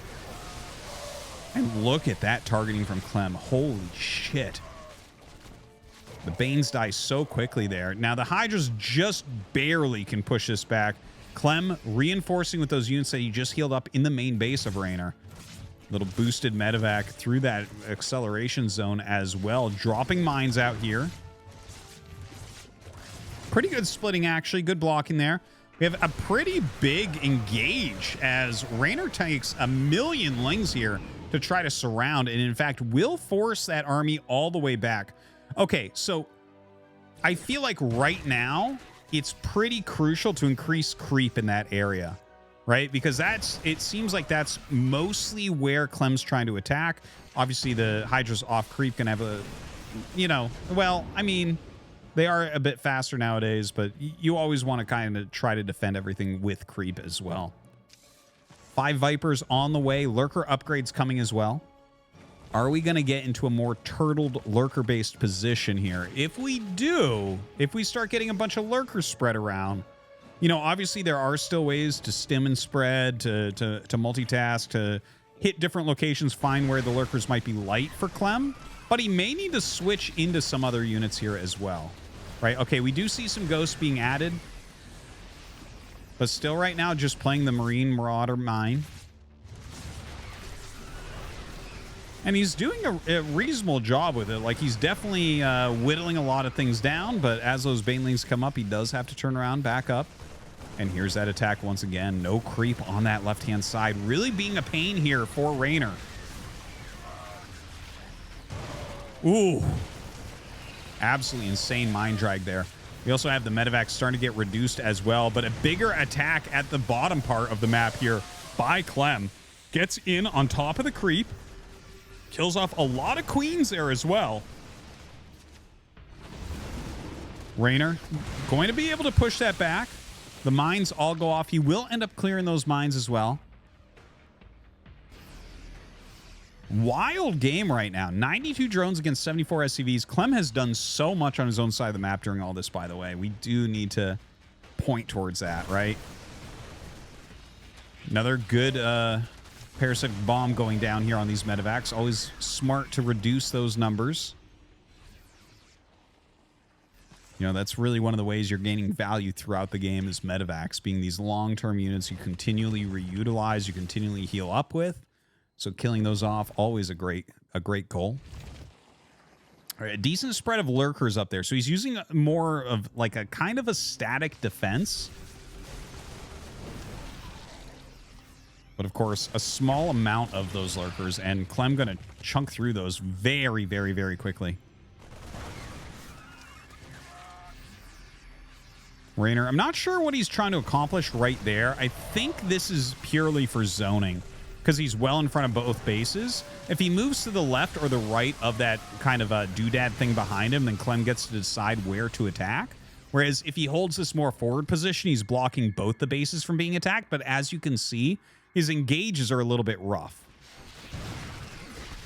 So it seems like I feel like I get it, what and why he's doing, but it feels like this will be cost inefficient throughout. Clem, you can see here, throwing down EMP, kiting back really, really well. Oh, the mind drags are insane by the Overseers. Literally, the Overseers dealing more damage to this army than the rest of Raynor's army there. Just crazy mind drags. Crazy mind drags. Love to see it from Raynor. He does get supply block during that, but not going to be a problem. He's going to pop a bunch more Overlords. Get that supply back up.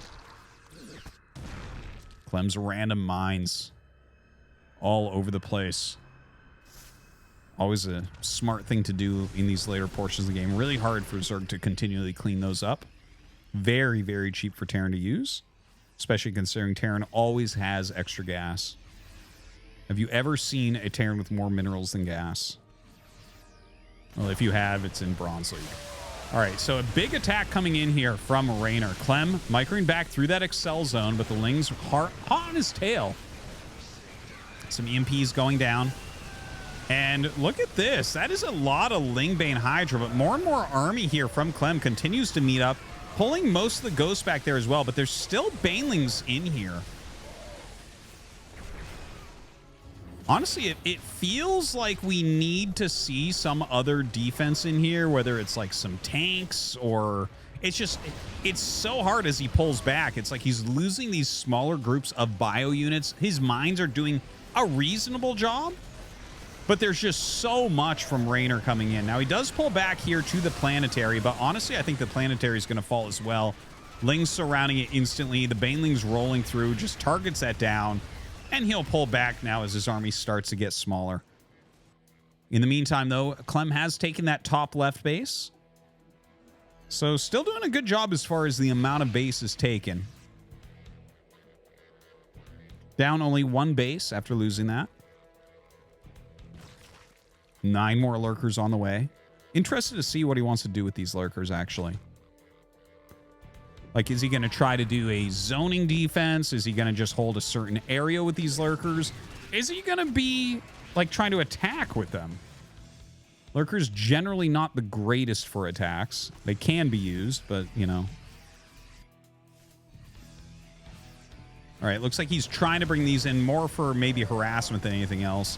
But already a stim and spread there. Oh, God! Runs out of detection there, and the lurkers actually will come out on top. Oops. Gonna go ahead and clear this up finally. All right, a bunch of Lings running in now. Mine's doing a reasonable job, but honestly hitting mostly just the lead Lings. So the main group going to be able to attack this base, and Raynor is looking like he's probably gonna go up 2-0 in this series.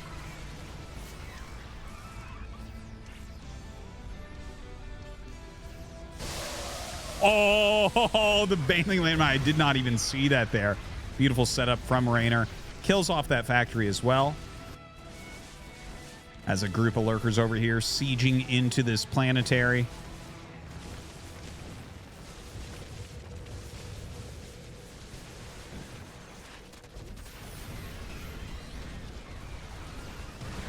Oh, a good mine hit there. The thing is, Raynor, like, he's got a lot going on, right? He's up here at 82 drones. He's running around finding different ways to deal some damage. You know, these bases, it's getting harder and harder for Clem to hold on to everything that he's got. He's still got good mining bases. If he can maintain these bases and maintain this army, you know, he can stay near max supply, continually mine, you know, replenish the smaller amounts of units he's losing, and maybe come back against a Raynor who hasn't really moved in tech in a long time. But right now, again, it does feel like Raynor is breaking through. A lot of Hydras coming over here. Liberators being added in. So that is definitely one unit set that you can switch into a little bit, right? Between mines and Liberators and all that. Look at this. He walks up. Oof. Does pick off those Liberators. More coming in. Marines, Marauders, Ghosts, Mines, all coming up to help fight against this as well. Burrows a lot of mines there. Some of the drags into the Bioforce.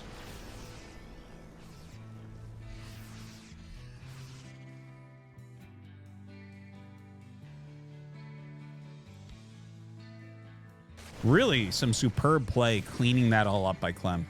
You know, I think most Zerg players in the world, most Terran players in the world would have ended up dying there, Raynor. He was very, very close. He was attacking multiple bases at once. He was getting towards the rally points. But Clem, he stabilizes and starts a counter push right now. Suddenly, Raynor much lower in supply. You know, the style that Raynor's been playing here, it's not really a like supreme late game army that much, right? It's like he's still attacking with Lingbane, Hydra. He does have a few Vipers mixed in. He does have Lurkers running around trying to do some fancy stuff. But this is not like an end game tier 3 composition realistically, right? So Clem now starting to get a lot of this value that he needed with his army. This push kind of crazy. Ooh, misses targeting down that Liberate. A little bit of a miss micro there from Raynor, I'd say. Lurkers burrowing. Also make sure he's staying out of range of these Liberators. Getting some great abducts down there as well. More units rallying up here from Clem.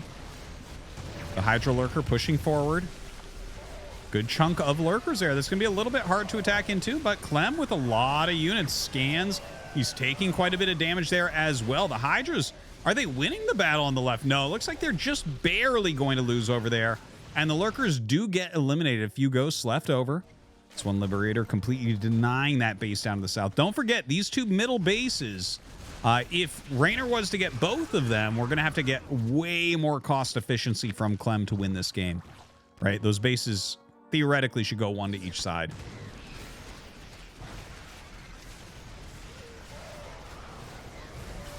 Look at this. Mules being dropped as this little attack comes in.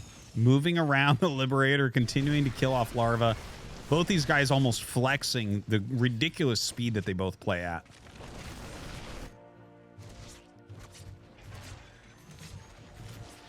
Liberator being picked off before it can really do anything. A couple spines up here. Not that spines are going to do that much against all this 3-3 bio. Maybe slow it down a little bit, tank a little bit here, and allow a little bit more micro from Raynor. Abducts a ghost in. Ah, he does get it. Burrows those lurkers. Does he have enough here to kill this off?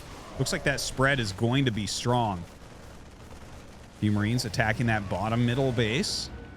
And Raynor does end up holding the position. Now, it looks like he might lose this one down to the south. You can notice now his creep spread is pushed way back. As far as mining bases go, it looks to me like Raynor has 3 mining bases and Clem has 2 mining bases. Right? Maybe a few stray mineral patches here and there. Now, with Raynor mining that one, that gives him an additional. Right? So it's like bottom right, top mid, mid right, and like that bottom base, which was almost dead, but now he's got units over there now, or drones over there now. So another big attack comes in from Clem. It is important for him to reduce one of these bases. He can't let that big of an economy be in this game right now. Raynor's supply dropping dramatically. His drones trying to drag some mines up here as well. They can't do anything but that to this army. And he does discontinue mining there. Look at this. This mine being chased away by some drones, hilariously. Oh, a nice mine drag into that Terran army. The medevac's going to try to boost out of here. Mines being burrowed and unburrowed multiple times. Ooh, mines going for those hits onto the Hydralisks. Going after one of Clem's bases, not a planetary here. And look at that 6 o'clock base being picked off. Okay, so right now, Raynor has like some mineral patches in that bottom right base, and that mid right base seems to be pretty healthy from what I can see on the minimap. But he's losing his entire army. GG is called, and Clem, with what I would call a little bit of a comeback victory there. The game was very close for a while. Felt like Raynor was starting to run away with it. Clem stabilized, and then Clem started to punish because the unit set that Raynor was running away with the game with was not really an endgame composition. He was kind of using that very mid-game army with a sprinkle of Hive in it to try to end the game suddenly. And he almost did it. He shut down like 2 bases really quickly. He was getting very far with his push. Clem was losing a lot of groups of units. Beautiful hold, though. Beautifully done. All right, we're going to be going into game 3. It's tied up 1-1. What a series we have right now. Wildly good. Ultras or Broodlord, what is best for late game? It matters the situation, as most things generally do. I personally like Ultras in the late game. I generally like builds that bring you to Ultras. I like Ultras as your first step into Hive. Well, not your first. You always get some Vipers first, obviously, because you don't need to get any upgrades. You just pop them. But I really like the defensive advantage that Ultras give you. Just such a fantastic unit. Okay. Woo! Crazy, crazy game. We're going to be getting into game number 3. We're about to host that right now. Hope that you guys are enjoying. Please follow the channel. I cast this cup every single week with Mapu as the observer. That's why we're actually seeing what's going on, because when I try to observe games, I miss everything. And I drag select too much as well, I've been told. And I zoom out too much as well, I've been told. But it is what it is. Yeah, you can use the command Mapu to follow his stuff. Also, use the command Starcraft 2 to follow the new YouTube channel. It's got Starcraft 2 casts on it, and we'll be having Stormgate and other games such as that. Zero Space, all the cool new RTSs coming out that I'm casting. So, Yeah, it was an excellent game, that last one. Let me take a moment, drink some water. One sec.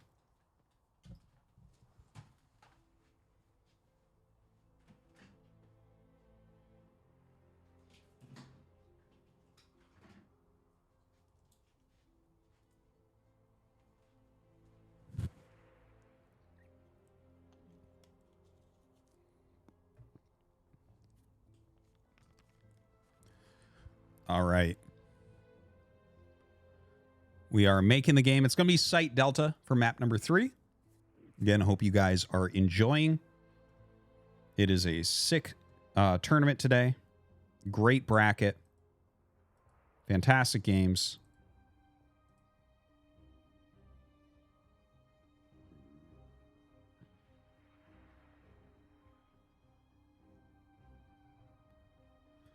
Whew.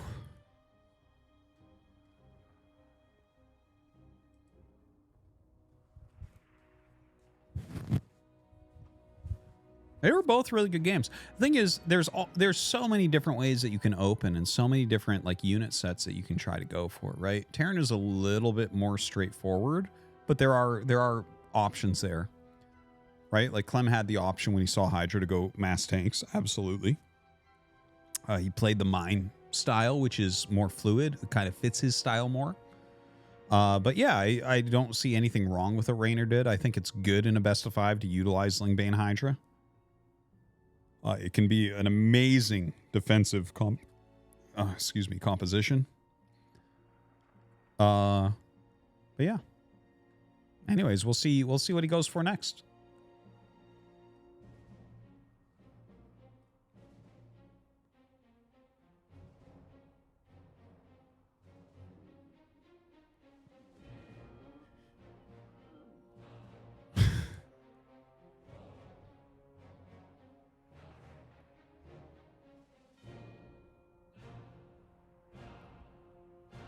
And I think Raynor maybe went pee or something. We've been waiting on him for a couple minutes. We've been in the game, and he hasn't responded. But just a moment, guys. I promise we're about to get it going.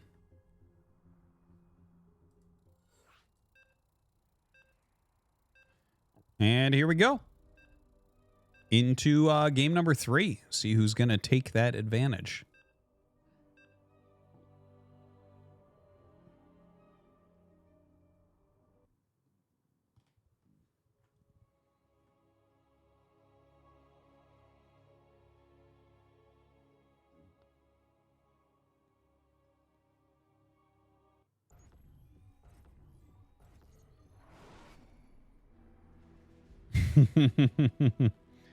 Okay. Here we go. Clem in the top left and Raynor in the bottom right under the Jack Frost ID. Now, what do we see different? Honestly, I don't know. Like, I don't know what they want to do strategically here. There's such a range. As far as Clem goes, he is going for a walled expansion. It might be like the 2 racks, 3 Reaper opener. That was trending really heavily a few months ago. I feel like I haven't seen it as much lately, but it is definitely still a good build. Definitely at least 1 racks with probably Reaper. Hatchery first there for Raynor.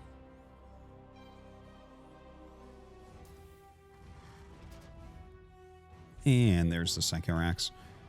And we'll see. I mean, you can go 3 racks Reaper for sure. It's a real build. You can just build like Reapers basically nonstop and try to kill your opponent. You know, a Beyond special. But as far as like overall quality of builds, I do think that the 2 racks, 3 Reaper opener is very, very good. I'm a big fan of that one. It allows you to get your command center nice and quick. It actually makes the Reaper harassment meaningful. You know, you can definitely get some real damage with that. Your opponent doesn't know. You could be going 3 racks Reaper. You could make more than 3 Reapers. The follow-up can be double command center. It can be factory. It can be more barracks into a marine pressure, right? There's like so many different options that you can do with an opener like this. So again, pretty big fan of it.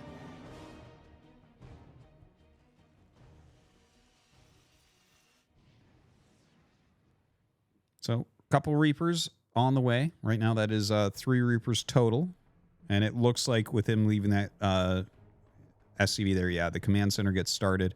So I think it's just going to be the 3, but we'll see. Sinking gas going up.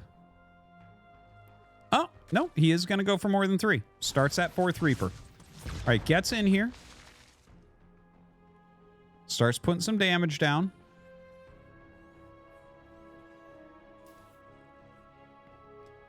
Now, the Reaper shot's definitely worth a little bit more here. Going to go after this 3rd base. Now, I believe this is just 4 Reaper, but it's possible he canceled one of them as well. I see the 3rd coming. Yeah. So it looks like he did cancel that 4th Reaper. So that thing I got kind of excited about, it's not happening. 3rd Command Center did get started. He goes into factory here as well. And putting a really fair amount of damage down here so far. This is really, really highly annoying for Raynor. And the fact that he's not really moving any queens out there, he is going to end up canceling this, I think. You don't have time to save it at this point. Just mass drones being made. Not much else to do. You know, Raynor kind of opened up in a semi-greedy way. There hasn't really been any lings made. You know, he's been droning heavily. We'll end up canceling this, losing that drone. So that's highly annoying. Clem absolutely takes the advantage here. Oh! Reactor Cyclone. This is cute. So 3 Reaper opener into triple command center into Reactor Cyclone. Now, I'm not sure what he's going to get done with the Reactor Cyclone realistically, right? Okay, so he kills the queen there. He attacks his own overlord. He kills the queen there, loses 2 of his Reapers. Now, the thing is, Zergling's speed is going to finish. So if you go across the map with these, I think you're just going to lose them, and Raynor's going to gain a lot of value back, right? I honestly, if I'm looking at this game, I'm not sure if he's going lings or not. I might look at this game from Clem's point of view and say, oh, this definitely could be Roach, right? In which case, moving the Cyclones across the map is actually very good. But look, there's 18 lings on the way. And the 1 Reaper can't figure out what this is. So he's going to come in, and I think we're just going to see these 18 lings go around and try to get just surround him. See? Yeah, that's exactly what he's going for. It's a really good play because he doesn't even know that he has Zergling speed. So really smart moves here from Raynor. We're going to see if that's going to end up working out. See, he's bringing it way around. There they are. There are 2 Hellions in here, which could mess us up. Oh, that's a sick mine. But he does get a surround on one. I think he's going to get the other one, right? So this was a very good move from Raynor. He kind of hid the fact that he was going Zergling speed, punishes those 2 Cyclones, and this whole pressure needed the Cyclones to bully the Queens to allow the Hellions to help out. Right? So I feel like Raynor's done such a good job shutting things down. He actually brings out more to surround, and he will get 1. He'll get the Reaper and then turn around. He's done a good job keeping Clem off of his back. Obviously, his initial 3rd base got canceled out after a long time, too, when it was like, I don't know, 80% done. So that sucks, and that did put Clem into an advantage, but Clem's follow-up turned out to be very, very weak, I would say. Now, let's take a look where they're at right now. Okay, we have the 3rd Command Center landing, so that's a very quick 3rd Command Center land. But Raynor has 1-1 almost done. He has Lair halfway, Bailey Nest on the way, 4th base coming up. Okay, so this is a pretty good set of things that he's doing. Now, this looks like a Hydra build to me. I think he's going to go Hydralisk Den. It could be Spire, but I don't think it's going to be. We'll see about that in a moment. Now, the double medevac coming over. He has plenty of queens. He has his 1-1 upgrades. He should be completely fine here. I can't imagine him losing the hatchery or anything like that. Maybe he can kill a few drones, though. Yeah, targets 3 drones down pretty quick. Some targeting of the medevacs there does make this a little bit tricky. Turns around, goes after this hatchery. Oh, maybe. Oh, man. Oh, he tacked his own hatchery there. That is painful. He actually loses it. Not even a cancel. That's pain. That's pain right there. Man, not what you were looking for as Raynor. Not at all. So 2-2 is started, and it is actually going to be a Spire. That is interesting.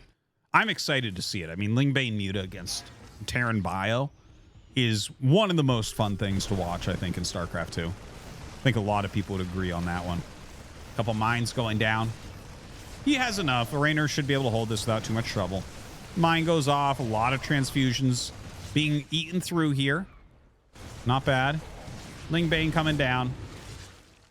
And Raynor holds. As expected there. Another couple of medevacs boosting out. That one going for the main base here. Double medevac draw.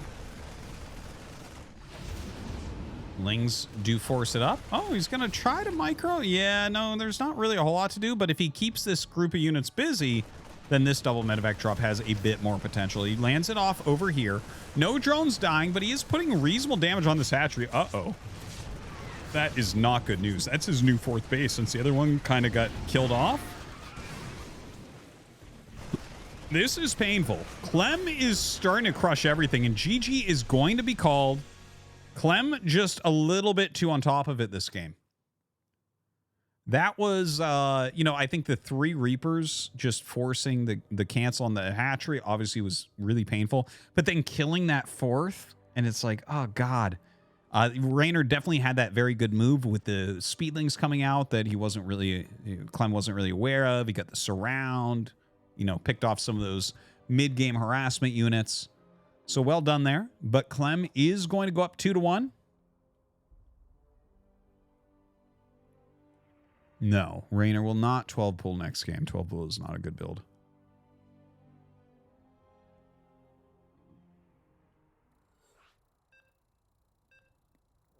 Here we go, guys. Game 4. Clem on match point. We're going to Golden Aura.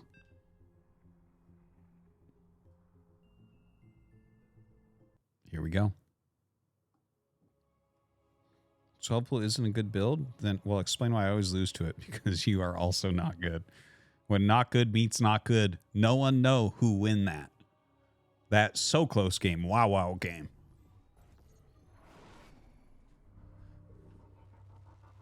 So we have in the bottom right, Liquid Clem. In the top left, Jack Frost, a.k.a. Raynor.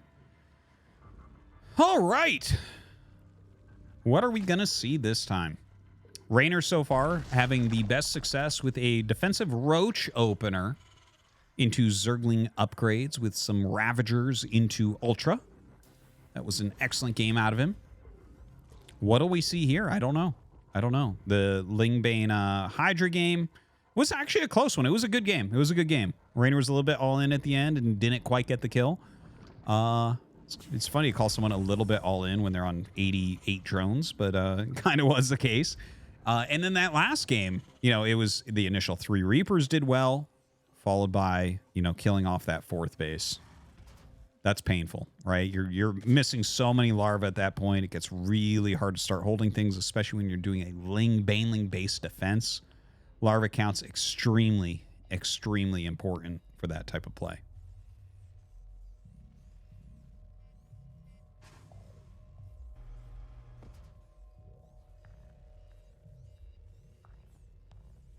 So now we wait.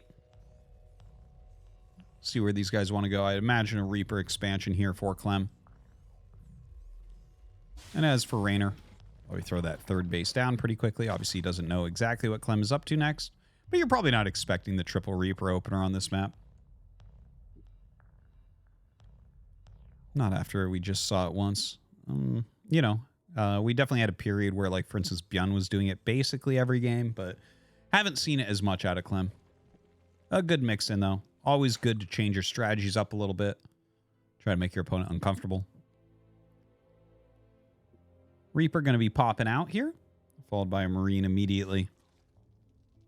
I think we'll be seeing a factory quickly here, if I had to guess.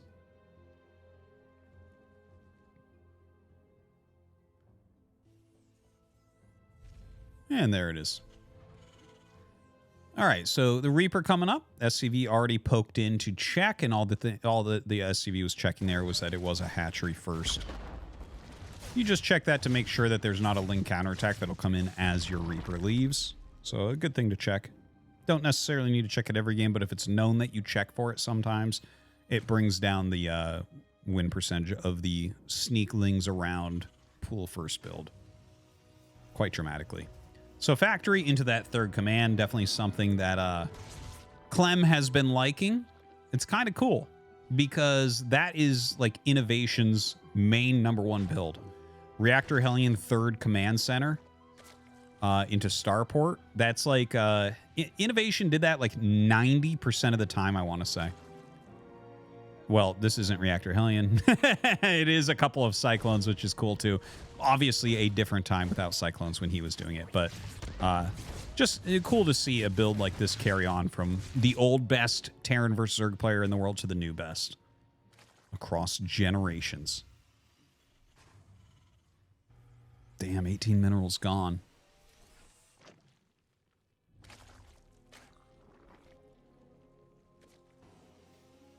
It would be funnier if one of them was a Korean player. So, the Cyclone's coming out. Another Rax on the way. This is an interesting opener, right? Like, is he going for Cyclone and more Raxes? So this is going to be like a pretty pressured play. Look at that. Look at that. Double Rax. Cyclones. No Starport. Really, really interesting from Clem. Okay, goes after the Overlord. No. Gets to its hiding spot. Goes after that one. He's trying to, like, he's just putting damage out and seeing, like, okay, maybe there'll be a transfuse or something like that. If he can wear anything down right now, it's really, really good. All right, so at least two, yeah, that's 2 Cyclones coming across the map. So he's going to have 4 Cyclones. He's falling with Reactored Hellions. Stim is on the way. He's going to be making bio units. So I feel like what we're seeing here is he's putting on heavy factory pressure. In fact, you might even look at this and be like, are you going mech or something silly like that? But look, he's putting a lot of pressure on. Uh-oh. Sick move from Raynor. Okay, well that... I liked the idea from Clem, and then you see it surrounded by Lings and blown up in a matter of seconds. And it's like, well, that sucked. You put a lot of money into that. And it did nothing. Well, you cost him a transfuse or something? That's about it. So, you know, Clem is going to just go ahead and land his third command center immediately. I like to see it very aggressively expanding. The Starport is coming up. Still roaming a little bit with the Hellions. More of a defensive roam. He's not exactly sure what is out there or how much of it. And honestly, if Raynor made a round of Lings and counterattacked, he would need those Hellions to help clean that up.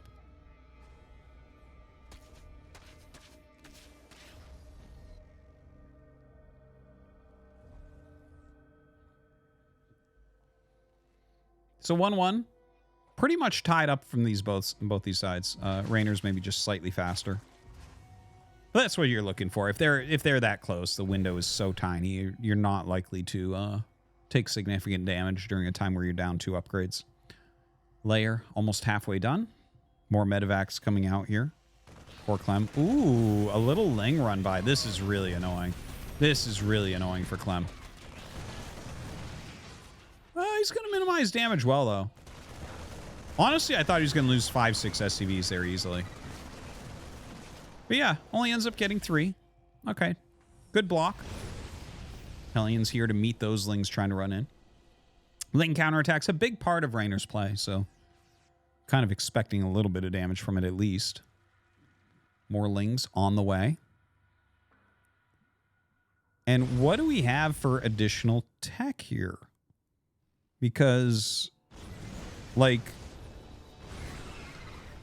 okay, there it is. There's a Spire. Because, again, guys, if you're going to go only Ling Bane, you need a macro hatchery. Like, you can't just take expansion hatcheries. It doesn't work. Okay, a big attack coming in, and actually the mine hit's doing a great job on these queens. He reduces the transfusion count down substantially there. The double medevac going towards the main base. There are a couple of spores here to kind of force them to be more careful. Lings come up and meet that as well. Mapu knowing nothing was going to happen there, so skips it. But Armory coming up as well as the second factory. Very standard stuff here for Clem. He's really enjoyed this kind of same type of line. His 1-1 going to finish up. His armory, you know, a little bit late there. It's only about halfway done, so we got another 20 seconds or so before he can start 2-2. Going to let that 2-2 of Raynor get a little bit further ahead. The double spine spore defense being set up by Raynor here on his fringe base. A few banelings being set up for a little bit of harassment as well.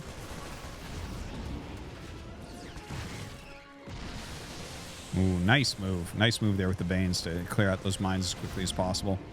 We'll save that hatchery at least for now. There is another attack coming in. Ooh, excellent. 17 SCVs going down. Raynor has got to be happy with his position after that. Absolutely has to be happy with that. 2-2 almost halfway done, by the way, for Raynor. So this is starting to get, like, kind of substantial how far ahead he's going to be in upgrades. All right, 2-2 just now going to start for Clem. Continuing to rally down that bio. 5th base. Still something Clem wants to work on, it looks like. He's coming around to attack this other 4th base. Another Ling counterattack. Should be able to hold that, but he's not going to be able to save his 5th, right? So the double attack here from Clem doing a great job, right? He brings enough units here that you have to come, and then he's... Oh, he just barely didn't get that. Oh my god, that's at like no health for Raynor. It looked like a really good move from Clem and just barely misses the kill on it, it looks like. Excuse me, the 1 Marine drop.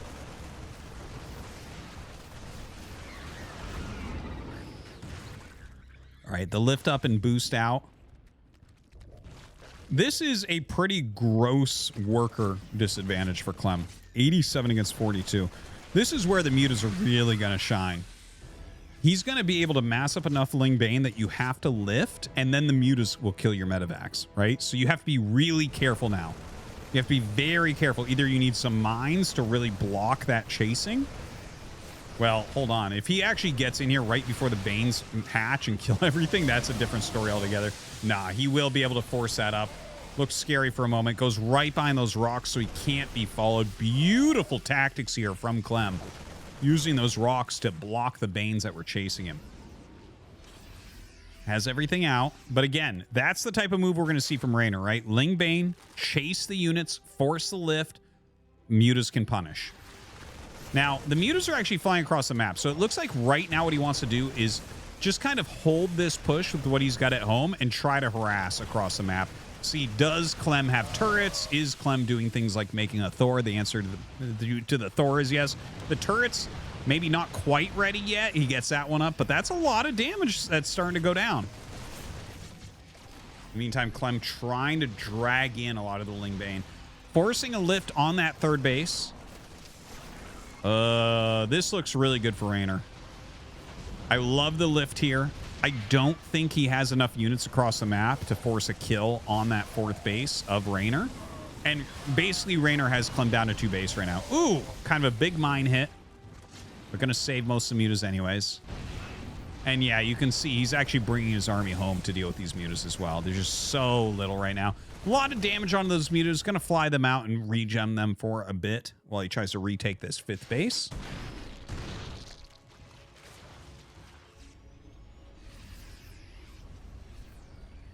Thor coming up to join the party. Put some excellent splash damage and ranging down onto those mutalisks. They still need to heal a bit more. This is a big attack. This makes a lot of sense. I think Clem has to basically go all in here because he is so far behind economically speaking. He needs to make something happen. So a Ling counterattack, dude, yeah, Raynor is going to take this game. Clem is in so much trouble. Everything on fire at home. His economy just garbage. 32 SCVs against 83 drones. He's got a good standing army right at this second, but not enough. GG is called before he even loses it. And we are tied up 2-2. Going to game 5. Damn. What a series.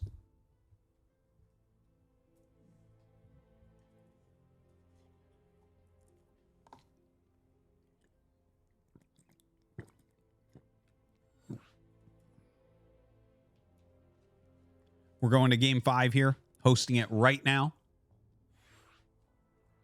Yeah, really a fantastic series between these two. I do hope you guys are enjoying. This is a great time to follow my Twitch channel. I cast this cup every single week. We have a lot of great ones. This is probably might be the best finals that we've had. Obviously, Clem Rainer is always an amazing series. But yeah, follow the channel, subscribe if you would like. It is much appreciated. Right now, I have all notifications on mute so that we can just cast. I will play them at the end. And here we go, guys. Getting into game number 5. See who is the champion here.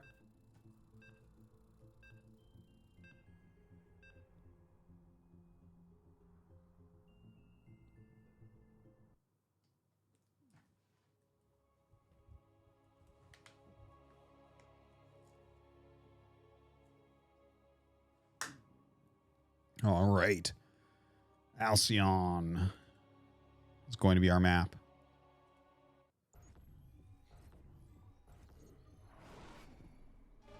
And here we go. In the bottom left, we have Clem. In the top right, we have Rainer.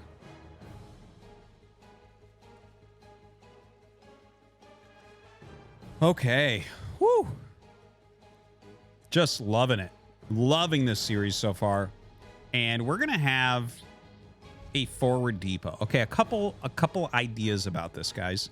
So this should probably be the double Rax Reaper opener, right? So like the 3 Reapers, probably. But on this spawn on the left side, if he goes for that Reaper play and loses his Reapers, things could turn bad because his reactor and or tech labs will be on the outside of his wall in, right? So if he loses that map control, there is a possibility that those could get killed off later on. And as people know, if you lose an upgrade like Stim, it's really going to put you back. So just throwing that out there, you know, that's pretty far in the future, but just one of the funny things, you know, they fixed a lot of things from fix is a strong word, but they changed a lot of things like quality of life type stuff from StarCraft 1 to StarCraft 2. But the side that add-ons are made on Terran buildings, they did not change. So it's just always the right-hand side. We have absolutely seen games won and lost because of that. Especially when SOS is involved. He's like, oh, you're on that side? I'll just immortal drop to kill Stim and you'll lose. God, I miss SOS. Anyways. We have the double Rax Reaper coming. See if he goes just 3. That is what we saw previously. Rainer going to be able to scout this, so hopefully we'll not be throwing down that 3rd hatchery too quickly. Yeah, as soon as you see the double Rax, I think he's going to slow that 3rd hatch. You're not going to play it so crazy. And if you are going to make the 3rd hatch, you're going to have to get your queens walking down there much, much faster. Yeah, I would err towards just taking it a little bit later here. All right, gets on top of the drones immediately. Nice save there into a spore. Forces that Reaper back. 2 more Reapers coming. We'll see if he starts another. I don't think he will. Yeah.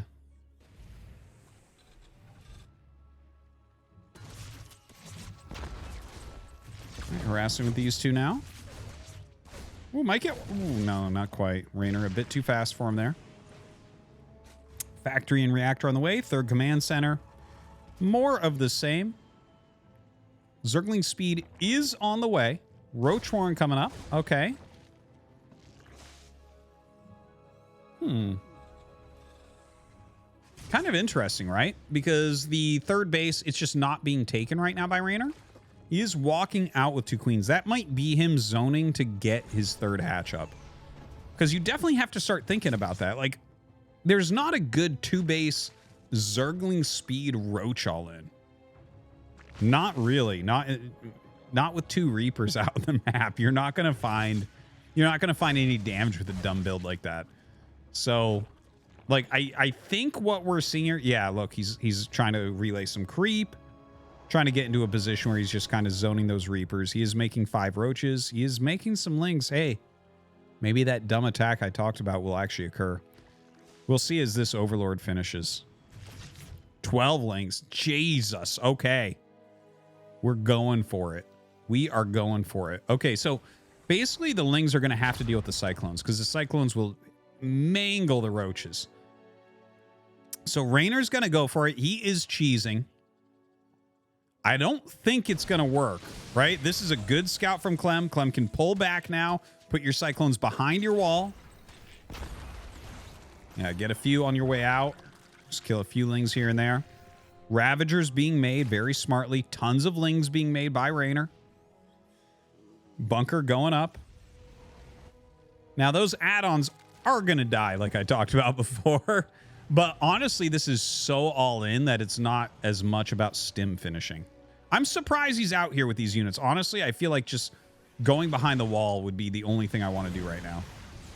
So I feel like if Lings just get up there like that, oh my god, oh, he's wiggling them back so hard. He actually, well, he does end up losing them, but not only to the surround. Okay, the Biles come down. They end stim. Another Cyclone falls. Another Cyclone falls. Will this attack actually end up working?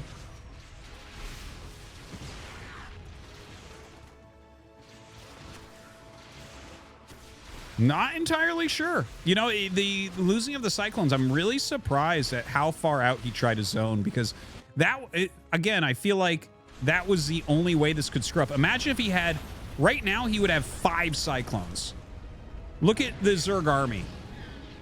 Would you care about that army at all with 5 Cyclones right now? He barely cares about it as is. So, yeah, I feel like he was being so greedy trying to defend stim. And that's why he was walking out. He's trying to zone everything from his wall. When realistically, like you lose a little bit and you're just like, yeah, you're on 2 base and I have way better units right now. So I do feel like this was a bit of a mistake here from Clem. But in comes the push once again. Gonna end that stim once again. SCV's coming out to repair. Yeah, picking off Lings is not that useful for this. If he can get some of these Ravagers, a bunch of them are super low. All right, gets one right there. Great pickup, great pickup. Biles going down. Oh my god, the bunker just barely lives there. Absolute insanity. Look at this. He has to keep his Marines on the front line against these Lings so they don't get the surface area required to kill him. Might pull back into this bunker. The double bunker now should be able to hold. And Raynor, he's still trying to break through. Okay, he breaks that bunker. There's not that many units left. A siege tank pops out. The siege tank could be pretty deadly here. Gonna lift up in that medevac and start microing. He's gonna try to target down some of these hurt Ravagers. I love the idea. Ooh. The Bile's going down, trying to catch this medevac, trying to get lucky here. Raynor, though, continues to rally down. He has that 3rd hatch. He's still sitting on 32 workers. Combat shields get started. Says, well, combat shields is a lot quicker. Maybe we can get that if we can't have stim. Okay, 2nd siege tank is out. Gonna pick that up as well. All right, sieging one pretty far back. Sieging the other one pretty far back.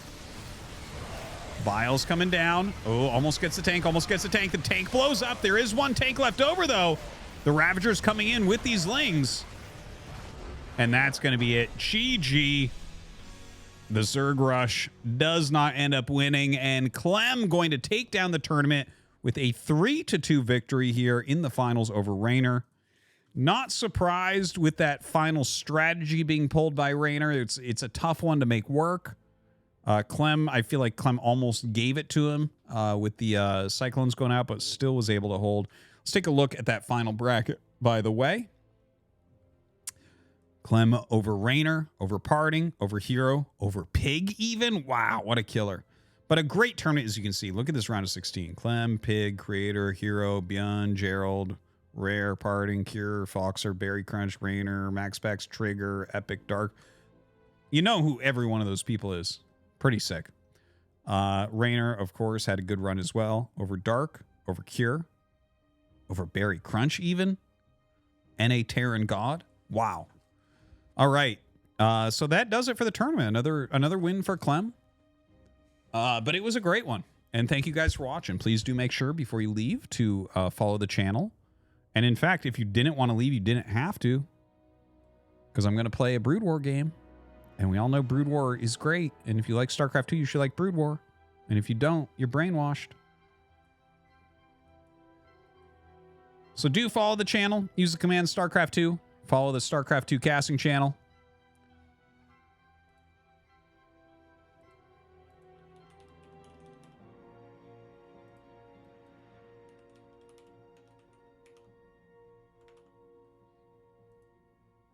All right, let's go.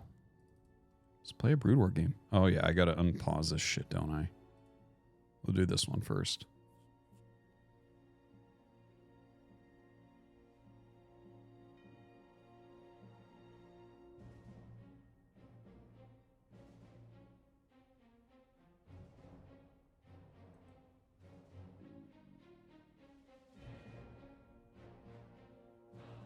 I think my TDS died.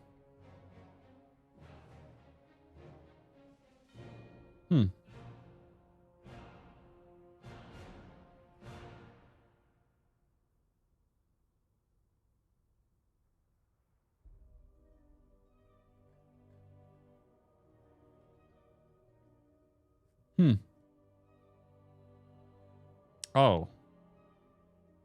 Sorry. There we go. I fixed it.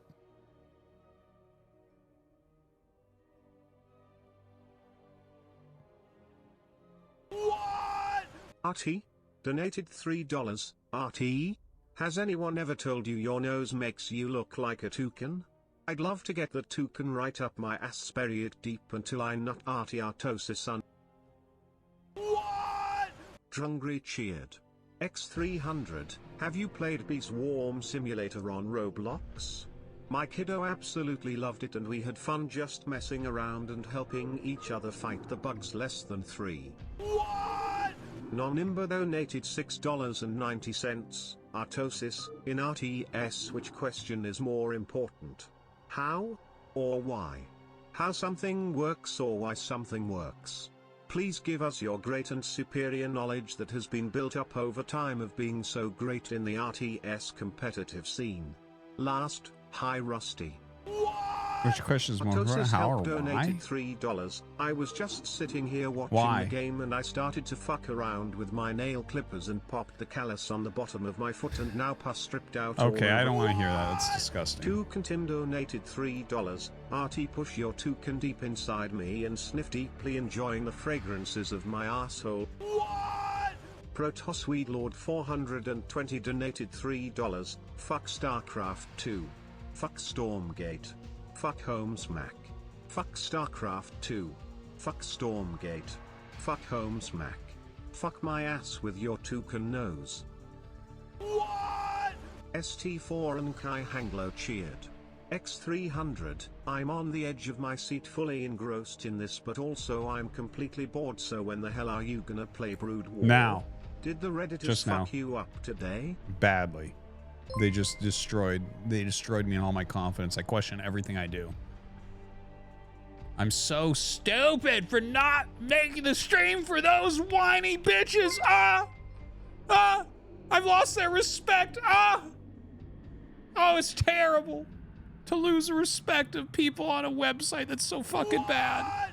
ST4 and Kai Hanglo cheered.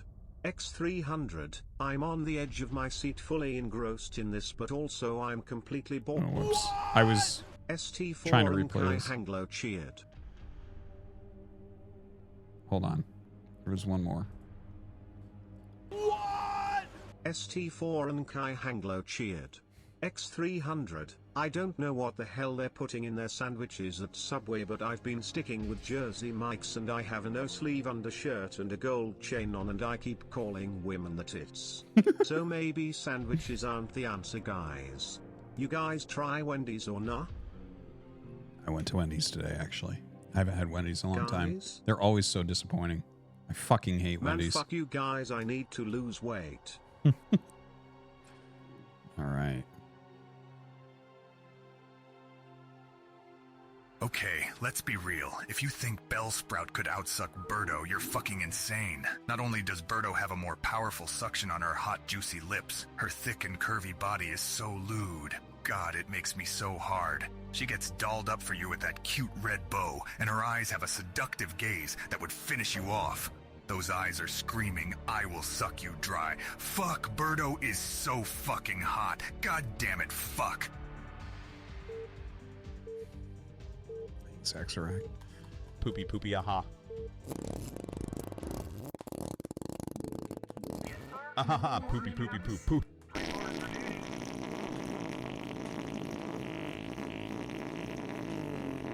Whoops, I need to shart lol.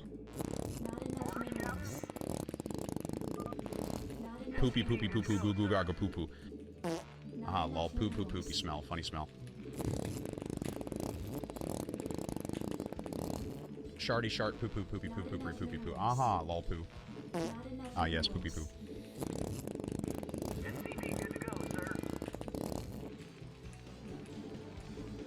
That's a good one. Breaking news! Macho Gooner has been raising an army of goons. For what purpose? Here is a quote from his recent goon rally. If you ain't gooning, if you ain't shitting your pants, then you ain't living, brother.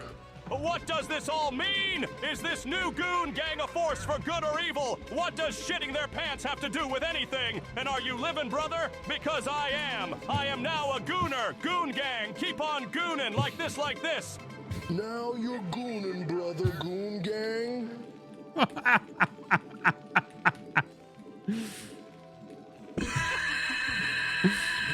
It's fucking good.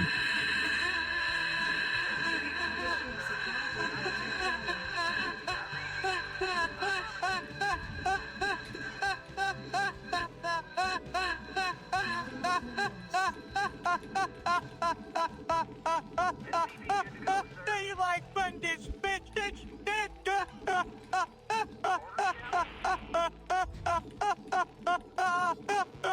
do you like when this gets it big?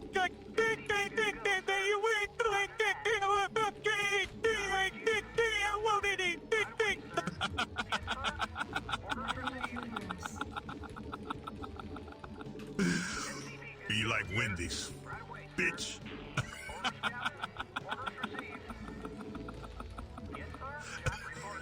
Do you like Wendy's, bitch?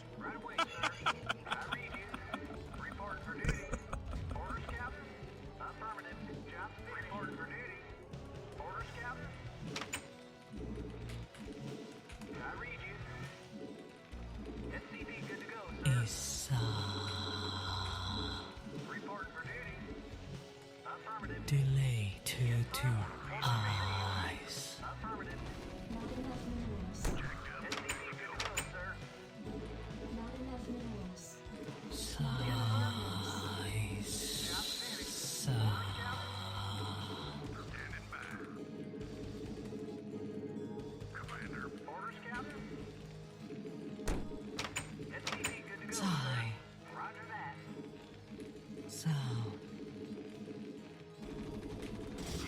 You fucking dumb bitch.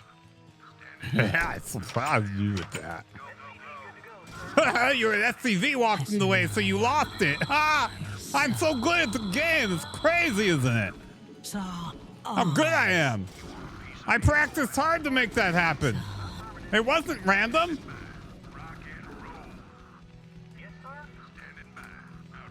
Now.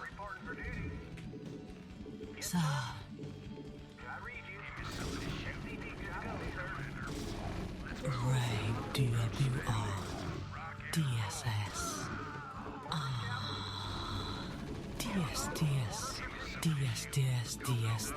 DS Meow Meow me.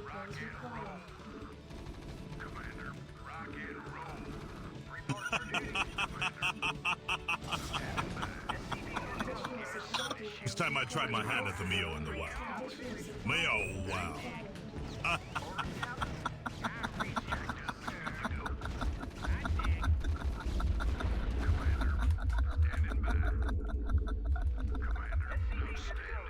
Mia.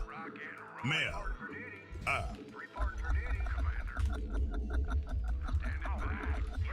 Mel. Hey. Mel.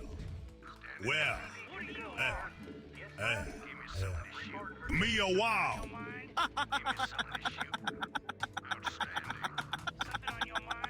No wow wow. No wow. Million wow. No. No.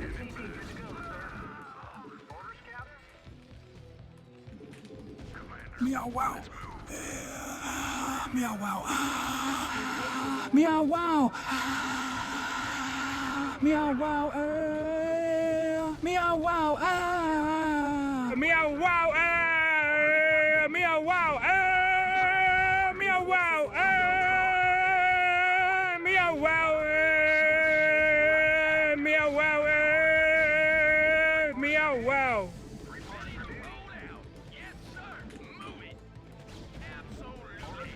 Duggan asked me, will the Goon Gang ever stop goonin'? If they ain't goonin', they ain't livin', brother.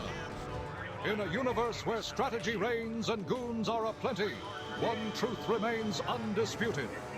The Goon Gang's penchant for causing chaos is as inevitable as a battle cruiser's Yamato cannon. No halt in their goonin' shall be observed, for they know Guy in the not the chat way of donated peace, only that of $3.33. unmitigated I goonery. just love how Artie is Now watch as completely Clem unable and to Raynor cope with face off. reality. May their Can you micro be imagine swift being and his their tactics parents? sound, Like lest they fall Jesus, victim to he'd the throw a goonery tantrum themselves. about having to eat his vegetables and it'd be World War fucking 3. Artie, you need to micro your SCV, not just watch them. ZMA. Ho ho ho! ZMA. Ho ho ho! ZMA. Ho ho ho! ZMA. Ho ho ho! ZMA. Ho ho ho! Hamter tastes so good. Oh, fuck me. Ho ho ho! Hamter tastes so good. Oh, fuck me. ZMA. Ho ho ho! Hamter tastes so good. Oh, fuck me. ZMA. Ho ho ho! Hamter tastes so good. Oh, fuck me.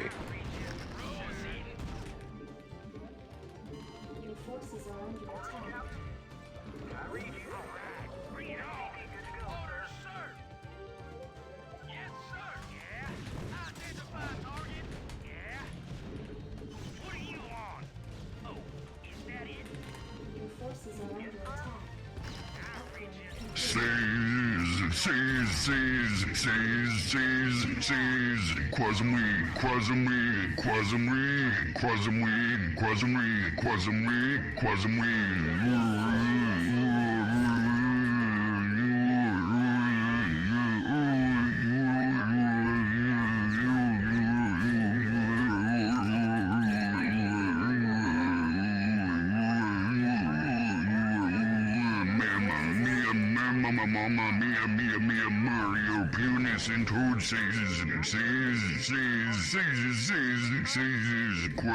Your forces are under attack.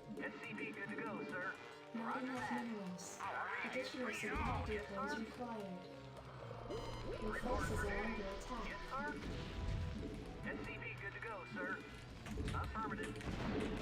Not enough minerals. Research complete. Yeah, I'm going. I read you.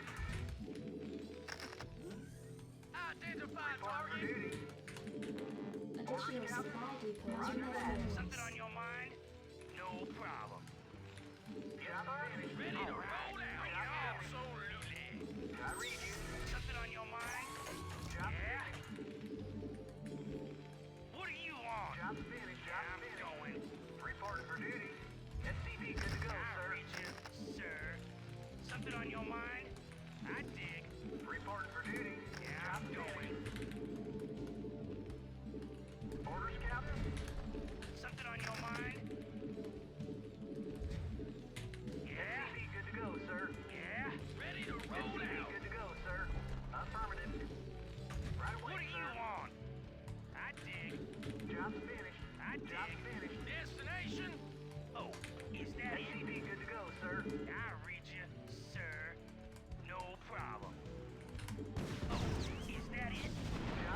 Karmakaze TV. These donors aren't SC fans. Karmakaze TV. These donors aren't SC fans. Karmakaze TV. These donors aren't SC fans. Karmakaze TV. These donors aren't SC fans. Karmakaze TV. These donors aren't SC fans. Karmakaze TV. These donors aren't SC fans. Karmakaze's on TV. These donors aren't SC fans. Karmakaze TV. These donors aren't SC fans. Karmakaze TV. These donors aren't SC fans. Karmakaze Tubby. These donors aren't SC fans. Karmakaze Tubby. These donors aren't SC fans. Based.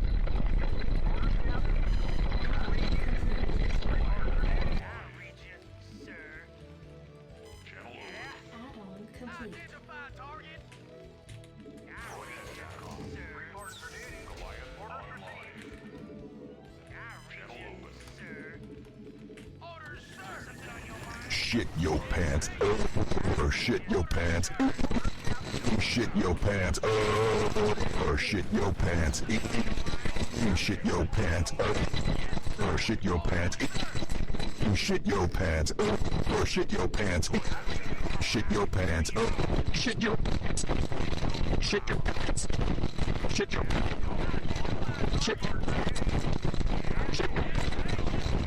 shit.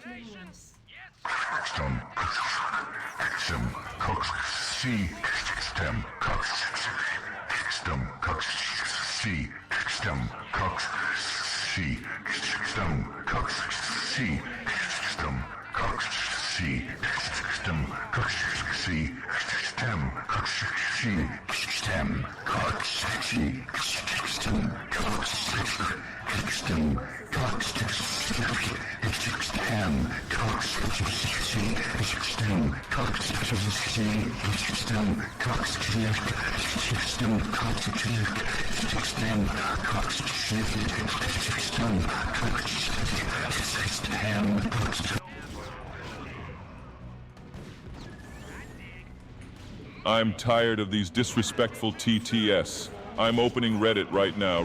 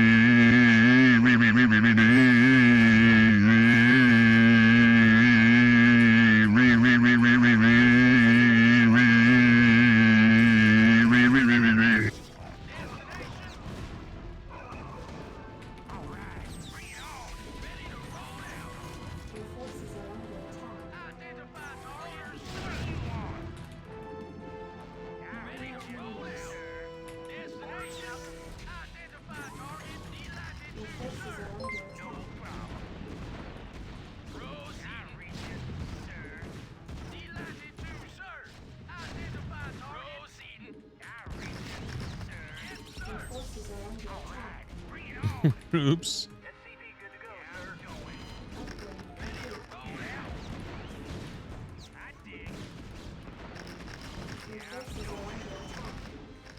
XTM. XTM. XTM. XTM.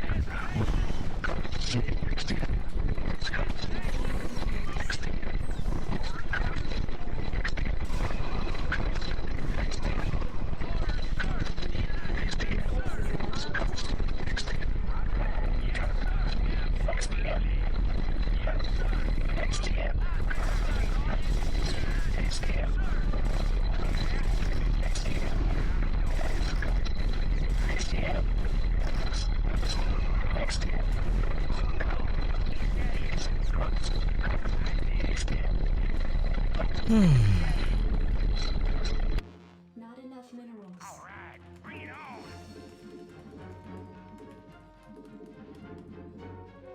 Orders, Captain. Identify target.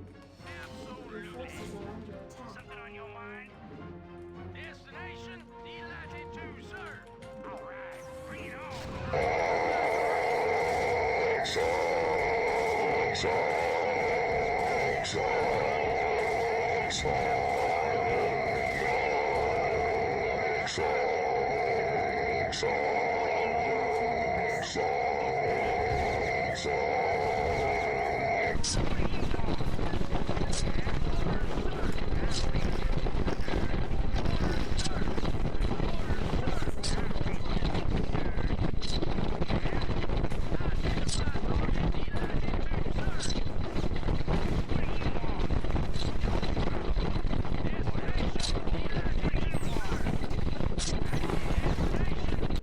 Identify target. Proceeding. Yes, sir. Destination orders, sir. Something on your mind? Hello, chat. I am currently parked outside your house. I can't wait for us to meet. I already watch you while you sleep. I dug a tunnel that is 3 feet in diameter, and it leads underneath your house. I used it to crawl around in your walls at night and listen to you during the day. I love your chat. I love the way the inside of your house stinks. It stinks real good. Sometimes I just stick my big fucking snoz into the pipe. My your big toilet fucking and just snoz. inhale. God, I love it here. I love ya, chat.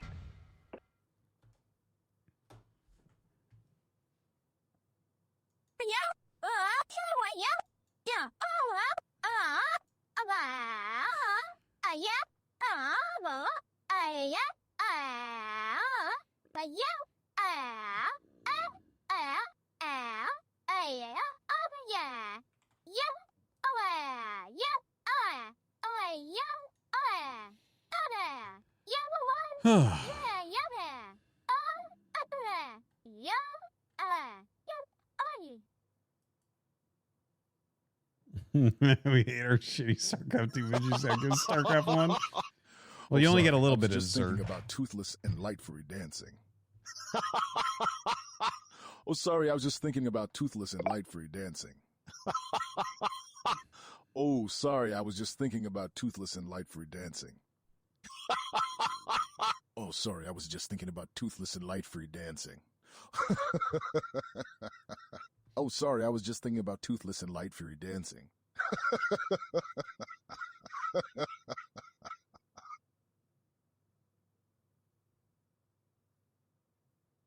I had a big sweet tooth and we were at our grandma's where he found a box of chocolates on the table. He held them behind his back, asking Grandma in the sweetest voice, "Grandma?" Shrimp_Scampy donated $5. Can I please Yo man, have a chew? just wanted to say recently been getting back into SC1 cuss of Tasteless and your content. Thank I went you. back and rewatched the Holiday Bash. Ty for getting me back into it. Remember Time Bones forever. And forever, the GOAT. Thank you very much, Shrimp Scampy. Glad that you're back into it. It's fucking never going away. You know, play this shit forever. Guys, please, the toxic donations make my laptop overheat. Shit. 37-year-old PC gamer sitting at his desk, visibly depressed because of all the TTS on Artosis stream, and looking at the handgun on his desk with a half-full bottle of Jim Beam whiskey. In the background is a giant Ayaya plushie. Damn.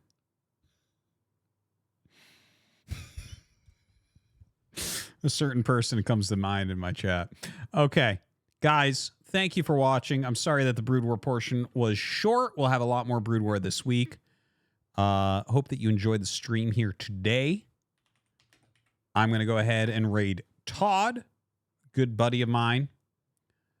Thank you for watching, and we'll see you guys tomorrow at the regular time. Later, nerds.